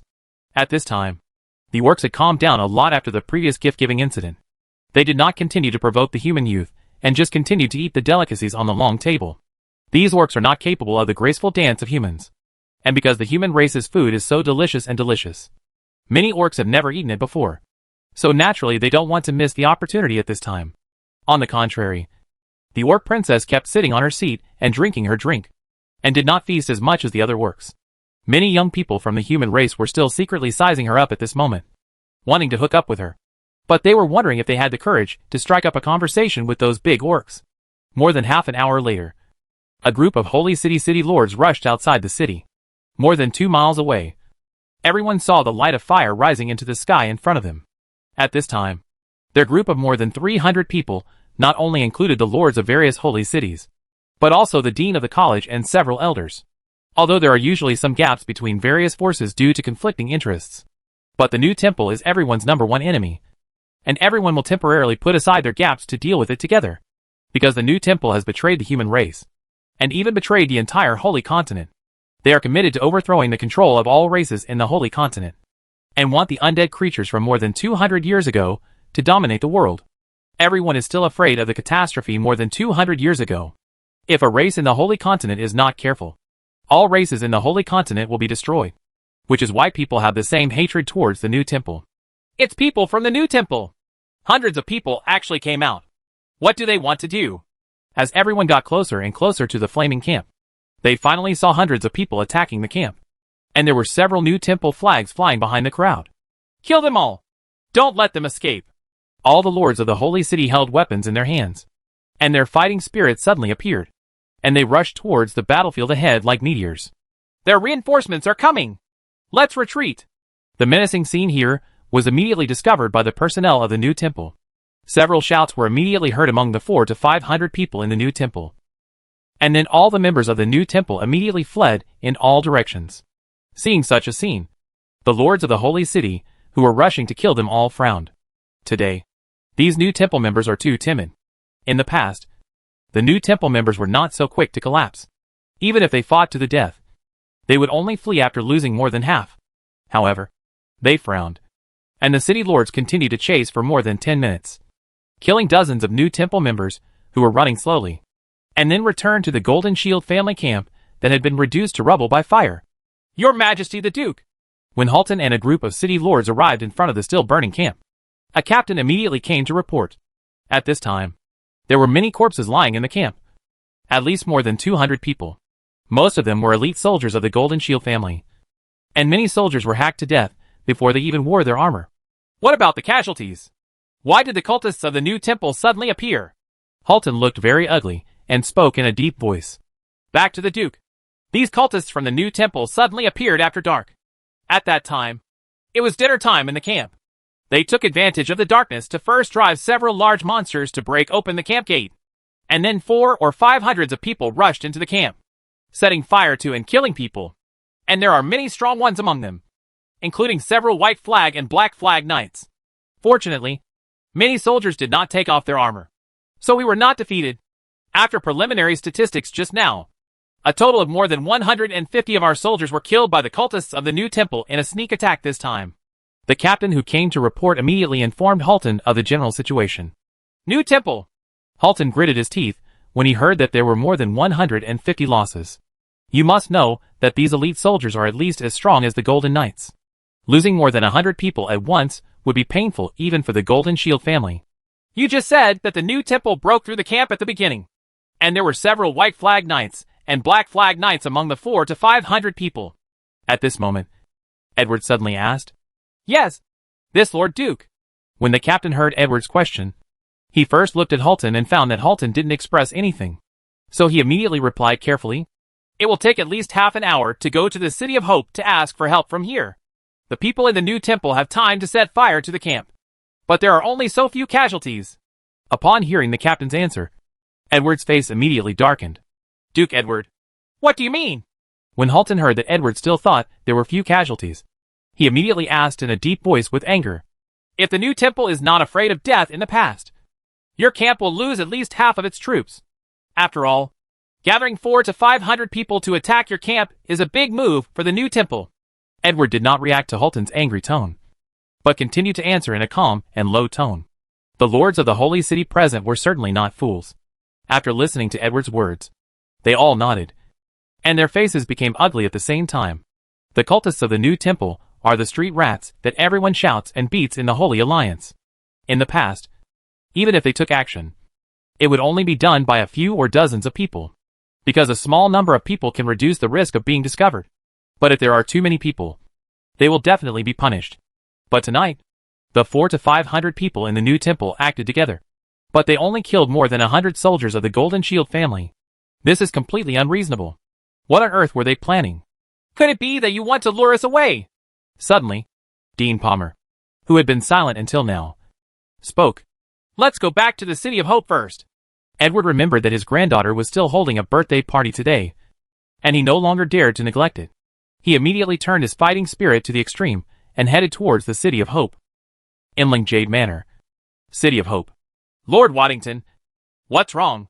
There is a guest over there whose mid-level Warcraft mount has gone crazy and has injured several attendants. Go and have a look. At this time, Waddington was still standing at the door of the banquet hall. But suddenly a steward from Inling Jade Manor hurried towards him, with a somewhat anxious look on his face. Intermediate level monster? Take me to see it. After hearing this, Waddington nodded slightly and said something to the steward. Before leaving, Waddington said to the 4 men at the door, keep an eye out here. If the lady comes out, you have to follow her. Yes, sir. Afterwards, Waddington followed the steward towards the place where the horse was parked in the manor. Roar! Roar! When Waddington followed the steward for a few minutes, he heard 2 violent roars of monsters not far away. But while walking, Waddington suddenly stopped after hearing these 2 roars. Lord Waddington, what's wrong? When the steward saw Waddington stopped, he couldn't help but speak curiously. Although the monster screams very loudly. But is it a death cry? Right. Waddington is someone who often interacts with griffins, and he immediately recognized the fear contained in this cry. Ha ha! I didn't expect Lord Waddington to have such an ability. The steward smiled slightly when he heard Waddington's words and praised Waddington. Clang! Who are you? Waddington drew his weapon and began to move back slightly, asking as he stepped back. Of course, he was not afraid of the manager in front of him, but he knew that these people might have some conspiracy to deceive him. Only Waddington took 2 steps back slightly and suddenly stopped, because there was another person behind him again. Waddington frowned slightly and looked at the man behind him, because the man behind him made him feel a little threatened. Natali, the new temple master. Waddington's heart sank for a moment. He turned out to be someone from the new temple. Every time they appear, there must be a bloody storm, because they have no humanity at all. They can and dare to kill anyone to achieve their goals. Ha ha. Halton, please stay here for a while. We will leave after finishing the things over there. This Natali is the middle-aged man who was talking to Seignior in the courtyard of the outer city during the day. He is one of the new temple leaders. Then let's see if you can stop me with your life. Kill! After Waddington knew that he was from the new temple, he immediately did not dare to delay any longer. His fighting spirit reached its peak, and he immediately swung his sword to kill Seignior with endless killing intent. And Natali immediately stopped smiling. Waddington was at the peak of Black Flag's strength. Although he was also at the peak of Black Flag, he was still half a point weaker than Waddington, so he didn't dare to neglect him at all. However, he was not the only one present. After Waddington and Natali fought together, the steward who was leading the way began to chant a spell, preparing to release magic. Chapter 672. Adela was caught at the gate of the most splendid building of Inling Jade Manor. After Waddington followed the steward of the manor and left, several attendants, who had been walking among the crowd in the square, turned to look at the only 4 fully armed taxis left. Guard. These guards are all elites of the Sky City, and 4 of them are White Flag Knights. Several attendants looked away from the screaming guards, and then looked at each other. Then 2 of them took the tray as a cover, and slowly moved towards the 4 guards. You 2 adults, would you like a glass of juice? 2 attendants carried juice trays, and came to the guards standing on both sides of the door. The 4 guards looked at each other without noticing anything strange. Finally, they smiled and shook their heads at the attendant, and one of them spoke. Thank you. We have a mission, so no need. Puff. Puff. But before this person could finish speaking, the most normal-looking attendant at the banquet in front of them suddenly attacked them. There was a sharp short blade underneath the tray in their hands, and it penetrated the necks of 2 of them without them being able to prevent it. Not good. Puff. Puff. The other 2 guards naturally noticed the abnormality immediately. Unfortunately, when they tried to resist, they were swarmed by more attendants, who had sneaked over and dealt with them directly.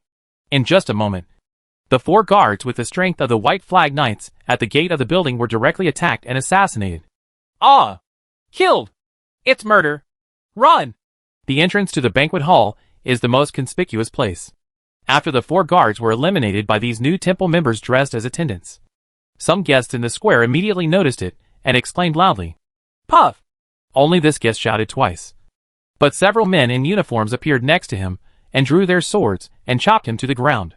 In an instant, everyone in the square was quiet for a moment, and they were still a little at a loss. "Run! He's killing someone!" Just the next moment, everyone present reacted and ran away in panic. "Don't worry about them. The mission is important. If you delay for a long time, the guards on the outside will arrive soon. When you go in later, don't kill people without my order. Except for Adela. No one else can be killed for the time being. They are also the ones we negotiated with. Capital."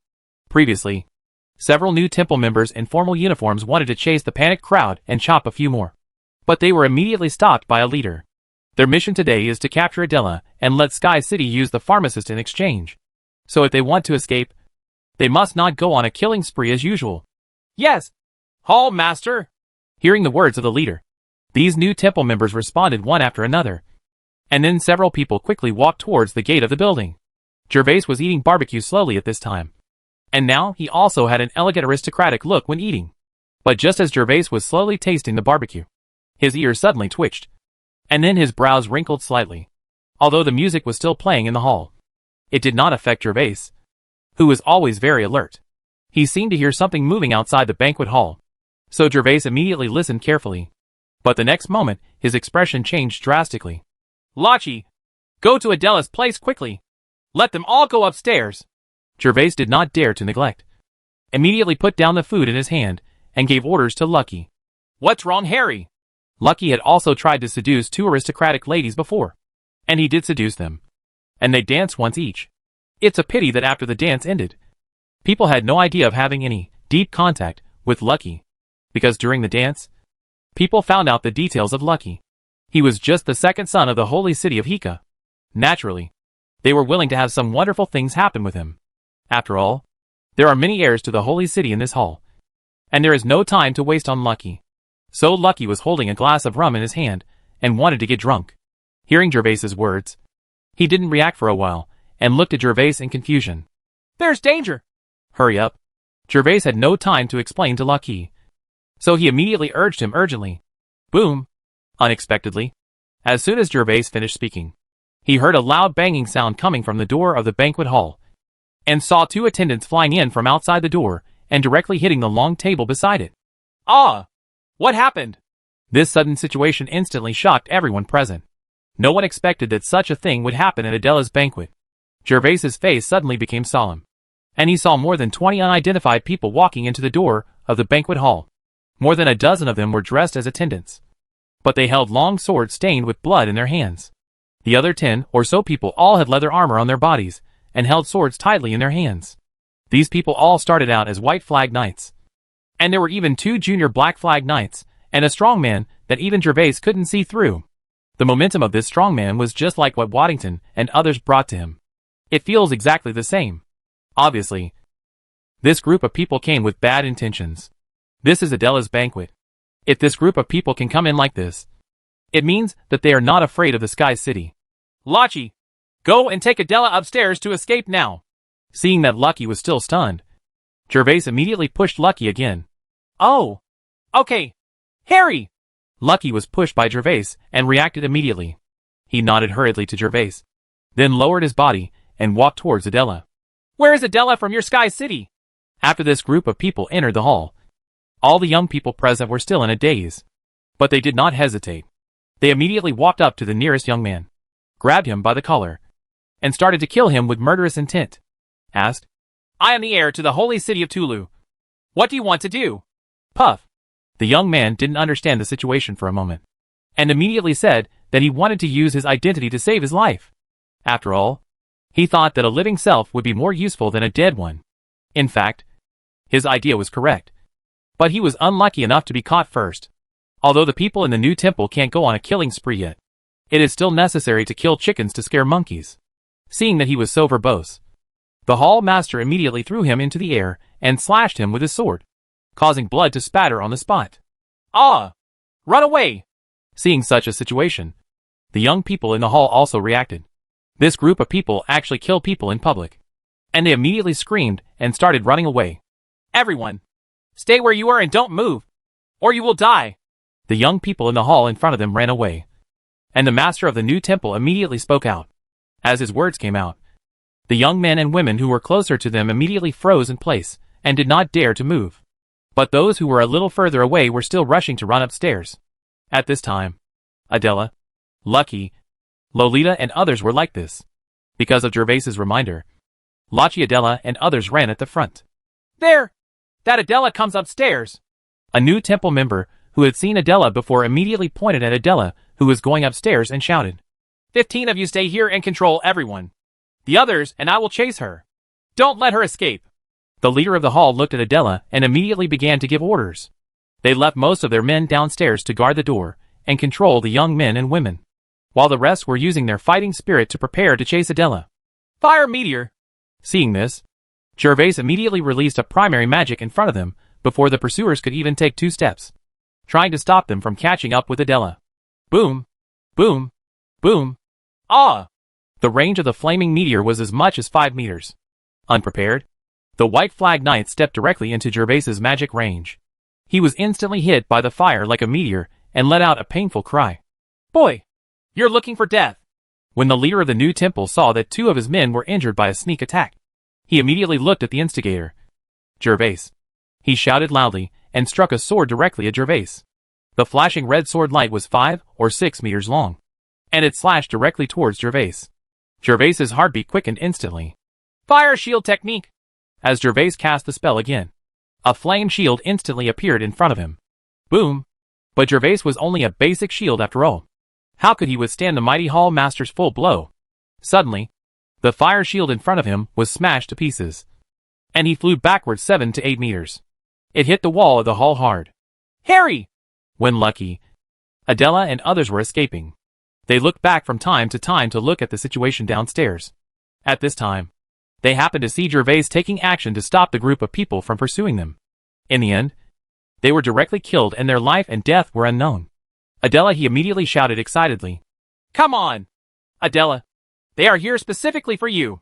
Although Lolita and Lucky were also sad about Harry's death, those people were powerful and came for Adela. They immediately pulled Adela and quickly headed upstairs. Follow me and capture that Adela alive first!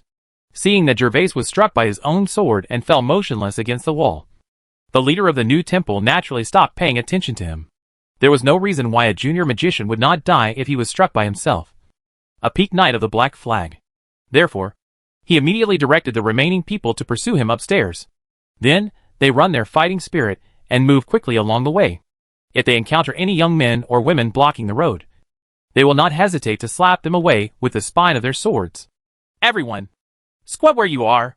When the hall leader led people to chase Adela away, only 2 of the more than 10 new temple members downstairs were left waiting at the door, while the others controlled the young men and women in the hall. Although the young men and women present do not lack cultivation geniuses, their strongest strength is at the peak of gold. When they encounter all White Flag Knights, plus 2 Black Flag Knights, they can only catch them without any help. While the young people in the hall were being controlled one after another, Gervais was lying motionless on the ground at this moment. But his consciousness was inside the transparent mask. Although the effect of this magical mask is powerful, it has some flaws when it comes to changing the face. That is, it cannot change the face quickly. Even if Gervais wanted to restore his original appearance now, it would still take 1/3 of the disguise time. In other words, if he wanted to change back to his true appearance, it would take at least 3 or 4 minutes. At this time, Gervais was lying on the ground waiting for the disguise to be completed. At this time, he had taken 3 black kiwi fruits in a row, including a kiwi fruit that increased his strength by 50 times, an infinite fighting spirit energy fruit, and a damage immunity kiwi fruit. The previous blow from the new temple leader shattered Gervais's fire shield, sending him flying several meters before finally hitting the wall. This seemed like a certain death situation, but Gervais was actually unscathed. Moreover, this sword was struck by Gervais on purpose, just so that he could have time to change his face quietly here. As time passed, the scene in the hall downstairs was finally brought under control. Gervais's disguise was finally completed. and his consciousness successfully escaped from the magical mask. At this time, a new temple member who was downstairs was controlled by the scene. He suddenly glanced at Gervais lying in the corner and immediately walked over slowly. Gervais had just used magic to injure 2 of his companions, and it was quite serious. Therefore, he wanted to confirm whether this person was really dead. If not, he would be tortured later. The new temple members were walking towards him, and Gervais naturally sensed them. Just when he was thinking about whether to immediately rush to rescue Adela later, he suddenly heard a voice coming from the stairs on the 2nd floor. Be honest. As long as you are obedient, I guarantee that you will not die. You should know the behavior of our new temple. Whoever dares to be dishonest will be your role model. The group of new temple members who broke in today were too strong after all. Even if Adela and others ran upstairs first, they were quickly caught up. Moreover, these members of the new temple came well prepared, and did not even give Adela and others a chance to open the teleportation scroll. They directly threw a scroll that disturbed the surrounding time and space, cutting off the last possibility of escape for Adela and others. At this time, Adela and others had been pressed down by the new temple master and came downstairs. It was not until this moment that the young people present realized that these people were actually from the new temple. For a moment, all the young people turned pale with fear. It turns out to be someone from the new temple. After hearing what the man said just now, Gervais was ready to stay still for the time being. Now that Adela has been arrested, let's see what the people from the new temple want to do next. The new temple member who wanted to check Gervais's life and death also stopped at this time, and did not continue to check Gervais because he did not want his hall master to think that he had not completed the task with all his heart. Hall master! When the leader of the new temple led people to the 1st floor, several members of the new temple immediately greeted him. Well, everything is under control. Right. Today's mission went well. Now open the door and wait for the city lords to return. Also, send a signal to Netali, saying that the work here has been completed, and ask him to come and join us. For today's plan, the new temple sent a total of 2 temple masters. One of them was responsible for distracting and holding Waddington back. The other person brought a master to control the banquet scene. Now that everything has been completed successfully, they need to gather together in this hall and wait for the return of Edward and others, and then start negotiating terms. Chapter 673, Taking Hostages. As a new temple member walked out of the banquet hall, about 3 or 4 minutes later, people heard the rapid clash of long swords outside the banquet hall. After a while, 3 members of the new temple and Waddington fought and retreated to the door of the banquet hall. Waddington, your lady from Sky City is in our hands now. Stop immediately. Otherwise don't blame us for being rude. The new temple master named Netali resisted Waddington's fierce attack while retreating towards the hall. Marshall, the hall master in the hall, who was responsible for leading the team to attack the banquet hall, immediately threatened Waddington after seeing this situation. In terms of fighting alone, neither of the 2 hall masters is Waddington's opponent, so only threatening Adela can be effective. Sure enough, when Waddington heard his threatening words and looked into the hall, he saw the young men and women being controlled and immediately stopped attacking with the long sword. You bastards of the new temple! If you dare to hurt Miss, I swear that you will destroy your new temple. Ha ha. Waddington, since we are here to take action, no one will be afraid of death. You'd better be honest. We have something to discuss with your master. Although Netali and Marshall both belong to the new temple hall, Marshall, who leads the team, obviously has a higher status than Netali. At this time, Marshall has made the decision on the field. Netali did not continue to speak after leaving the battle with Waddington. Snort! Waddington knew the behavior of the new temple, and he also saw his young lady in the crowd, with the 2 white flag knights guarding her. He snorted coldly, not daring to anger Marshall and others anymore, and just stood at the gate. Confront Marshall at all. What happened today was already his dereliction of duty. His young lady was kidnapped. If something really went wrong, he would not be able to make up for it even if he committed suicide and apologized. Tap tap tap tap. Lord Waddington! The actions of the new temple tonight can be said to be very fast. It only took 3 or 4 minutes from killing the 4 guards at the door to controlling Adela and others. In addition, it took 3 or 4 minutes for Waddington to arrive. So in less than 8 minutes, Marshall and others completed a crucial part of tonight's plan. The dozens of guards deployed by Sky City outside Langjade Manor only came over now after discovering the situation. These people looked anxious and shouted immediately when they saw Waddington changed. Surround this building and don't let anyone go. When Waddington saw these guards arriving, He immediately ordered the manor building to be surrounded. The only solution for now is to wait for Duke Edward to return. He did not have the strength to safely save Adela in the hands of two people of the same rank. After that, Waddington and the people in the new temple took no action, and were all quietly waiting for the return of the lords of the holy city. The same was true for Gervais, who turned his back to everyone and relied on his senses to detect the surrounding situation, quietly serving as his corpse on the ground. Time passed by minute by second. During this period, the young men and women were very honest, and did not dare to make the slightest move. On the contrary, Adela and Lachi would look at Gervais' corpse from time to time. Obviously, Gervais once again won their immense respect by working so hard today. About 10 minutes later, there was a noise outside the building. Tap, tap, tap, tap. A sound of powerful steps came quickly from the end of the corridor. Waddington! What's going on? Before Edward could reach the entrance of the hall, the awe-inspiring aura had already made everyone in the hall feel oppressed. In the hall, my subordinates failed in their duties and fell into the trap of the new temple cultists. The young lady was held hostage by them. When Waddington saw Edward arriving, a look of shame immediately appeared on his face, and he knelt on the ground and answered. When Edward heard this, his face instantly turned ugly. He didn't even let Waddington get up and went directly to the door of the hall. Seeing Edward's arrival, Marshall and Natali were on full alert. They ran behind the young hostages and put their swords on their necks. It was Adela that Marshall was holding hostage. Grandfather! Adela, who was originally in a relatively calm mood, saw Edward appear. Her eyes immediately turned red and she shouted, Adela! Edward shouted in distress, and then looked at Marshall with murderous eyes. Marshall, if Adela is harmed in any way, the city in the sky, will do nothing. Even if we exhaust our resources, we will focus on catching you rats out and killing them all. Ha ha! Don't be angry, Duke Edward. You should know what we mean before we hurt your granddaughter. Although Marshall was fully alert that Edward might suddenly attack, having half of his body behind Adela made him feel a lot of security. He immediately smiled and replied slowly to Edward. What happened? How is this going?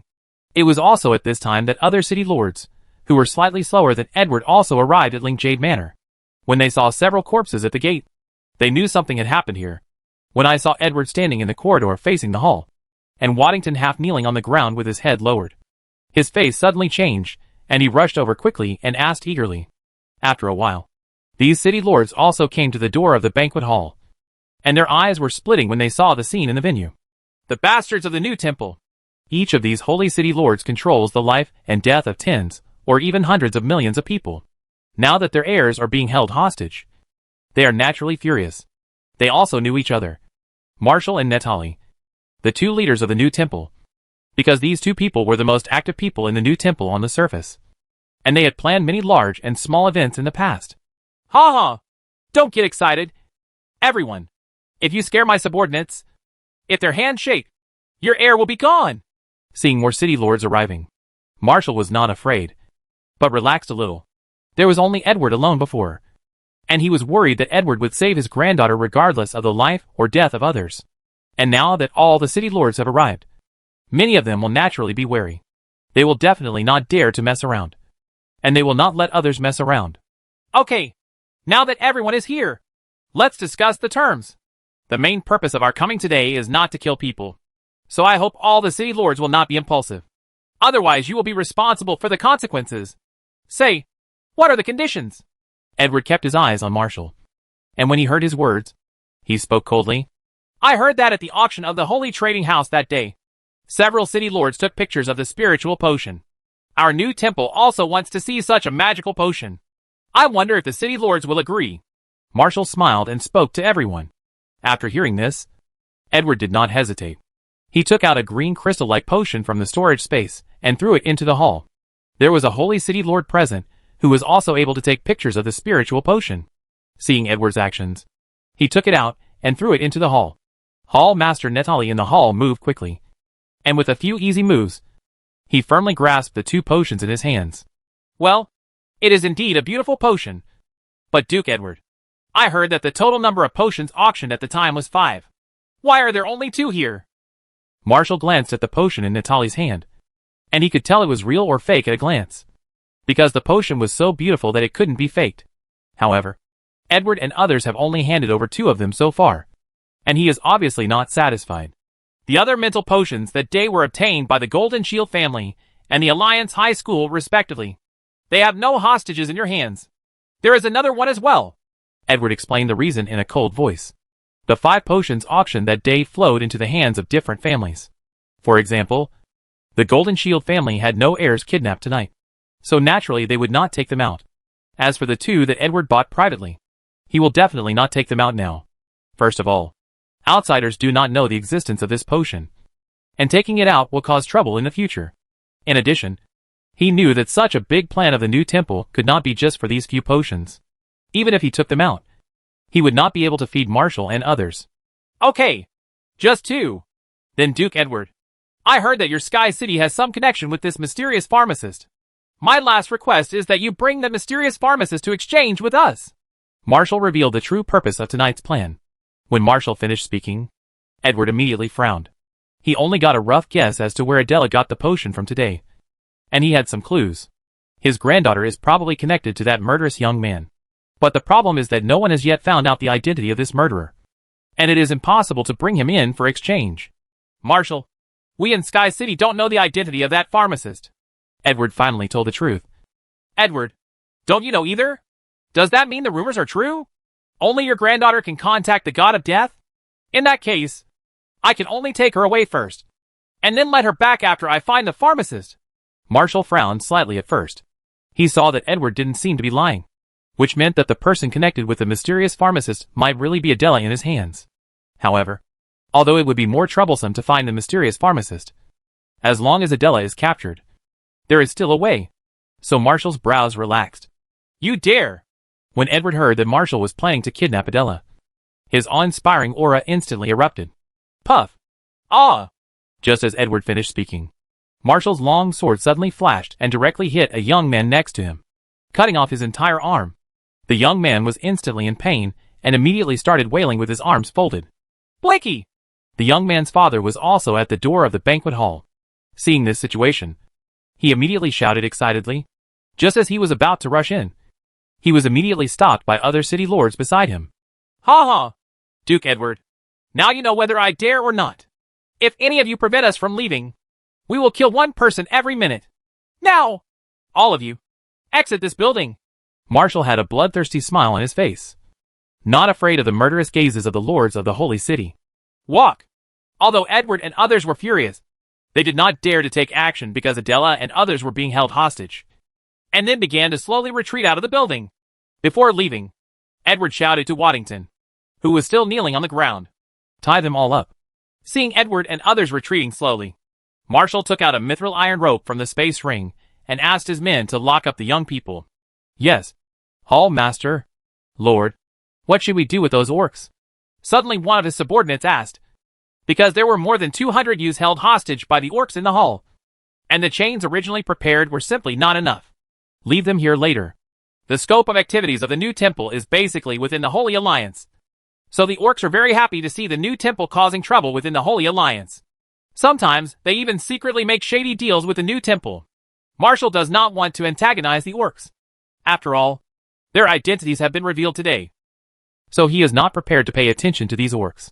Yes, Hall Master. Afterwards, members of the new temple in the hall began to tie the young people together one by one with chains. But at this moment, no one saw that Gervais, who was lying motionless by the wall, turned slightly sideways and looked at everyone's actions. Chapter 674 The Rescue Begins. Gervais first set his sights on Marshall, and found that Marshall was just standing next to Adela guarding the entrance of the hall, and did not observe the inside of the hall. And because there were hundreds of young people in the hall, the more than 20 people in the new temple were also busy tying up people, and no one paid attention to him. Gervais rolled his eyes slightly, thought for a moment, and finally looked at the long table a few meters in front of him. It is definitely impossible to rescue Adela in this hall now. And even if she is rescued, there is no way to take her away.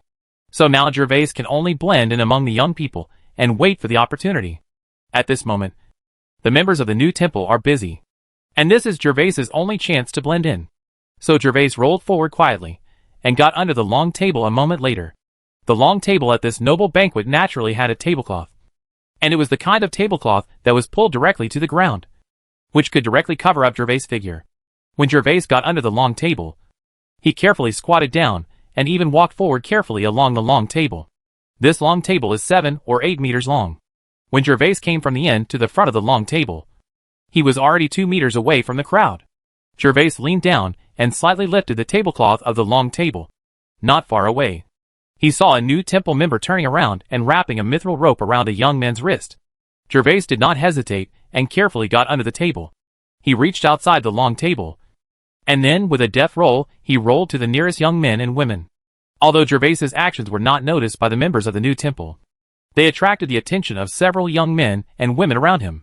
When Gervais came to them, several people were stunned, and their eyes were as big as pearls in the deep sea. Shoo!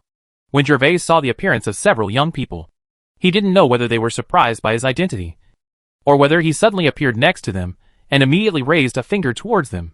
Several young people reacted immediately and nodded quickly, with expressions on their faces that were both excited and scared. The excitement was of course because Gervais's sneaky appearance must not be with the new temple, and he might be able to rescue them. And they were afraid because they all recognized Gervais's identity after seeing his face. This is exactly the killing god who bloodbathed the Golden Shield family's residents with one man's power some time ago. The reason for fear is precisely this. They all heard that this murderous god has a violent temperament, a murderous nature, and will kill everyone on sight. Several people were afraid that instead of being killed by the people of the new temple, they would be killed by this god of death. Gervais didn't care what their expressions were. After seeing a few people nodding, he immediately moved towards the crowd. Everyone here has their wrists tied up. If he continues to stay outside the crowd, his secret will definitely be exposed later. So Gervais needs to hide in the crowd. These people were very cooperative when they saw Gervais squeezing in. They tried their best to move their bodies to let Gervais squeeze in. However, because several people's arms were tied and they were still connected together, even if they took the initiative to avoid it, Gervais still had a hard time squeezing in. In the end, Gervais could only use his fighting spirit slightly, and then he squeezed into the middle one by one. However, because he used too much force, he directly hit a person in the middle. Because Gervais deliberately lowered his body, he immediately felt softness on his head after hitting this person. Gervais suddenly thought to himself that it was not good. He knew that he had bumped into a woman, and it would be troublesome if the other woman screamed in pain. So without thinking, Gervais raised his hand and stretched upward. When his eyes fell on the face of the person he hit, he also covered the other person's mouth with his palm. Holy shit! But when Gervais covered the man's mouth, he was stunned for a moment, and he had a bad feeling in his heart, because the face of the person he is covering his mouth is half covered by a piece of gauze. And there is probably only one person wearing this gauze, and this face tonight. Sure enough, the next moment when Gervais took a closer look, he was suddenly shocked. The person he hit so hard was none other than Lolita, the eldest lady of the Holy Company. Lolita also saw Gervais's appearance at this time. Her eyes, that were originally filled with endless anger because of being hit in the chest, burst into flames, and she looked at Gervais with her murderous eyes. Shoo! At this time, there were people from the new temple around. Gervais was really afraid that this girl would scream desperately, so he hurriedly made a weak sound to her, then lay down next to his ear and spoke in an extremely small voice. I'm here to save you this time. Don't make a sound. Lolita's face turned red and blue, and she wanted to have a seizure. But she remembered that Gervais said he was going to save them, and she immediately resisted the idea of dying with him. I'm going to let go of your mouth now. Don't scream. Seeing that this girl had not lost her mind, Gervais continued to whisper in Lolita's ear. After saying that, Gervais smelled the faint fragrance of Lolita and remembered Lolita's murderous gaze, so he blew a breath of hot air towards her earlobe. Then Gervais left Lolita's shoulder, pretending to be nonchalant. Lolita's face was just changing, but Gervais's blow made her whole body tremble. Then he could only continue to look at Gervais with murderous eyes. After Gervais was sure that Lolita wouldn't scream, he slowly took his hand back and turned his face away from the angry Lolita. He just made a small move by some strange coincidence, and he didn't know why he wanted to die like this at this time. Fortunately, the girl didn't have an attack. Of course, Gervais secretly thought, this girl's earlobes are her sensitive parts. In the next 5 minutes, the arms of all the young people in the hall were trapped, and more than 10 people were linked together in groups. This was to prevent anyone from escaping privately when they went outside later. The rope used by the new temple this time is made of mithril and special plant fiber. As long as the rope is strong, even the White Flag Knight can't do anything about it. This is a product specially used to tie up title knights or monsters. Therefore, if there is no outsider to help solve it, Lolita and others cannot solve it on their own. Master Marshal, the hostages have been tied up. The new temple member, who was close to Gervais, did not realize that there was another Gervais in the crowd. He reported directly to Marshal, who was guarding Adela. After all, he had tied them up one by one before, and there was no need to count them again after tying the last one. With this tied up, the rest of the new temple members have basically completed tying up the hostages. Okay, let's go now. If Edward and the others make any changes, you must kill these hostages first. After confirming that the hostages had been tied up, the people in the new temple were ready to evacuate, and Marshal explained to everyone with a calm expression before leading them away. Yes, Master Marshal. The new temple members did not have any surprise or doubt, and immediately agreed in unison. But the more than 100 young people who were held hostage turned pale when they heard these emotionless words. In the past, they had heard how cruel and cold-blooded the new temple was, but now they had truly experienced it. Afterwards, more than 20 members of the new temple slowly walked out of the hall on top of more than 100 human youths. There are a total of 25 members of the new temple plus Natali, and the magician, who came from behind. 15 of them were arranged on the periphery of the hostages, while the remaining people each led more than 10 hostages they had tied up and stood in the center of the hostages. And the one standing at the end of the hostages was Marshal. He was holding Adela in the center of everyone, which was also the safest place. Leading the way, at the front of the crowd, was the hall master named Natali. As everyone slowly walked out of the banquet hall, only the orc youths, who looked at each other, were left in the hall. These young orcs had no idea of preparing to save people. Instead, after the people from the new temple and Gervais and the others left the hall, they immediately showed gloating smiles and started talking. When the members of the new temple brought everyone hostage to the outside of this splendid building, they saw that the outside was already surrounded by dense guards and city lords. Edward, now let everyone get out of the way, and then open the gates of the inner and outer cities. If there is any obstruction on this way, we will start killing people immediately. Arriving at the square outside the building, Marshal stood in the center of the crowd and shouted at Edward, "Get out of my way!" Edward knew that Marshal could definitely do what he said, so he didn't dare to let anyone stop him and immediately gave the order. Upon hearing this, the guards, whether they were people from Sky City or other Holy City forces, all made way for them. Let's go! Seeing the city lords and guards obediently move out of the way, Marshal gave an order to the new temple members with satisfaction. Then Natali took the lead and led everyone towards the gate of the manor. Duke Edward, what should we do now? The people from the new temple were walking ahead holding hostages, while Edward and the others followed closely dozens of meters away. At this time, several city lords who were allies of Sky City asked, Marshal is holding everyone hostage and must be trying to escape. We can't act rashly for the time being and can only make arrangements outside the city. Although Edward was also worried about Adela, these allies had to comfort her. Anyway, today's dinner was held by Sky City, because the new temple took advantage of the trap. Waddington! Edward spoke to several city lords, and then immediately shouted to Waddington, who had been standing silently beside him. Your Excellency, your subordinates are here. Now take people and wait 10 miles outside the city. Marshal and the others will not be able to escape with so many people after they leave the city. So after they release the heirs of the Holy City, you will act according to the opportunity. If Adela cannot be saved, just follow their whereabouts. Edward's words were full of coldness. Waddington's negligence today directly caused such a big incident. Yes, Your Majesty the Duke. Waddington responded immediately, and quickly left the crowd. There is a 30-person Griffin team at the Sky City station, so if there is really no chance to save Adela, we can only follow Marshal and others quietly, and wait to find a way to rescue them later. Edward felt it was very difficult, and could only wait until outside the city before making any plans. However, Gervais's eyes started to roll around after leaving the building, because it was already night, and without the illumination of the deep-sea pearl or candlelight in the building, everyone's sight was restricted. Not far from Gervais was a member of the new temple. This man was hiding among the hostages, holding a rope in one hand and a long sword in the other. He was only 2 people away from Gervais. It is impossible to rescue everyone at once from such a situation. The only possibility is to defeat them one by one and take advantage of the darkness to quietly deal with the new temple members in the center of the hostages.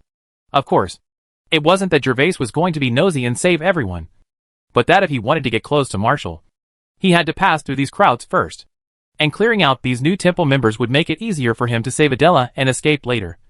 So he decided to deal with the ordinary members of these new temples first. After making a plan, Gervais immediately took action. I saw Gervais pretending to be walking, while constantly squeezing towards the White Flag Knight. If you want to get close to this White Flag Knight, you have to squeeze past Lolita and a noble lady next to her. As Gervais slowly exerted force, Lolita and the noble lady immediately felt the pressure coming from their bodies. The aristocratic lady was better off. The Gervais man was very handsome and had a reputation as a murderer, so she didn't dare to say anything. However, Lolita immediately looked at Gervais with angry eyes after feeling the oppression in front of her. Gervais naturally saw Lolita's gaze and immediately winked at her to indicate that he was ready to take action and told her to be quiet. Seeing this, Lolita gritted her teeth and endured it. In fact, Lolita is not happy, and Gervais is even more unhappy. This girl has such a good figure, but now she has completely become an obstacle to her progress. Every inch he moved forward felt difficult, especially since the White Flag Knight was so close, and Gervais did not dare to use great strength. The distance was less than 1 meter, and it took Gervais more than half a minute to finally squeeze through. Fortunately, because everyone was walking and their bodies were always shaking, and the White Flag Knight's attention was focused on the periphery, Gervais was not discovered when he approached him. When Gervais reached the side of the White Flag Knight, with a thought, a short blade appeared in his hand. Then, Gervais did not hesitate. Under Lolita's conscious or unconscious gaze, Gervais raised both his left and right hands. Puff! With an inaudible sound coming from the body, the short blade in his hand was sent directly under the left rib of the White Flag Knight, piercing his heart from bottom to top. And Gervais's other hand was already covering his mouth. The White Flag Knight wanted to scream at the first moment, but Gervais covered his mouth tightly, and the weak sound came out again. It was obscured by the messy footsteps around, so no one noticed what was going on here. Just a moment later, the White Flag Knight died quietly, and his whole body went limp and was directly held up by Gervais. After holding up the silent White Flag Knight, Gervais took the rope from his hand, and then used one hand to untie the nearest young man.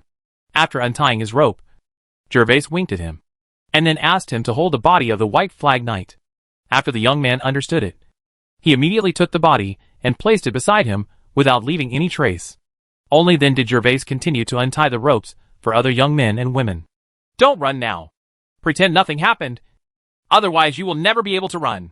Then Marshall can kill a bunch of you with one sword.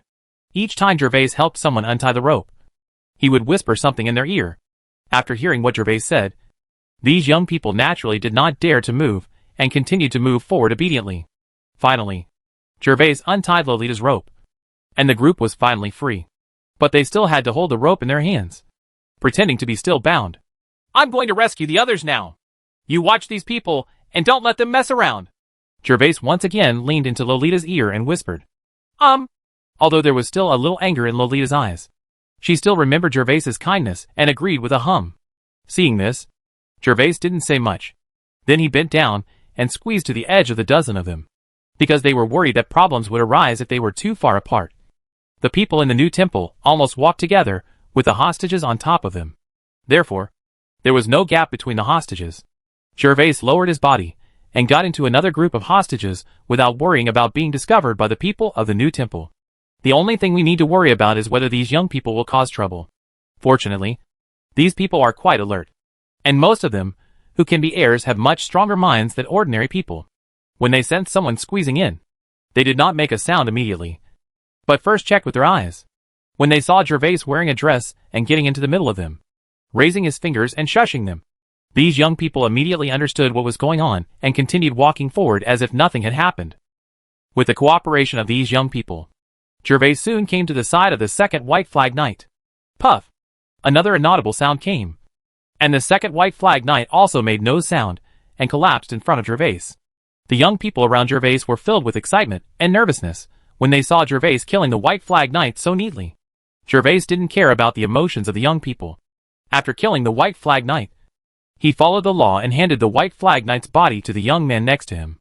Then he explained to everyone and untied their ropes. After doing all this, Gervais began to shuttle among the crowd again. Chapter 675 Edward's Discovery. The gate of Jade Manor is not close to the luxurious building where the banquet is held.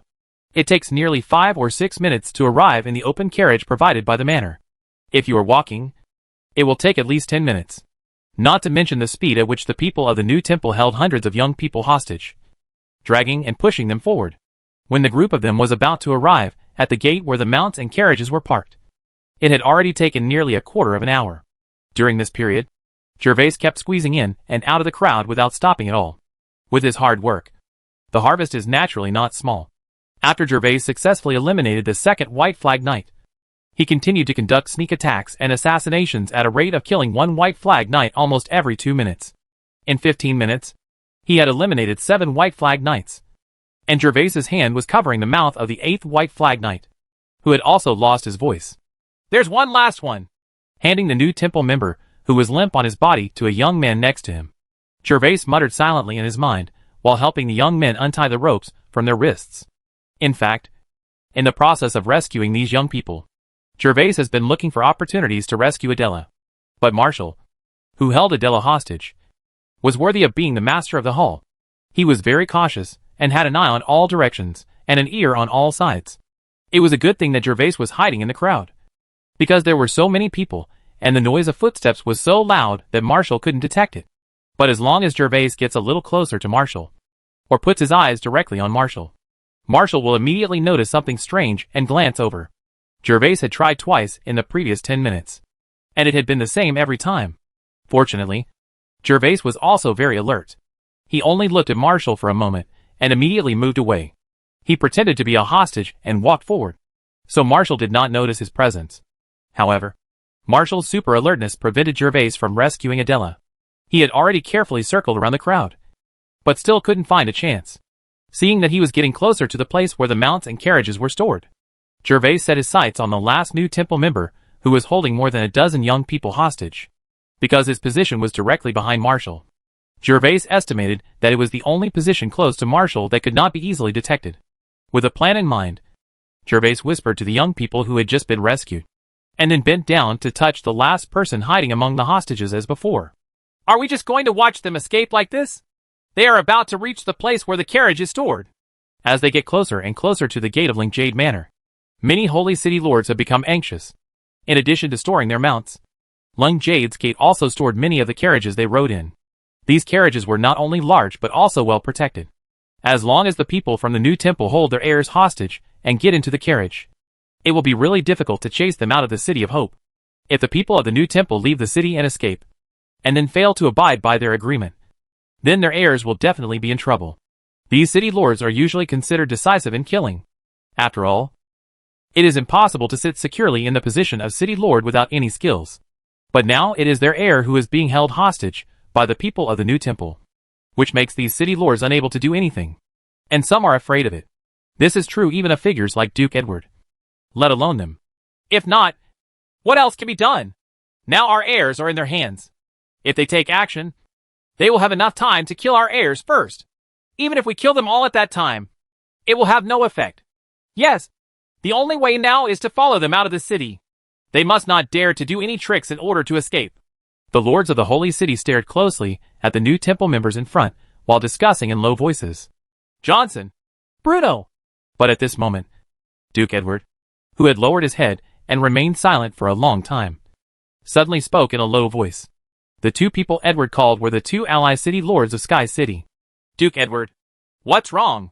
Johnson and Bruno kept looking up at the people in the new temple, looking for opportunities to see if they could save people directly. Suddenly hearing Edward shout, both of them turned to look at Edward and asked softly, "Look at your feet." Edward spoke to the two of them in an almost inaudible voice. "Underfoot?" The two of them were a little confused after hearing Edward's words, and immediately looked toward the ground in confusion. Tonight's weather is just like the depressing atmosphere in the manor at this time. It is a night with dark clouds, and no moonlight or starlight.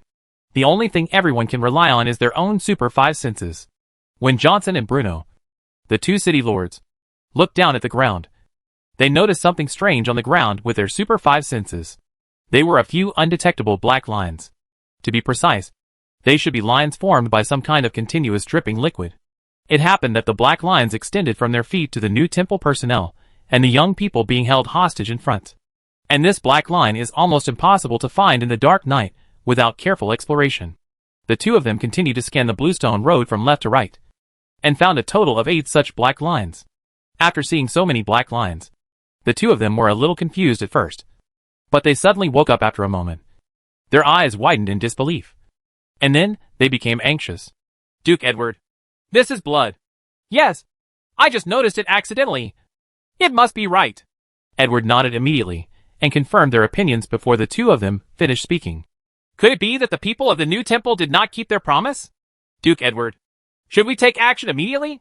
From the perspective of Johnson and Bruno, it was natural that so many bloodlines could not have come from the cultists of the new temple, and it was likely that they had come from their descendants. Don't worry. This blood is probably not shed by your children, but it is very likely that it belongs to those new temple cultists.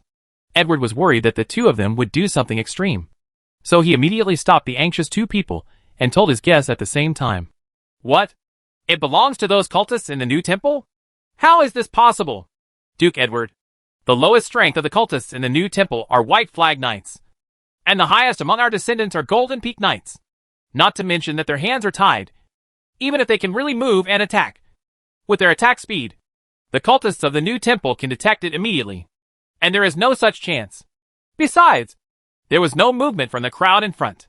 Johnson and Bruno certainly couldn't believe it after hearing Edward's guess, and immediately raised their own doubts. You see 8 black lines of blood drops on the ground now.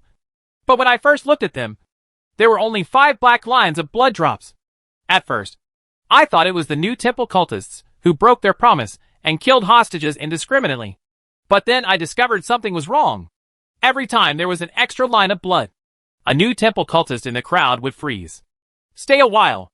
So, I think this is very likely to be the blood of those new temple cultists. Someone sneaked up on them in the crowd. There was a slight glimmer in Edward's eyes as he looked at the crowd in front of him. And he was also thinking in his heart about who could actually sneak into that crowd and harvest the 8 white flag knights silently. This Duke Edward. Who can kill a white flag knight so quietly? Those people in the crowd are all our descendants. We don't know yet. But no matter who it is, if someone really kills 8 new temple cultists, then we must be ready to take action at any time. So you should inform the city lords behind now. Keep them ready to take action. By the way, the movement must be small, so that the cultists in the new temple cannot detect the problem. In fact, Edward has a guess in his mind. If it is a young man, there is only one person who can kill the white flag knight quietly, and that is the young god of killing. Edward also very much hoped that the person in the crowd who quietly killed the 8 new temple cultists was the god of death. Because of the relationship between the god of death and his granddaughter, he would definitely take action to save his granddaughter, even if the young murderer is no match for Marshall at that time. As long as he delays Marshall for a moment and gives himself some time, he can ensure the absolute safety of Adela.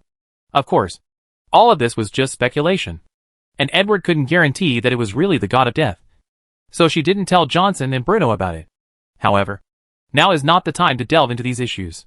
Regardless of whether it is the god of killing or not, rescuing his granddaughter and other heirs of the holy city is the first priority. And no matter what, Edward will go all out and won't place his hopes on anyone. Johnson and Bruno did not hesitate after hearing Edward's final explanation. The two of them immediately agreed to Edward. Okay, Duke Edward. If it is true as Edward guessed, then tonight's matter may be settled easily. If not, the situation will not be worse, and everything will become clear when we reach the place where the mounts and carriages are stored. And just when the two of them replied to Edward and were about to turn around, they suddenly saw a more obvious blood line on the ground at the feet of the crowd in front. This is actually the 9th blood-dropped black line. The two were stunned for a moment. Needless to say, this 9th blood line, which is obviously thicker than those, means that another new temple member has been quietly eliminated. Afterwards, the two people who were quite excited did not dare to delay, and immediately began to explain in a low voice to the city lords in the crowd. Gervais also did not expect that his actions would be discovered by the attentive Duke Edward, because after these new temple members were completely silent, he would use their own clothes to stuff them into the wounds to stop the bleeding. In addition, the night is pitch dark tonight, not to mention that you can't see your fingers. But if you don't look carefully, you will definitely not be able to see the blood on the bluestone. Otherwise, if Gervais did not do these things, the blood stains would have been noticed by other new temple members before Edward discovered them. At this moment, Gervais was handing the body of the last new temple member to the young man on the side, and then began to quietly help the more than 10 young people untie the ropes. When the rope was untied, Gervais slowly moved his body and cautiously approached Marshall. However, after a moment, Gervais realized that he still underestimated the alertness of Marshall, a strong man. But when Gervais got slightly closer by about 1 meter, he then placed his eyes on the back of Marshall's neck. Marshall seemed to feel something, and immediately turned his head slightly and glanced behind him. Gervais was shocked when he saw Marshall's actions. He lowered his head as quickly as possible, narrowly escaping Marshall's detection. Marshall glanced back and looked at the subordinates behind him who were on guard. He found that everything was as usual. Then he frowned slightly and turned his head back to scan the left and right sides. At this time, Marshall actually had a vague feeling of uneasiness in his heart. But he didn't know where the uneasiness came from, because it was too dark, and even he couldn't detect all the surrounding situations. Therefore, Marshall couldn't help but tighten his arm on Adela's shoulder. And at the same time, the long sword in his hand got closer to Adela's white neck. Seeing that he was about to reach the place where the mounts and carriages were stored a few dozen meters ahead, Marshall didn't want any accidents to happen here, because as long as they get on the carriage, they will be safe if they stay in the carriage with the hostages.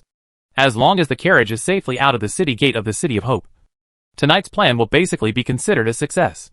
The new temple has not only arranged to pick up the people outside the city, but they have also made plans to escape separately, because the main target tonight is Adela in his hands. As long as Adela is brought back, the other young people will be insignificant.